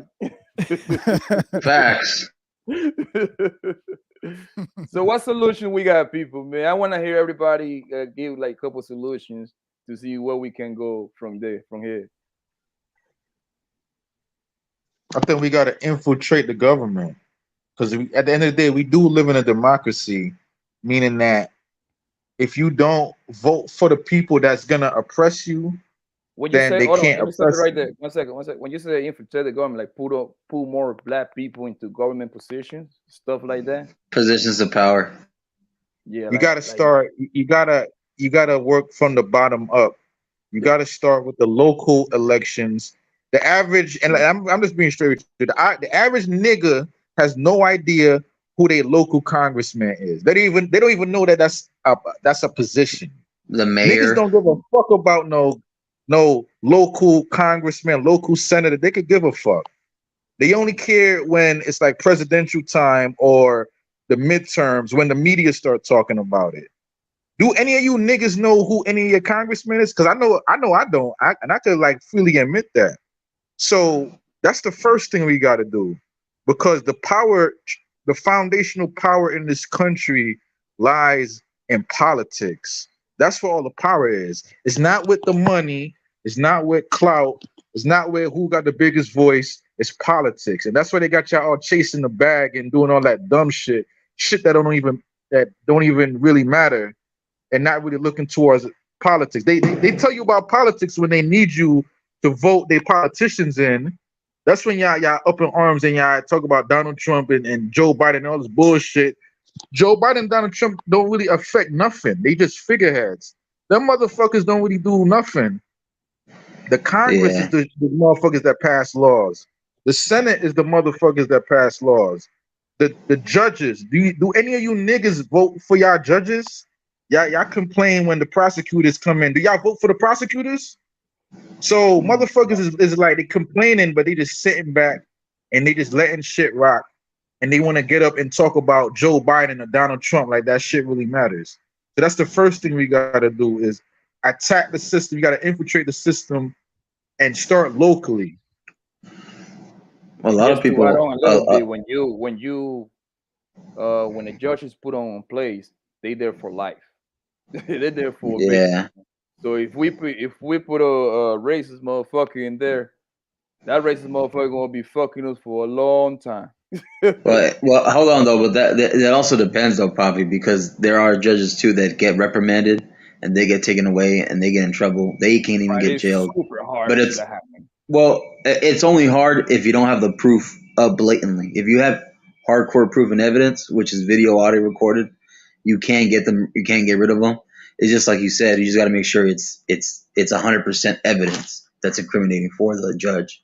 Like like I know like the mayor, and I personally don't know him, but I've been around him, and the congressman people that hang around in my district area of Southern California, only because of shit that's been happening and issues that have been happening recently in the last few years. But it is true what Zab is saying. Take the time to know these people, try to see who they are, what they're passing. When people vote, half the time people aren't even looking at the policies that are going to be passed and the bills that are going to be passed if you vote in this person a seat of power. So take the time out to read the bills and the policies that are going to be passed when you're going to vote somebody in, because it can affect you a good way or a bad way. It just depends, because that's the pros and cons to each person. What I've learned to know from voting in people with positions of power, politicians, it's usually the lesser of two evils. That's how I look at it, usually the lesser of two evils. And that's just unfortunate because it's only a Democratic or Republican side. In different countries, sometimes there's only one political party, so that's even worse. So, that's just a little gem right there. Let me first, let me see. Donna Thomas, man. Thank you for the cash I love, man. I appreciate you. Okay, thank you for being here. I appreciate everybody that being here. Please hit that like button, please. If you haven't subscribed, make sure you subscribe. Make sure you push this to other people and subscribe to everybody in this panel. I've been pulling out their channels like constantly through the whole live stream on the chat. So subscribe to my people, Yeah, man.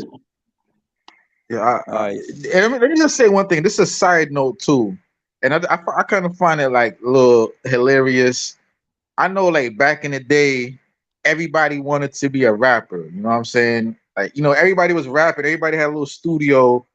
These days, it's like everybody want to be a YouTuber. Everybody want to be doing podcasts and shit. So I just find that shit kind of funny. But It's the way of the Same too. future, man. It's I the think future. you want to be a I'm rapper. not hating it, but it's the way of the future. At least, motherfuckers, everybody ain't trying to be rappers now. But you know what it is? I'm gonna tell you what happened with me. I can only speak for me. I was at home. This pandemic just put you at home. So I was like, you might as well do something while you home and connect with other people. Might as Yeah, well. make some money while you're at home, bro. And I didn't even make no Yeah. money like that. It's like as of right now, this is not a business. It's like more like a startup. You see what I'm saying? It's a startup product. Maybe it turn into the business later on. That's the way I look at everything. Like I'm doing the same thing on the car business. Once it start making money, it becomes a business. Right now, it's pretty much like a hobby that I occasionally make a couple dollars. You know what I mean? Yeah. It's a good one because Well, if I wasn't doing it, I would have met chat people. So I don't complain. I like it. You know what I mean? I'm gonna be home regardless anyway. I might as well do something, and it keep me home because I could be outside. God knows doing what. Right. So I'd rather be I here. wanna add this real quick before anybody goes, because I think that's what I like about now is that people can make money from home and people can be their own bosses, because that's one of the things that I realized growing up different communities and going to different countries is the fact that once you make it to your own boss and you build up your own business, that's the best way to have your own generational wealth. You know how I ended up starting my channel, because for a long time I was just showing up on a lot of other people's platforms and stuff, right? Same thing with me. But what I learned was you got to be very careful what you say on certain people's platform. You don't have total control of your mindset and your ideals depending on whose platform you're on. So one day I just said, in order for me to have total freedom to say what the fuck I want to say, I'm gonna just start my own fucking platform. And that satisfies me more than actually making money from it. Now, I do look at it as a business because it's an investment. Everybody up here that if you do have a platform, whether you think it's a business, and it is a business because you've invested in it. I don't give a fuck if it's just your microphone and your camera. It's an Computer, yeah. investment, bro. The So we got to internet start. alone Tax is an write-off too. investment. Tax write-off too. Yeah. And another idea I was thinking about, y'all might think I'm crazy, but if it happens, y'all remember Freezer was the first one said it. You know how they got how we got gangs in the black in the black and Hispanic neighborhood, well, white people too now. So Yeah. I feel Yeah. like people with YouTube channels, certain channels should start getting affiliated with one another under one umbrella, and I feel like they should have some type of what is it called, the thing, whatever the Talk gangs about have, like a like, conglomerate or like a Like yeah, an one what's the order. type word of I'm looking order. for? You know not to violate this No, this it's called certain a order guild. that you, It's called a guild. Yeah, I've been on panels where they discussed the guild idea before, where you have like a group of content creators, and it's really the best finesse because when you think about it, is let's say like the five of us, right? We all got a channel. Like it could be like he goes live for the 2 hours, then when he come off, letting you go live, and like it's like a way to cycle all of the people around and just grow it. So like, I definitely, but again, I gotta stress this when it comes to working with niggas. I knew you was gonna say. That's how that shit always fall apart. Because let me give you a perfect example, right? Y'all know about Kwame Brown, right? Yeah. So when he first came on YouTube, he had like a lot of people that he was just, pushing. Like, and these were just random dudes that were just jumping up on his panel where he would allow like anybody to go up there. And because he had like 10,000 people, 15,000 people in his chat, they started checking them out. And then, they all pretty much blew up and they doing their thing now. And what you see going on over there now, all them niggas that he They don't gonna put check. on, that got they all going after the dude. Mhm. So They this going is shit, after and this him. is what I be saying, yo. That's Every crazy. almost every last one of them, they either beefing with him or like they doing some fuck shit. So it's like you gotta like really watch out for that though. So They the doing it for guild the idea views. is a good idea, but just like keep in mind like you are dealing with like some like backstabbing motherfuckers that either they're gonna hate on you or they're gonna But be see, jealous because your in a channel blowing situation up. like that, it wasn't one unitary order that everybody agrees upon. Like if you go against this order, just like in the game, if you go against it, everybody's going to shun you. They're going to push you out. We're going to shun you because, listen, let me tell y'all something, man. I don't necessarily subscribe all the way to these guys, and it's very controversial. But we talked about why you can't say Semitic.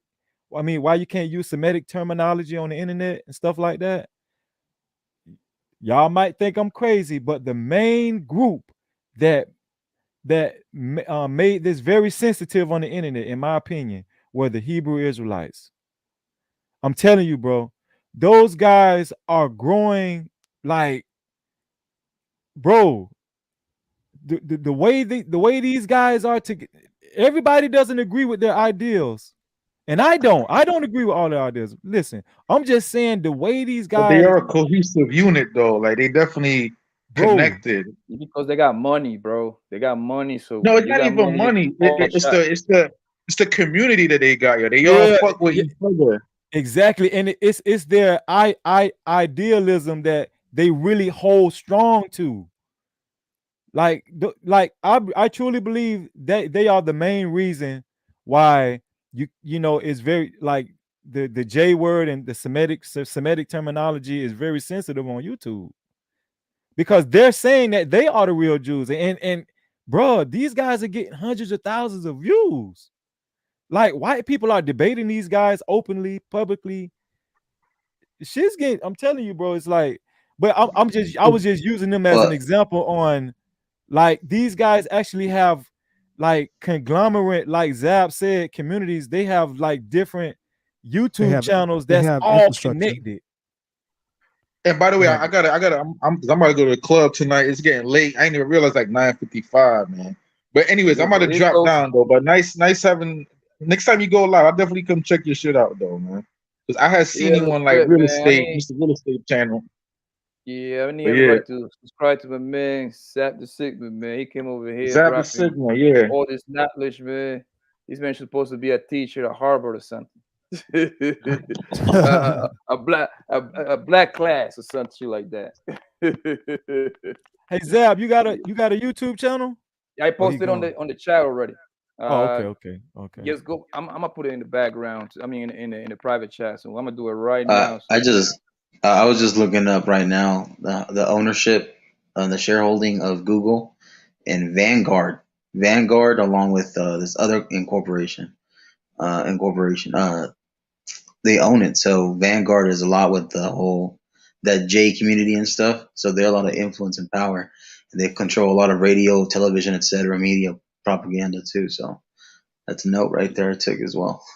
when it comes to ownership, bro, like Vanguard own a lot of stuff, and BlackRock, that's another company that got his hands on everything. They got their Yeah, hands on them too. Them everything, too. bro. Like these people is the real. You talk about a mafia. That got to be a mafia right there. They got to No, those are like they really Freemasons and all that shit. Those are like Freemasons and all that too up in there too. A lot of these guys are into that cult stuff too. Mm. And I really believe why they got so much. Once you control image, bro, you control everything. You see what I'm saying? Because perception is everything in life. Perception is everything in life. That's the way it is, man. And we don't literally we don't own anything. We don't. All we do is own just pretty much whatever our families and stuff like that. That's the only thing we can control because we are the bottom every economic stat. That's the way it is. Is it gonna change in the next 10, 15, 20 years? I don't think so because the way we be going at each other, so just take care of your families, man. Start there. That would be hell no. That would be step number one. City boys, we up. Yeah, man. It's Yes, funny. like I being a lot. I being like it's like 5, 6 channels that I frequent. You know what I'm saying? Which is people that I mess with, and I just like to support them because they're smart content creator and stuff like that. Because even though that um, every little thing matters when you this smart. You see what I'm saying? Like I want my main son to grow. I want my main no cap channel to grow. You see what I'm saying? Because yeah, I think you're pretty individuals, a smart individual. What you doing, Great Pill? What up, Uh, Great Pill Great Pocket? Bill. hey, what's going on, Marcus? What's good? No cap. What's good, everybody? How you doing? Yeah, man. Just What you chilling. got to say, man? Are you happy that my Um, man LeBron got $1 billion or not? Or you gonna hate? I don't hate, but I will be petty and sarcastic if I can. You know, that's the way I roll. Um, but I'm happy. Well, I want to chime in what No Cap said at the end of perception because that's kind of funny, especially in the spaces that we all jug around from. Because it's funny how people have 1K or 500 subscribers, but yet they screaming so loudly, "Look at me! What's going on? No Cap, I got beef with you. No Cap, I got beef with you, Marcus. You know It's who that little crazy, bro. who that little motherfucker in the back with the little boomstick mic in the mic? I don't know him, but I got hate on you too. But we all on that little minute 0.1% of nobody all trying to come up at the same time. You know what I'm saying? But you can see how difference of 100K subscriber, screw them, a 500K subscriber, a 1 point whatever million subscriber, how they carry themselves. That's the perception. If that's your goal, let me say a little bit louder because people can't hear. If that's your goal as a content creator, carry yourself as such. That down to the mods that follow you, to the guest that comes on your panel, to the people that's in behind you. If I bring No Cap on, anybody have been on my platform knows I vet you before you come on. I just don't be dropping links to be dropping links. I just don't be handing wrenches to be handing wrenches because I need to know who you are. Right. Now we rocking the same group. Okay, let's move forward with that. You know what I'm saying? Because we can look back on all the content creators that we know, 100K and plus, what they say all the time. Man, I remember that guy. I had 7 subscribers. I remember this person when I had 500 subscribers. That's the guy I want to be, and they would still rock him to this day. To this day, how the million subscribers still remember the guys that were 12 in his 12 subs? How do we still remember at least a dozen of them and more when they had 100 subs? How do you remember them? Why? Because they was rocking with them. So that's the perception that I want to carry. And two, that's you being your authentic self. Right. Your authentic self. Now, back on amberheard, hashtag amberheard. I'm preaching that for 2022. All right. I'm fine with the outcome that everything went. The only thing is, and I think this come down to the men. I feel like he deserved what he asked for. Unfortunately, he didn't get it. But this coming as a lesson learned for all men out there. The price of your peace, you can't put the number on that. So just the fact that he got his name is clear, he can move forward. I'm good with that. I'm so good with that. Now, we already know, doing the media and everything else, we know that chick broke. We know through the whole court trial, we know she was borrowing, choking chicken just to get the payday, just to get through the court system. We all aware of that. So I hope, I pray, Johnny Depp, like he was doing at the last day of it, he was partying, playing his guitar with legendary rock stars, all that good stuff. I hope he carried that same energy moving forward. Screw the $10 million. We know it's out there. She had to owe it. Let her play with the papers in the court list. We saw what she's riding in when she ran out the back of in that truck. We saw another dude hand on her back. So we know that she's sitting there grinding the salt pepper just to keep it moving. So let all them struggles and hate and be on her. Let this man stay up. I'm glad he won. I'm glad the way that the world moved like it did. It took a big celebrity to put that spotlight up there, and he won. So now when people are always pointing at their little heroes, yeah, look at this guy, look at this guy, look at that rock star, look at this rock star, look at Lil Wayne, look at this, look at Little Footy, with all these little retarded names out there. Now I hope guys be pointing at Johnny Depp as an example. Look at Johnny Depp. I want to be a Me Too. The same way these other majorities went. Again, let me quote myself again, because most people take everything as literally black and white. Shout out to the Great Pill Podcast. Majority of women always talking about Me Too. Let's play the same game they play. Me Too. Us guys, we be in these spaces, we had these conversations. Women play the game. They disrespect us. We was abused in some way, shape, or form. Guess what? It's on you now. Me Too. It happened to Johnny. Equality. Yeah, that part. It happened to Johnny. Oh, everybody know they related to it. Even our sisters, our aunties. Yeah, I got an uncle, a nephew, little whatever uncle that been through all this. Me too. So shout out to Johnny Depp. God bless him. I hope he had that same energy moving forward. I heard that. Johnny Depp about to make at least another $50 million this year, man. Yeah, he's gonna get it back. That's nothing, bro. It's nothing. And his lawyers have been fair about the situation. She telling us I'm $100 million. Get out of here. You just being greedy. You know, you want to pay some other people off. You want to have a little pocket in your money in your pocket. That's all you wanted. Yep. That's all you wanted. Yes, Genesis 1. I'm losing my mind. Hey, it's the weekend coming up, man. It's crazy, like how this, like it's not crazy. It's like respectfully annoying when you have people say some stuff and they can't correlate the reality. What I tell people, internet folks and real folks.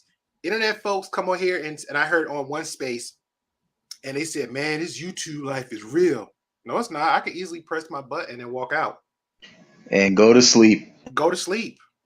Watch my TV. I got options when I'm home in my four walls. I got my laptop, my computer, my own platform, PlayStation, flat screen TV, a smart screen TV on the room, my cell phone, music playing. I got options.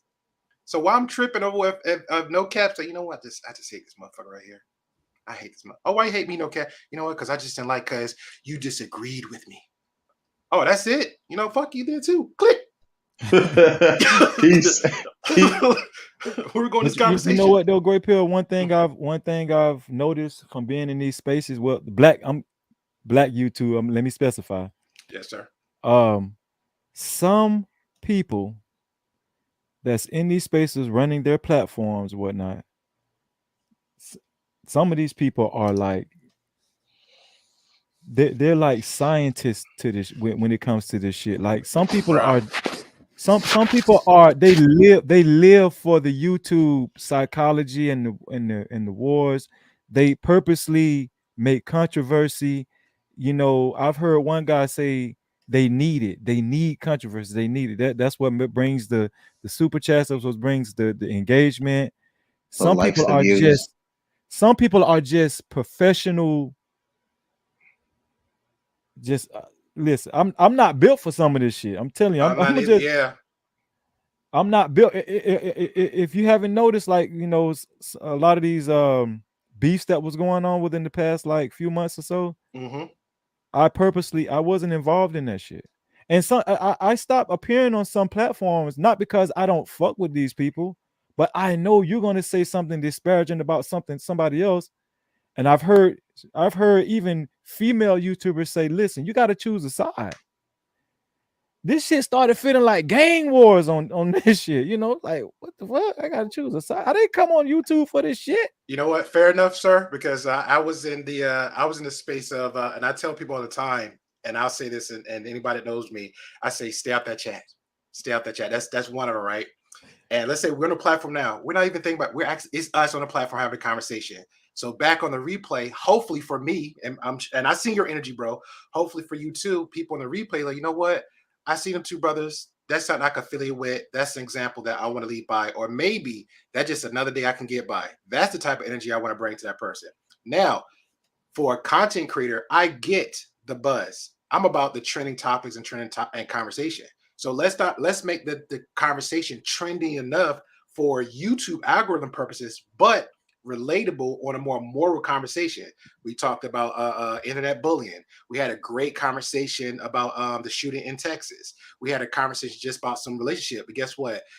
We had maybe a disagreement or two, and out for YouTube content, let them two like hash it out for like a 2 minutes. Okay, they're not saying F you. They're not saying be this.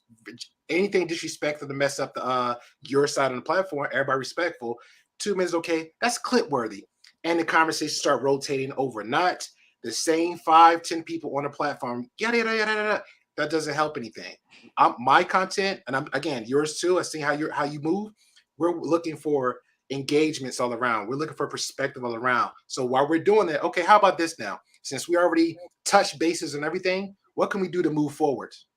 What can we do to move forward? If you got no solutions, sit there and just I mean, that's it. Pray on it, brother. But it's like what I've learned, what I've seen is we're pigeonholing each other, right? Like the people that they're beefing with, nobody outside of this this little black YouTube space, nobody knows cares. Them. Nobody knows. Nobody fucking cares, bro. And they get so caught up in this shit where they losing sleep. And bro, it's almost like some fucking witchcraft or some shit, bro. It's like, bro, do you know this shit ain't real? He's not lying. Not real, bro. Yeah, he's not lying. I like, you know, I've been in a space where, and this is my experience, and I'm from the gamer side. So if y'all were just an avatar and on there, the stuff that they do, we get a high up there. It's a laugh, shitty entertainment for us, because to us, you're not real. I can instantly record you, press upload it, do some little thing, and go about my day. It's not a big thing. But when I come over here, it's like, this is weird. Real life people act like this. I didn't know this was a quote unquote norm just for that little, again, 0.1% out of trillion now, that little space. And moving forward with that, I had my experience here. I had people literally follow me on every platform, make comments, and again, in the chat section, I don't engage it because when you fan the flames, what happens? Now they're going to be a back and forth. I had people in another space again send super chats, commenting on toward me directly, but respectfully. Again, back to vetting. I'm going to respectful platforms. They're not reading out. They just say, "Hey, thank you for your $5 super chat. Thank you for your $20 super chat." That's your energy. You literally come out your pocket for little old me. Thank you. I've had 20K, 50K subscribers be ignorant and rude toward me on in their DMs. Okay, screenshot. Okay, thank you again for your energy. I'm okay with that. I like trolls. Oh, I love it. Screenshot. Yeah, because you again and I'm gonna touch bases to that what he just said. Now that's organic beef. I can eat that up all day. Let's just say, for example, I'm a little I'm at 300 subscribers. Oh, little old me. No Cat could be 50K, 100 subscribers, and I don't know where he getting his films because I do a reaction video on him. Why No Cap care about me? He's eating good. He getting super chats after super chats. Everybody know his name. He's higher than I am. I'm 0.1%.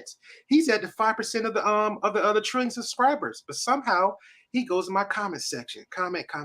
Now he got DMs of me. Now he just talking about me. Oh, okay. Let me keep track of everything because you know what? No Cap might be in his films one day, then delete everything. Now I don't got no evidence. Okay. Hey guys, let me do a reaction video. No Cap, this and that, third, blah, blah. Get all my talking points. Here's receipts. Man, I rode with No Cap when he was a 1,000 subscriber. I don't remember him like that. I couldn't know he like that. You know what? Let me unsubscribe No Cap because that's not the energy that I'm looking for. That's not the type of person. He's not authentic enough for me. He's not real like he kept screaming he real. Remember No Cap was saying he get all the girls and babes and bitches and hoes and all this stuff? I'm seeing something different. Bleep. I'm done. Now let me go to the Great Pill podcast. They look like they talk about something. Let me rock with them for a minute. I'd rather deal with that. I think that, like you said, the 20,000 subscriber YouTuber might come at somebody that only has 300 subscribers because they know how they broke through. A lot of times it is one video that probably went viral or something like that. They know overnight things can change. Mm-hmm. They know that. So let me kill him now. Let me try to kill him now, especially if they recognize talent. Yeah. Right. And so I'm pretty sure that whoever you're talking about, the 20,000 subscriber that attacked you or whatever, they seen talent and they know, hey, this guy's on an upward trajectory and he's going to have it's going to be one day where he's going to wake up and his subscriber count is going to be crazy. One video away. One video away. They know that. They know that, right? So they, nobody knows that better than them because they know the trajectory that they had, right? But that's where the pettiness starts, though. That's where the insecurity starts. That's where you wasn't really true about your craft in the first place. You're all about views. I just told Poppy earlier, bro, I'm just happy I have a platform. Bruh. Bro, listen. I just started putting content. I put my first video up a couple days ago. Bro, I got like 68 views. I was so fucking happy, bro. I was like, 68 people seen my shit. Yep. Bro, I was like, these my people. Yeah, that means 68 people care what you have to say. That's what it translates to me. You know what I mean? That's what I translate. Yep. Even if it is 2 people, you know what I mean? Yep. Like I remember when I started, I would just jump in. I was doing it kind of the same way you did. I started back in October, November. I was just jumping from panel to panel, and then a couple of people they told me, "Hey man, you should start your own shit, man." So I started dropping. My first video was dropped like in the first week of December. So I'm like 5 months into this thing now. It's going, bro. I think it might go somewhere, but at the same time, I just like to build relationship. Now, once it reach the 1,000 subscriber, 4,000 hours, now it becomes a business. That's what I was trying to explain to you earlier. It becomes a business because it's monetized now. You ain't gonna assist you no money now, but now it becomes a business after that because you can do certain things that I cannot do right now. I'm halfway there right now, pretty much. But no, I agree with that because for us it was we were celebrating 182 subscribers. And we was asking for all the people that we was on guests and stuff on to come on if they want to show their support and just speak a little bit of some wisdom, and they did that. Some call from the cars, like it was like, bro, I'm talking about the high of the highs. You know what I'm saying? Even the person that was my partner, she was on there, and it was her birthday. She didn't have to be there. It was her birthday. She came on, and that was pretty cool. So I got high off them. Like, yo, every subscriber, I rock with you. Every subscriber, I'm supporting. Even down to the thumbnails. Like I was a guest on somebody else's platform, and I said, hey man, I'm making a thumbnail. I'll be there. It's like, oh, so what time? I was like, I'll be there at 1, and I got up 11. I'm sitting there just doodling with the thumbnail, overthinking it for a whole hour and a half, just trying to make it so perfect. You know what I'm saying? Get that eye catcher, that eye candy, just so you can click on it. And somebody that's 8 or 10K subscribers like, you take too damn much time on a goddamn thumbnail. I was like, I know. I love it though. That's that one subscriber I might get. And if I lose one, now I'm back hungry again, trying to get 3 more. Yeah. So I love it, man. It's a good high for me. I'm somewhat of a humanitarian, but I'm very pro-black. So if I hear you know, a YouTuber, it's like just like you like you and Poppy. It don't take me no time. As soon as I heard y'all talk on subscribe, I went I to appreciate that, bro. I created another tab and I subscribed to your channel. It's not rocket science to me, bro. It's like you know what I'm saying? Just getting subscribers is like politics, and it's like this shit is crazy, bro. Just like, you know, but I'm not going to discount the work ethic and everything. You have to put work in it. But me, I'm very easy to get along with. I just don't do the beef. I don't do that shit. I don't do that because for one, I'm gonna tell you something. This is funny. I told my wife this. You know, especially when the beef it's still going on, but when it was at its all-time high, probably about a couple months ago, I would click off, you know, I would like tune into those channels for about 5 minutes and I was like, I'm not watching this shit, right? And then I would go to like a channel, it's just some random shit like how to clean the best way to clean your house or something. These people got million subscribers. And I was like, bruh, it's See you Saturday, KK. See you Saturday.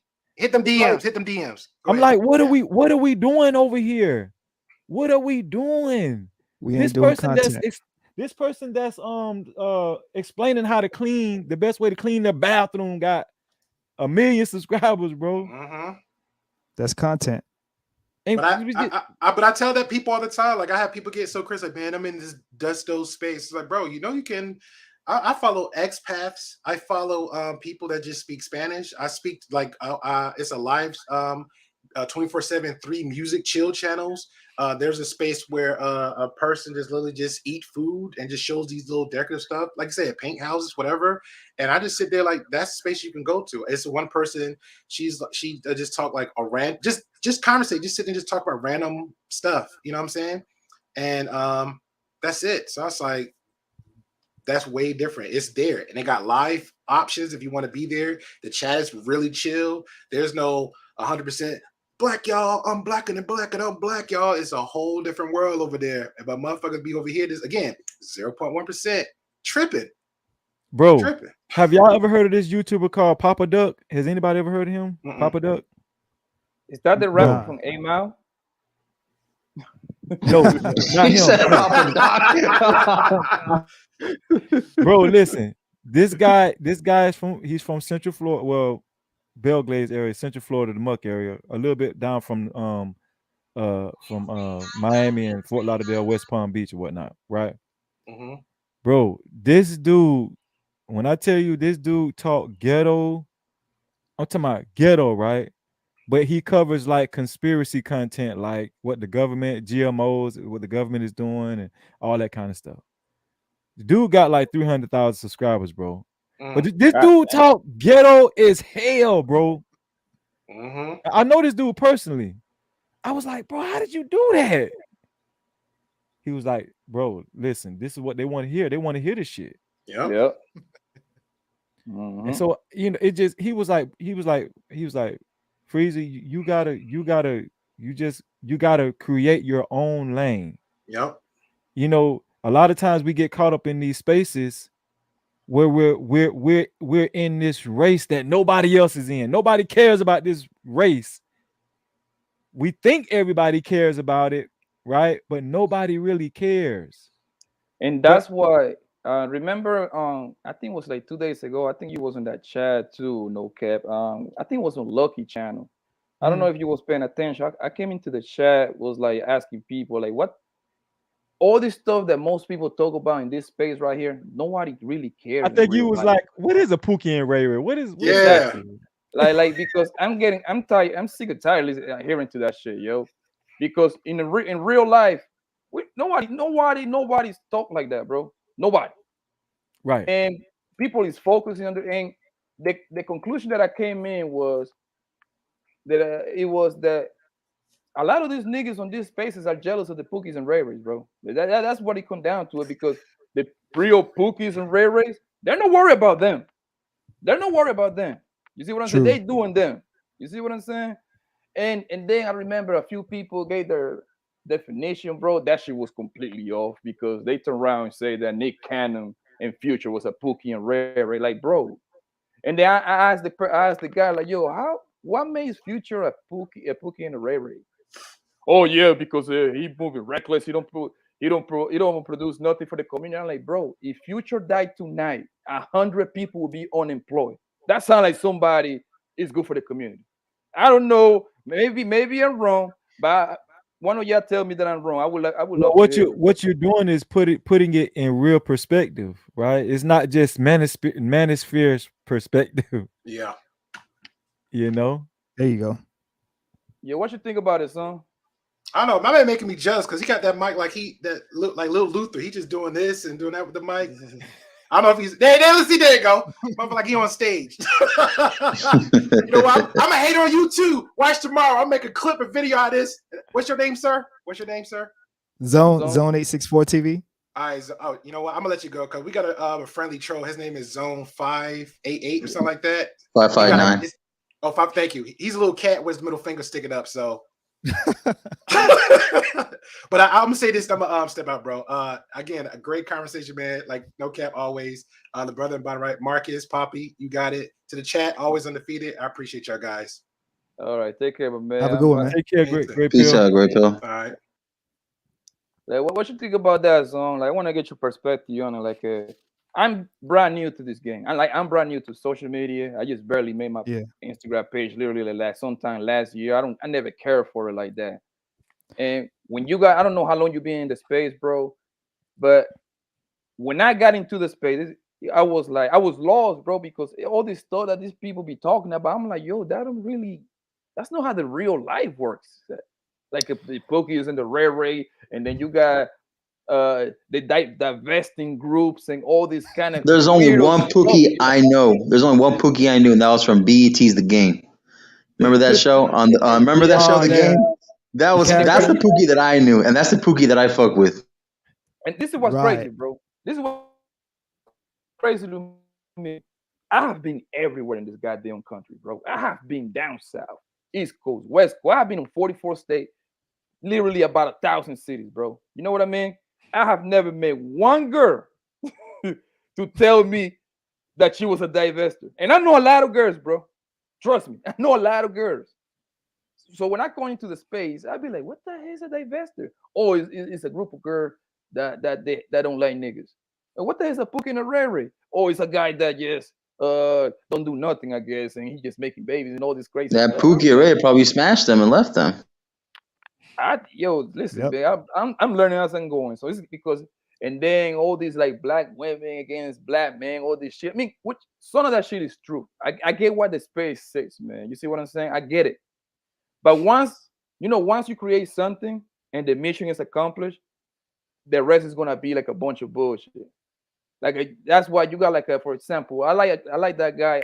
What's his name? AMS. What is his name, man? Alpha Male Strategies. I like him, right? When he kind of like the creator of this whole red pill thing, right? He's kind of one of the main guys, right? You can agree and disagree with him, whatever. But then you start getting people like Fresh and Fit.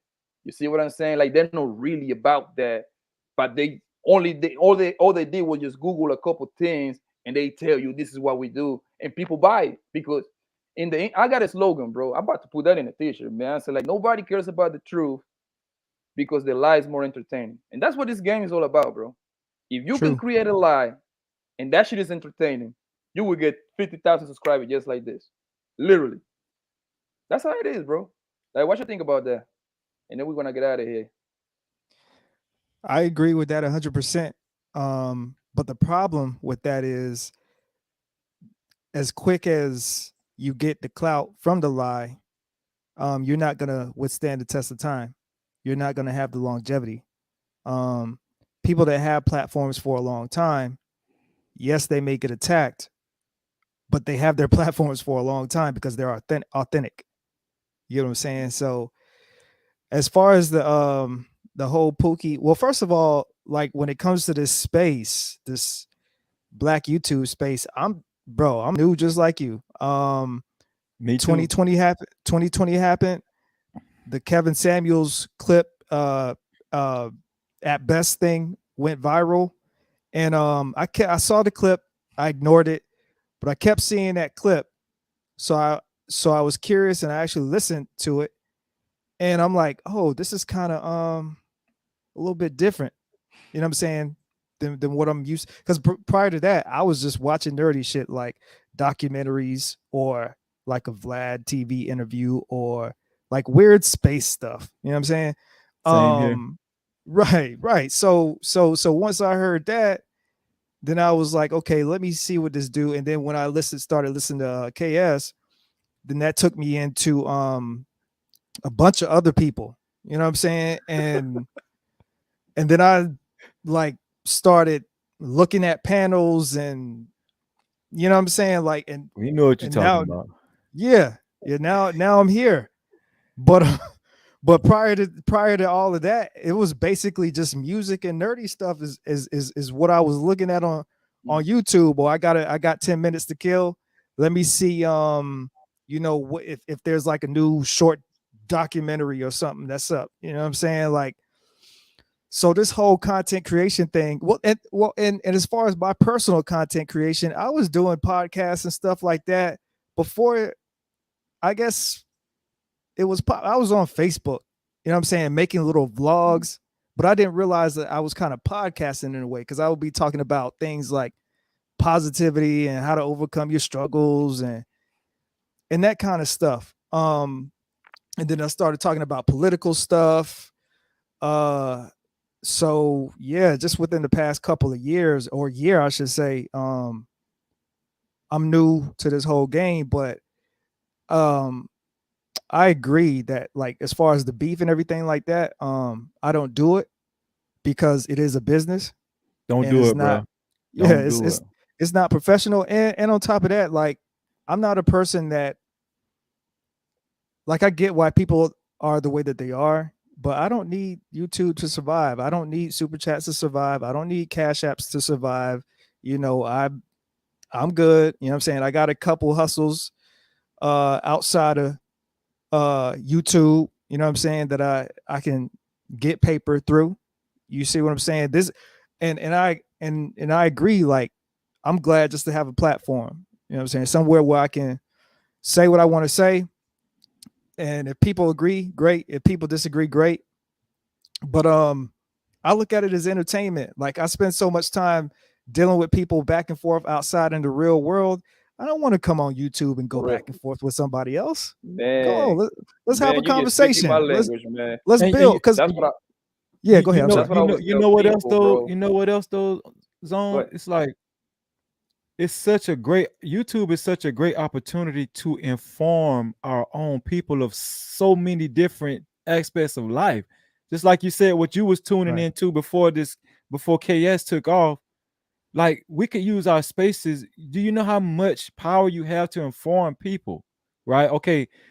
Primal Studies put a comment in your chat, Pop, if you can bring it up. Well, which one? He said It's not- he was saying, I think too many creators make content they think will get clicks. Yeah, he said, I think too many creators make content they think will get clicks instead of making content they actually care about and know something about. So that, to me, that's my closing statement right there, because, like, okay, we got caught up in this KS space. I mean, well, the manosphere space and all that. KS went viral, you know, just like Zone said.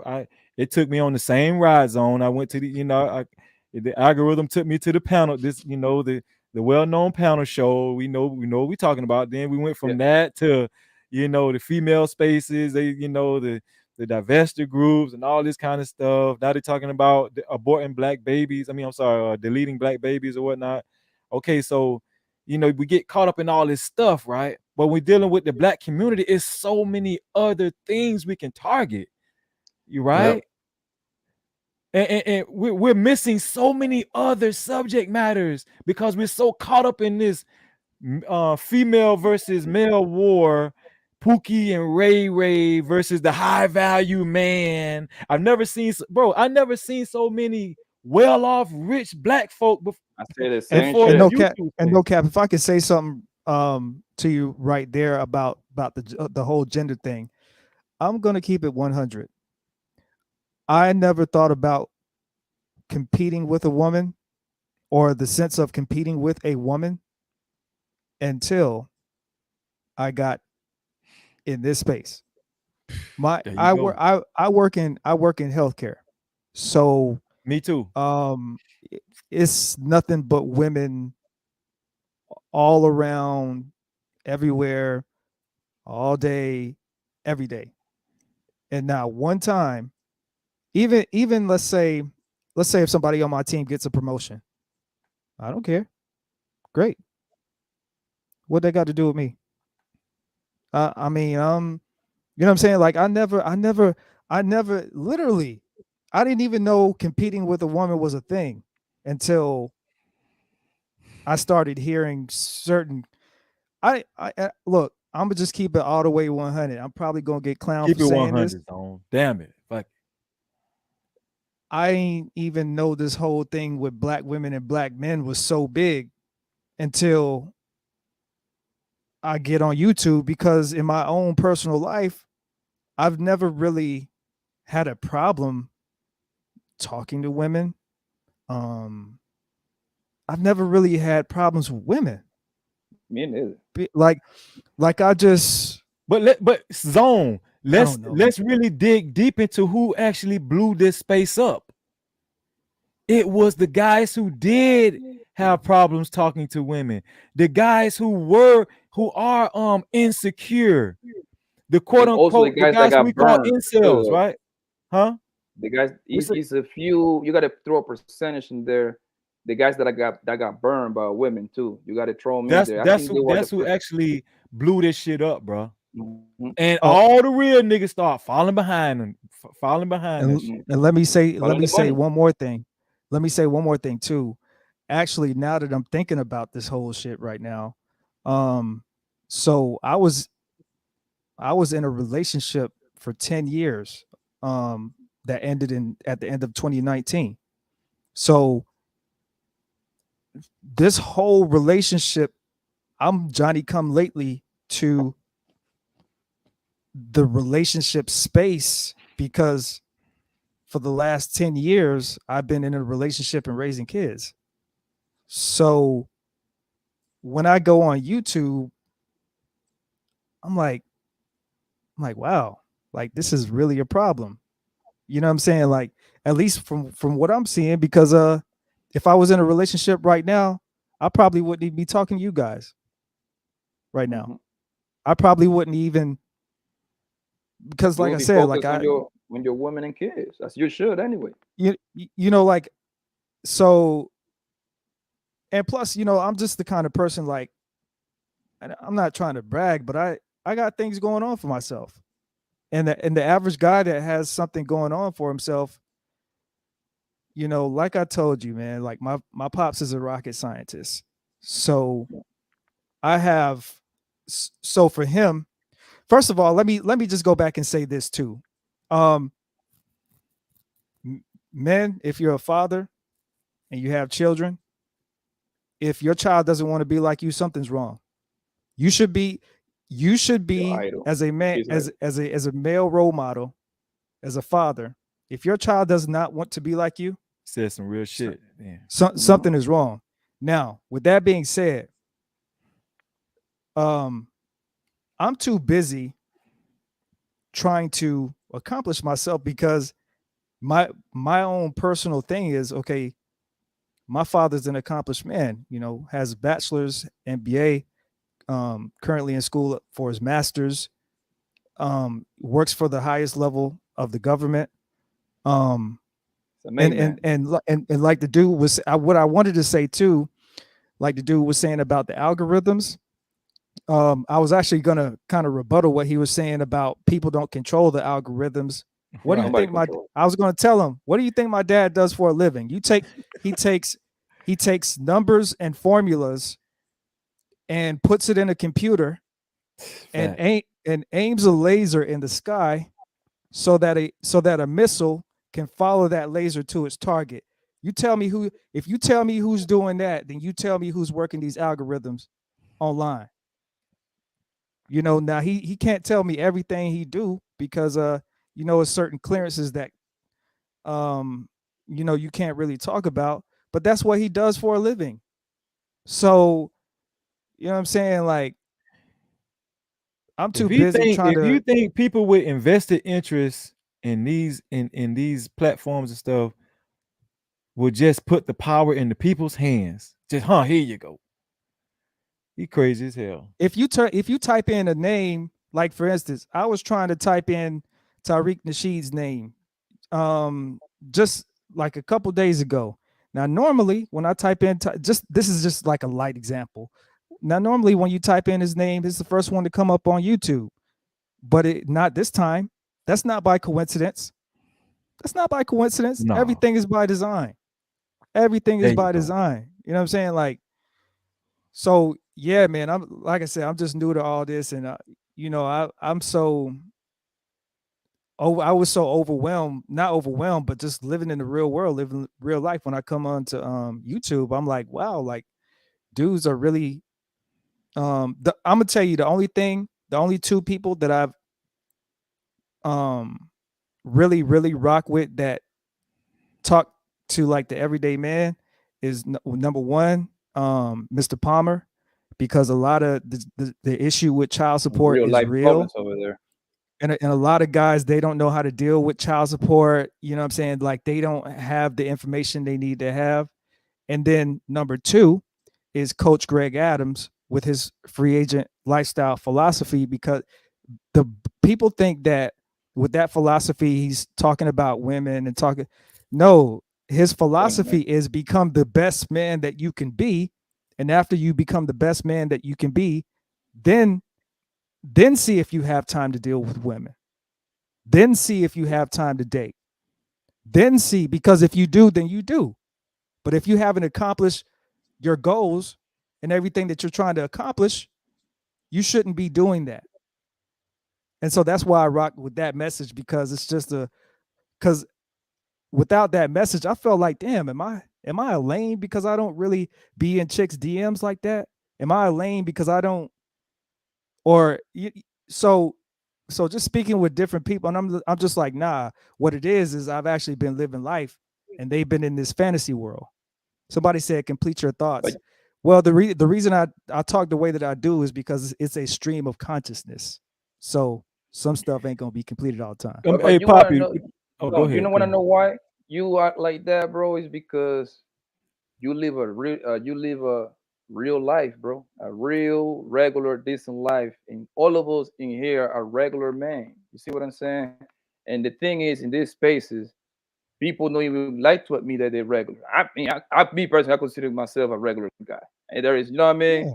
I just get up, take care of my kids, make my money, take care of my mom, take care of, you know what I'm saying? That's the type of Right. stuff that you're supposed to do. But according to YouTube, everybody made 300,000 here. Everybody got 17 cars. They got a wife that look like Rihanna. You know what I'm saying? 17 business. Nobody's regular no more. I want to know what the regular people are. You know what I mean? And Because they complain about the straws left. Hold on it's one second, one second. almost shameful. Like Okay. they complain about these females, bro. I get it, man. A lot of, don't get me wrong, men got problems, black men got problems, black women got problems. I know that. But god damn, son. Like I just find this out shit myself too. I ain't got no problem getting a woman. Like I ain't got zero problems, yo. I just get them. You see what I'm saying? Right. It just do. Are they perfect? No, they're not. They're not. But sometimes I believe like a lot of the problems, like this guy want these females to kind of like bow down to him or some shit like that. And then they got this other thing going on, like the passport bros and stuff like that. I don't really agree with that, but I kind of get it. You know what I'm saying? Because yo, if you cannot get a woman in a country that is 342 million people, bro, something wrong with you. So something wrong in that picture. You know what I mean? Right. But if you Yeah. feel like that's gonna make you a better man, go ahead. Because at the end of the day, it doesn't hurt nobody. You know what I mean? It doesn't hurt nobody. And when it comes to the whole passport bros thing, my philosophy on that is like, why would you invest your time, your resources, and your money to go overseas when you haven't invested your time and your resources here in America, and you make less than $80,000 to $100,000 a year? When you bring that woman over here, you think she not gonna find out that you make chicken scratch? You think she But gonna I do find you out one that you're better, not a bum? I do you Go one ahead. better. Half of those guys be lying. They just be talking. It's the Well, you internet, just bro. took the words out my Everybody mouth. talk. They just be talking, bro. And listen, Yeah. this is coming from some. I've been in like 7 different countries, right? I just went there because I got family in this country. I don't go over there chasing no ass. Eventually, I'm gonna get some ass because I'm already there, and I'm gonna have a cousin. Hey, let's go over here. Let's go over there. Once you put me Right. in the atmosphere with women, I'm gonna do me. That's never been a problem. So, but these people just be talking like, yeah, I'm gonna give me a passport, man. Give me a wife, bro. If you a sucker in America, you a sucker anywhere in the world, fam. That's how it is, bro. Definitely. That's That's how it facts. is, man. Like That just is But because facts, you're they just man. gonna paint be a pictures sucker like in a different language. they paint pictures like these women abroad are just dumb and they can just be manipulated into doing what they want them to do, and they're painting pictures like these women abroad aren't, they don't have any type of intellect or savvy. I do get it. The cultures are different, is, and the westernized woman, especially the black woman, it can be improved. I understand that. But like you said, Poppy, this notion of passport bros, these guys teaming up and rallying, talking about, they got passports and they're going to get women cross seas. I never heard about this shit until I got in these spaces. Me neither. Like it's Right. it's kind of weird. You don't even be thinking about stuff like that. You don't even be I'm thinking about that telling you. type of shit, man. And me and my friends be traveling, bro. So, but that was never our intention. Oh shit, I gotta go to Panama real quick, man. I need a wife. Fuck America. Hell no, bro. What we do is we get together. Hey, bro, listen, man. It's gonna be a carnival going on in Panama, man. Let's go with them party. If we get women, that's a bless. If we don't get women, it really don't matter. We still gonna have a good time. You see what I'm saying? And to And be I think honest that's with you, kind of like I said, if the man, hold on one second, if the man end up getting a wife and that end up working out, God bless you. You see what I'm saying? God bless you, bro. That work out for you. But to me, it's kind of dangerous if you ask me, though. I Right. wouldn't do it. but a lot of this talk, this passport bro shit, and all this stuff that we're encountering, a lot of it is coward talk. Like you just like, bro, I truly believe the black woman is still our woman in America. She's still our woman. But all of this talk about, man, just leave them alone. Divest, divest, divest. Passport bros, passport bros, passport bros. Leave the black woman alone. Leave the black woman alone. Bro, these bro, listen, these women still have an interest in the black community. You can't just separate yourself from the other half of your community. Right. It's just crazy, bro. It's like coward talk. Like Yeah, like yes, it is. Zab hit it earlier. It's very individualistic talk amongst black people. It's not, we don't move as a collective, bro. Hell no, Right. everybody on their own. Yeah, like for instance, you know what I'm saying? I'm born and raised in Greenville, South Carolina. Now, I've I wouldn't say exclusively, but I primarily talked to black women my whole entire life, from basically up until the age of 18. Now, obviously, when I moved to Phoenix, Arizona, that's a whole different story. We're not around here like that, and I'm not gonna kid myself and say, well, I'm just gonna hold out until a black woman comes around. That's not the case. You have to. I know a lot of people, especially east of the Mississippi, they like to clown West Coast people because we interracially date, but you got to understand the percentage of what's around you dramatically changes. You know, where I am is primarily Caucasian and Hispanic. And Mexican. S- Yeah. Right. It's more So Mexican than white people, actually. yeah, well, I like to call them white Hispanics. You're right. So You're right. Yeah. yeah, because of the mindset. But you know what I'm saying? But I don't trip. You know what I'm saying? I don't really trip on, you know, if you know, if I'm with a black woman, cool. If not, cool. And when I see black women with non-black men, I don't trip because I understand the statistics. I understand The numbers are life. against them. Right. So I don't, you know what I'm saying? Like I don't make things a big deal. Um and like you said, I live a real life. Like I don't concern myself with a lot of things. Now people that just want to denigrate, you know, black men or black women, yeah, I might have a problem with that because I am black. And even though I am Trinidadian, I don't do this whole um The FBA. FBA That's and another I shit don't right I yeah, I there. don't don't do do that. that. And I I don't do don't that do That's that. another shit I right don't there. That's some I don't bullshit. do that because and look, my mom's FBA, so I am FBA, but you know, again, a lot of people back they don't know me to be FBA like that because that's not what they And this saw. So once again, bro. Once again, let me make it clear. I yeah. got thousands of African American homies. I asked a lot of them about FBA. None of them knew what it was. None of them. They told me that was like some sort of basketball league or something. That's what they thought I was talking about. That's what they thought. You see what I'm saying? Once again, it's the internet stuff. And the other day, a bunch of guys, funny that you mentioned, a bunch of guys was like, oh man, you an immigrant. Go back to your country. I'm like, bro, I'm like, listen, man, if you was right here in front of my face, you wouldn't be talking like that, bro. You just feel real brave because you talking from your iPhone 13, fam. Because you know people is different when it's immediate violence is ready to happen. It's different. You see what I'm saying? Y- So Yeah. when And they behind the keyboard, oh, these people is the hardest people in the world. They are the hardest people in the listen, world. I got pulled over by a cop a few months ago because when I was dropping my daughter off at her mom's house and I was on my way back to my side of town because my one of my lights was out in front of the car and I didn't know it. I'm just driving, minding my business. So a cop sees me, he does a U-turn, pulls me over, and this is this short Mexican cop, and right away he's real hostile. Now, why do I say that? Because they don't give a damn what island I come from. To them, I'm just black. And Exactly. that's the way that I've always grown up. I've never even I've never differentiated myself between the soil and the island because that's not what I know. I just know being black in America. You know what I'm Bro, saying?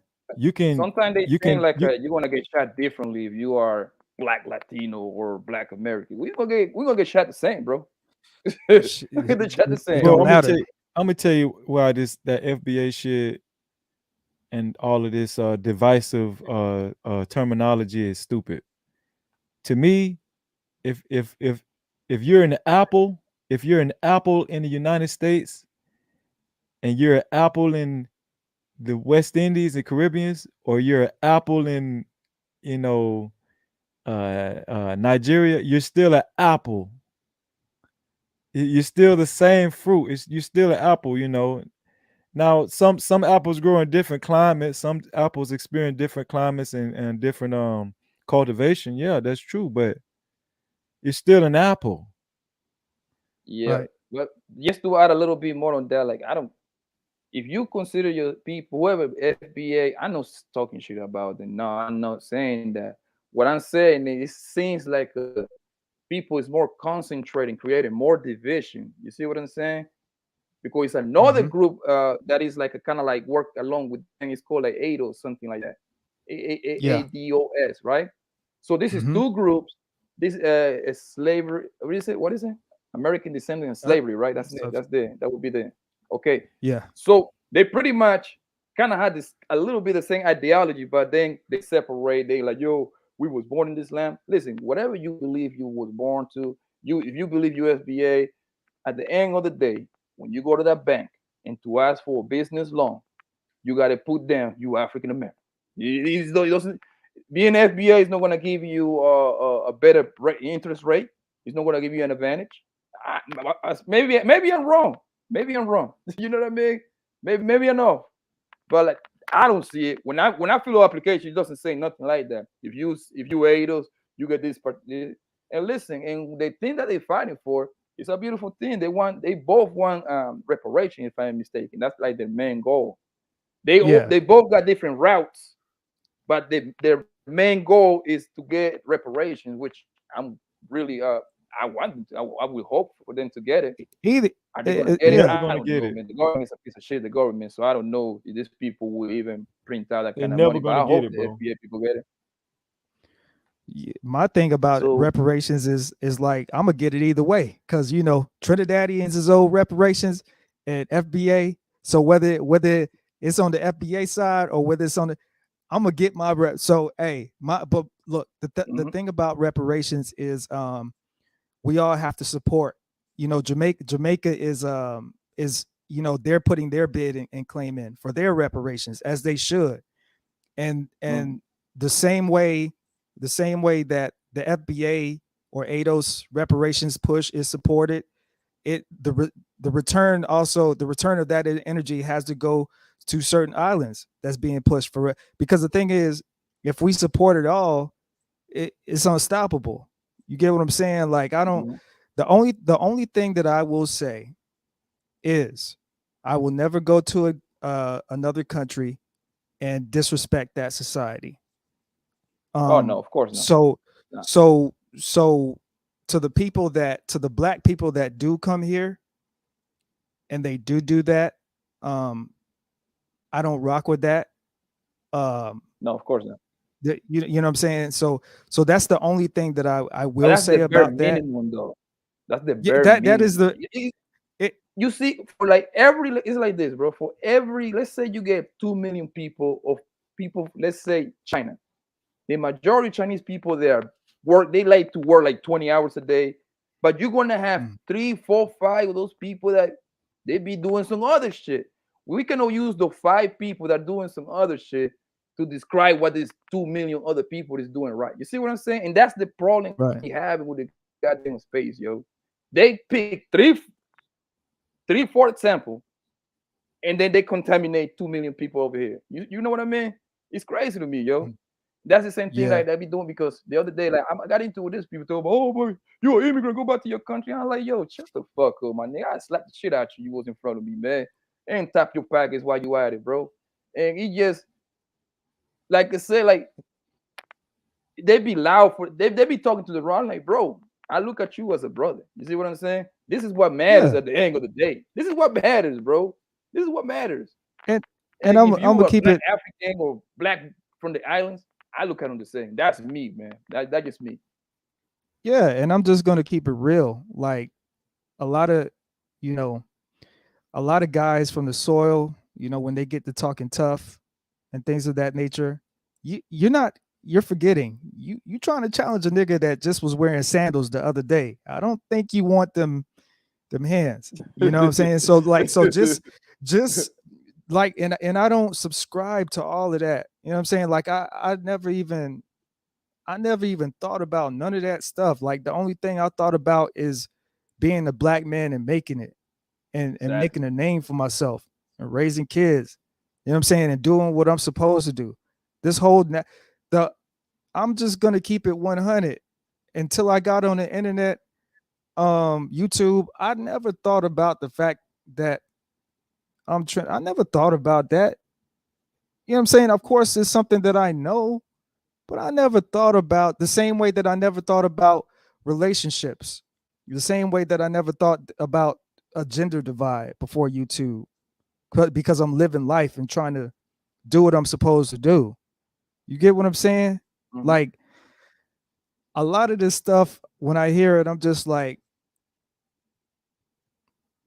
okay, all Well, right. see, the thing about it is like it's really all stupid because even people in the blacks that come from Caribbeans or West Indies, they suffered slavery where they were, right? Then Yep. no, My great grandparent was a slave. we all should respect each other's history, but you're still, at the end of the day, you're still black.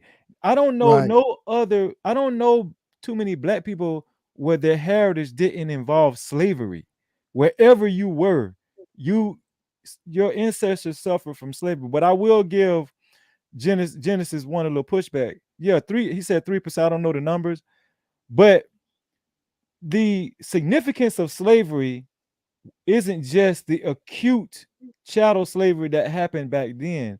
The significance of slavery is the psychological and adverse effects that transcended for generations to come. Whether you know it or not, you're still affected by slavery, just from religion's purposes, historical purposes, I mean, religious factors, historical factors. I can just name a lot of things that you've been affected by if you are black. So let's just not chalk. I don't like when people chalk up slavery with just the people who experienced it acutely. Right. You know. They say historically, and obviously there's a lot of problems with his history. They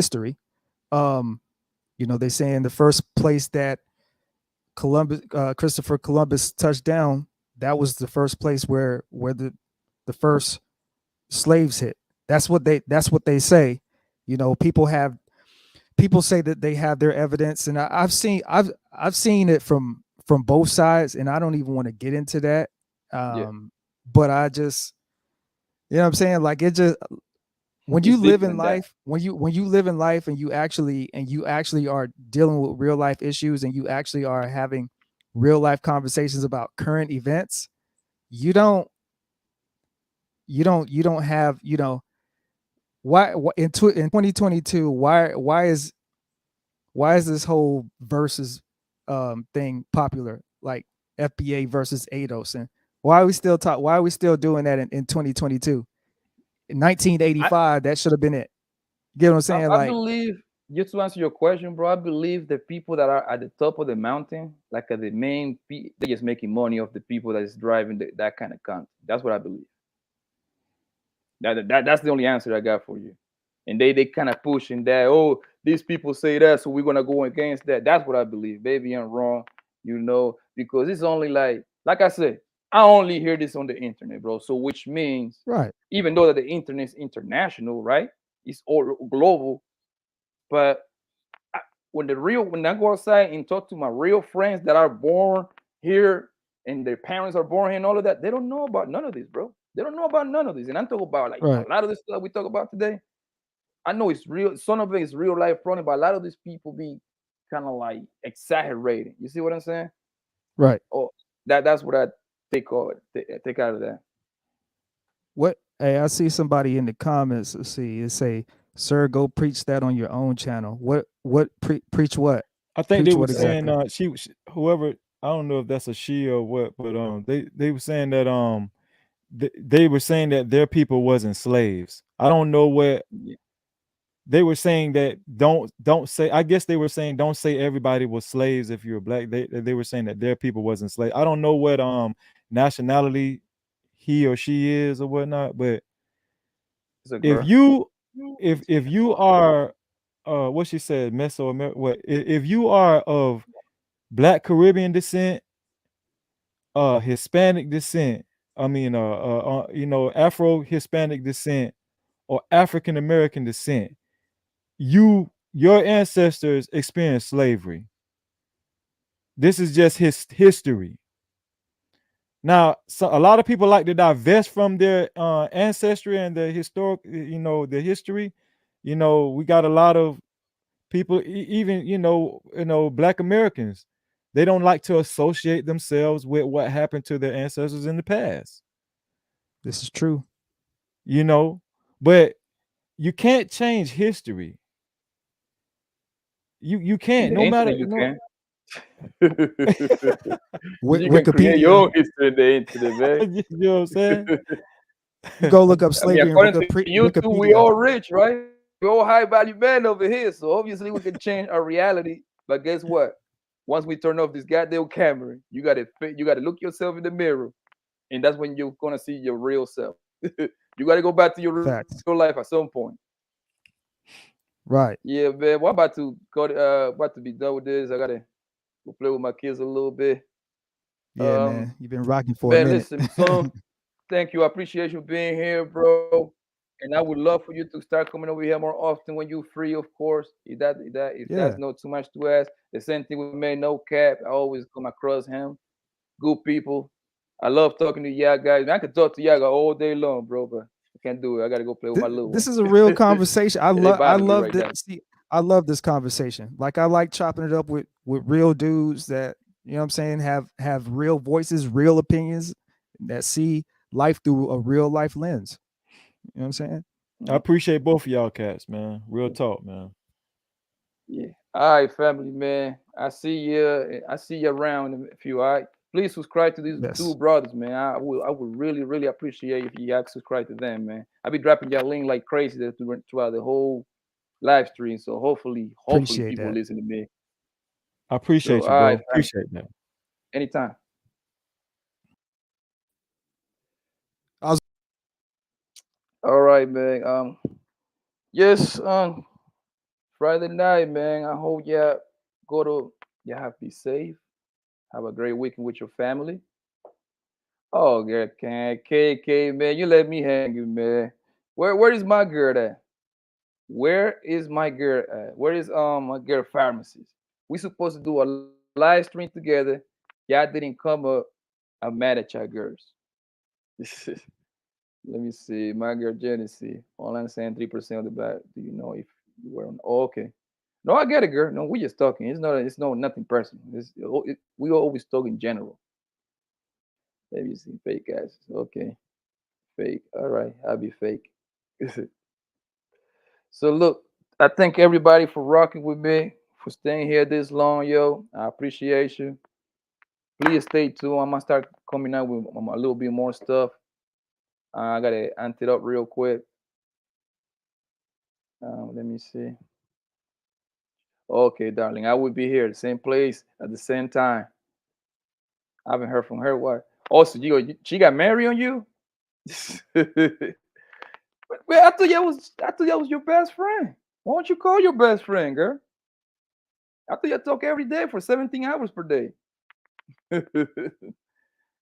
But look, okay, I appreciate you being here, man. And next time you better come on and talk to your boy, man. I haven't talked to you in like literally like about a month. Talk about pharmacies. I think she be doing that. She be doing like a bunch of interview for the homeless people, I believe. So I don't got her personal number though. All I got is her Instagram. So thank you for once again. If you haven't subscribed, subscribe, please. Subscribe. Share this link. Have your mama subscribe, have your granddaddy subscribe, have your baby daddy subscribe, have everybody in your family subscribe, man. I need to get to 1,000 subscribers, right? Oh, she's not answering. Oh my girl, what's going on, my girl? Did you go in and check on her? Yeah, please subscribe to my man right here, man. This is a good brother. He married, so he doing it the right way. He got a beautiful black family. Go support my man. Just subscribe to his channel. Let me see if I can. Bingo. Go ahead. I got his channel right here. I need everybody to go ahead and subscribe to this man right now. The same thing with my man Zone. This nigga is my neighbor. Let me see 1 second. Right here. Subscribe to my man Zone too, please. Like I need you to go ahead and show some support to those guys. All right. Oh, my man World Class is going live right now, so I'll probably pull up over there for a little bit. All right. So thank you for coming over here, man. And just subscribe and share the link, please. And y'all have a safe weekend out there. Don't drink and drive. Call Uber. All right. Y'all have a good night.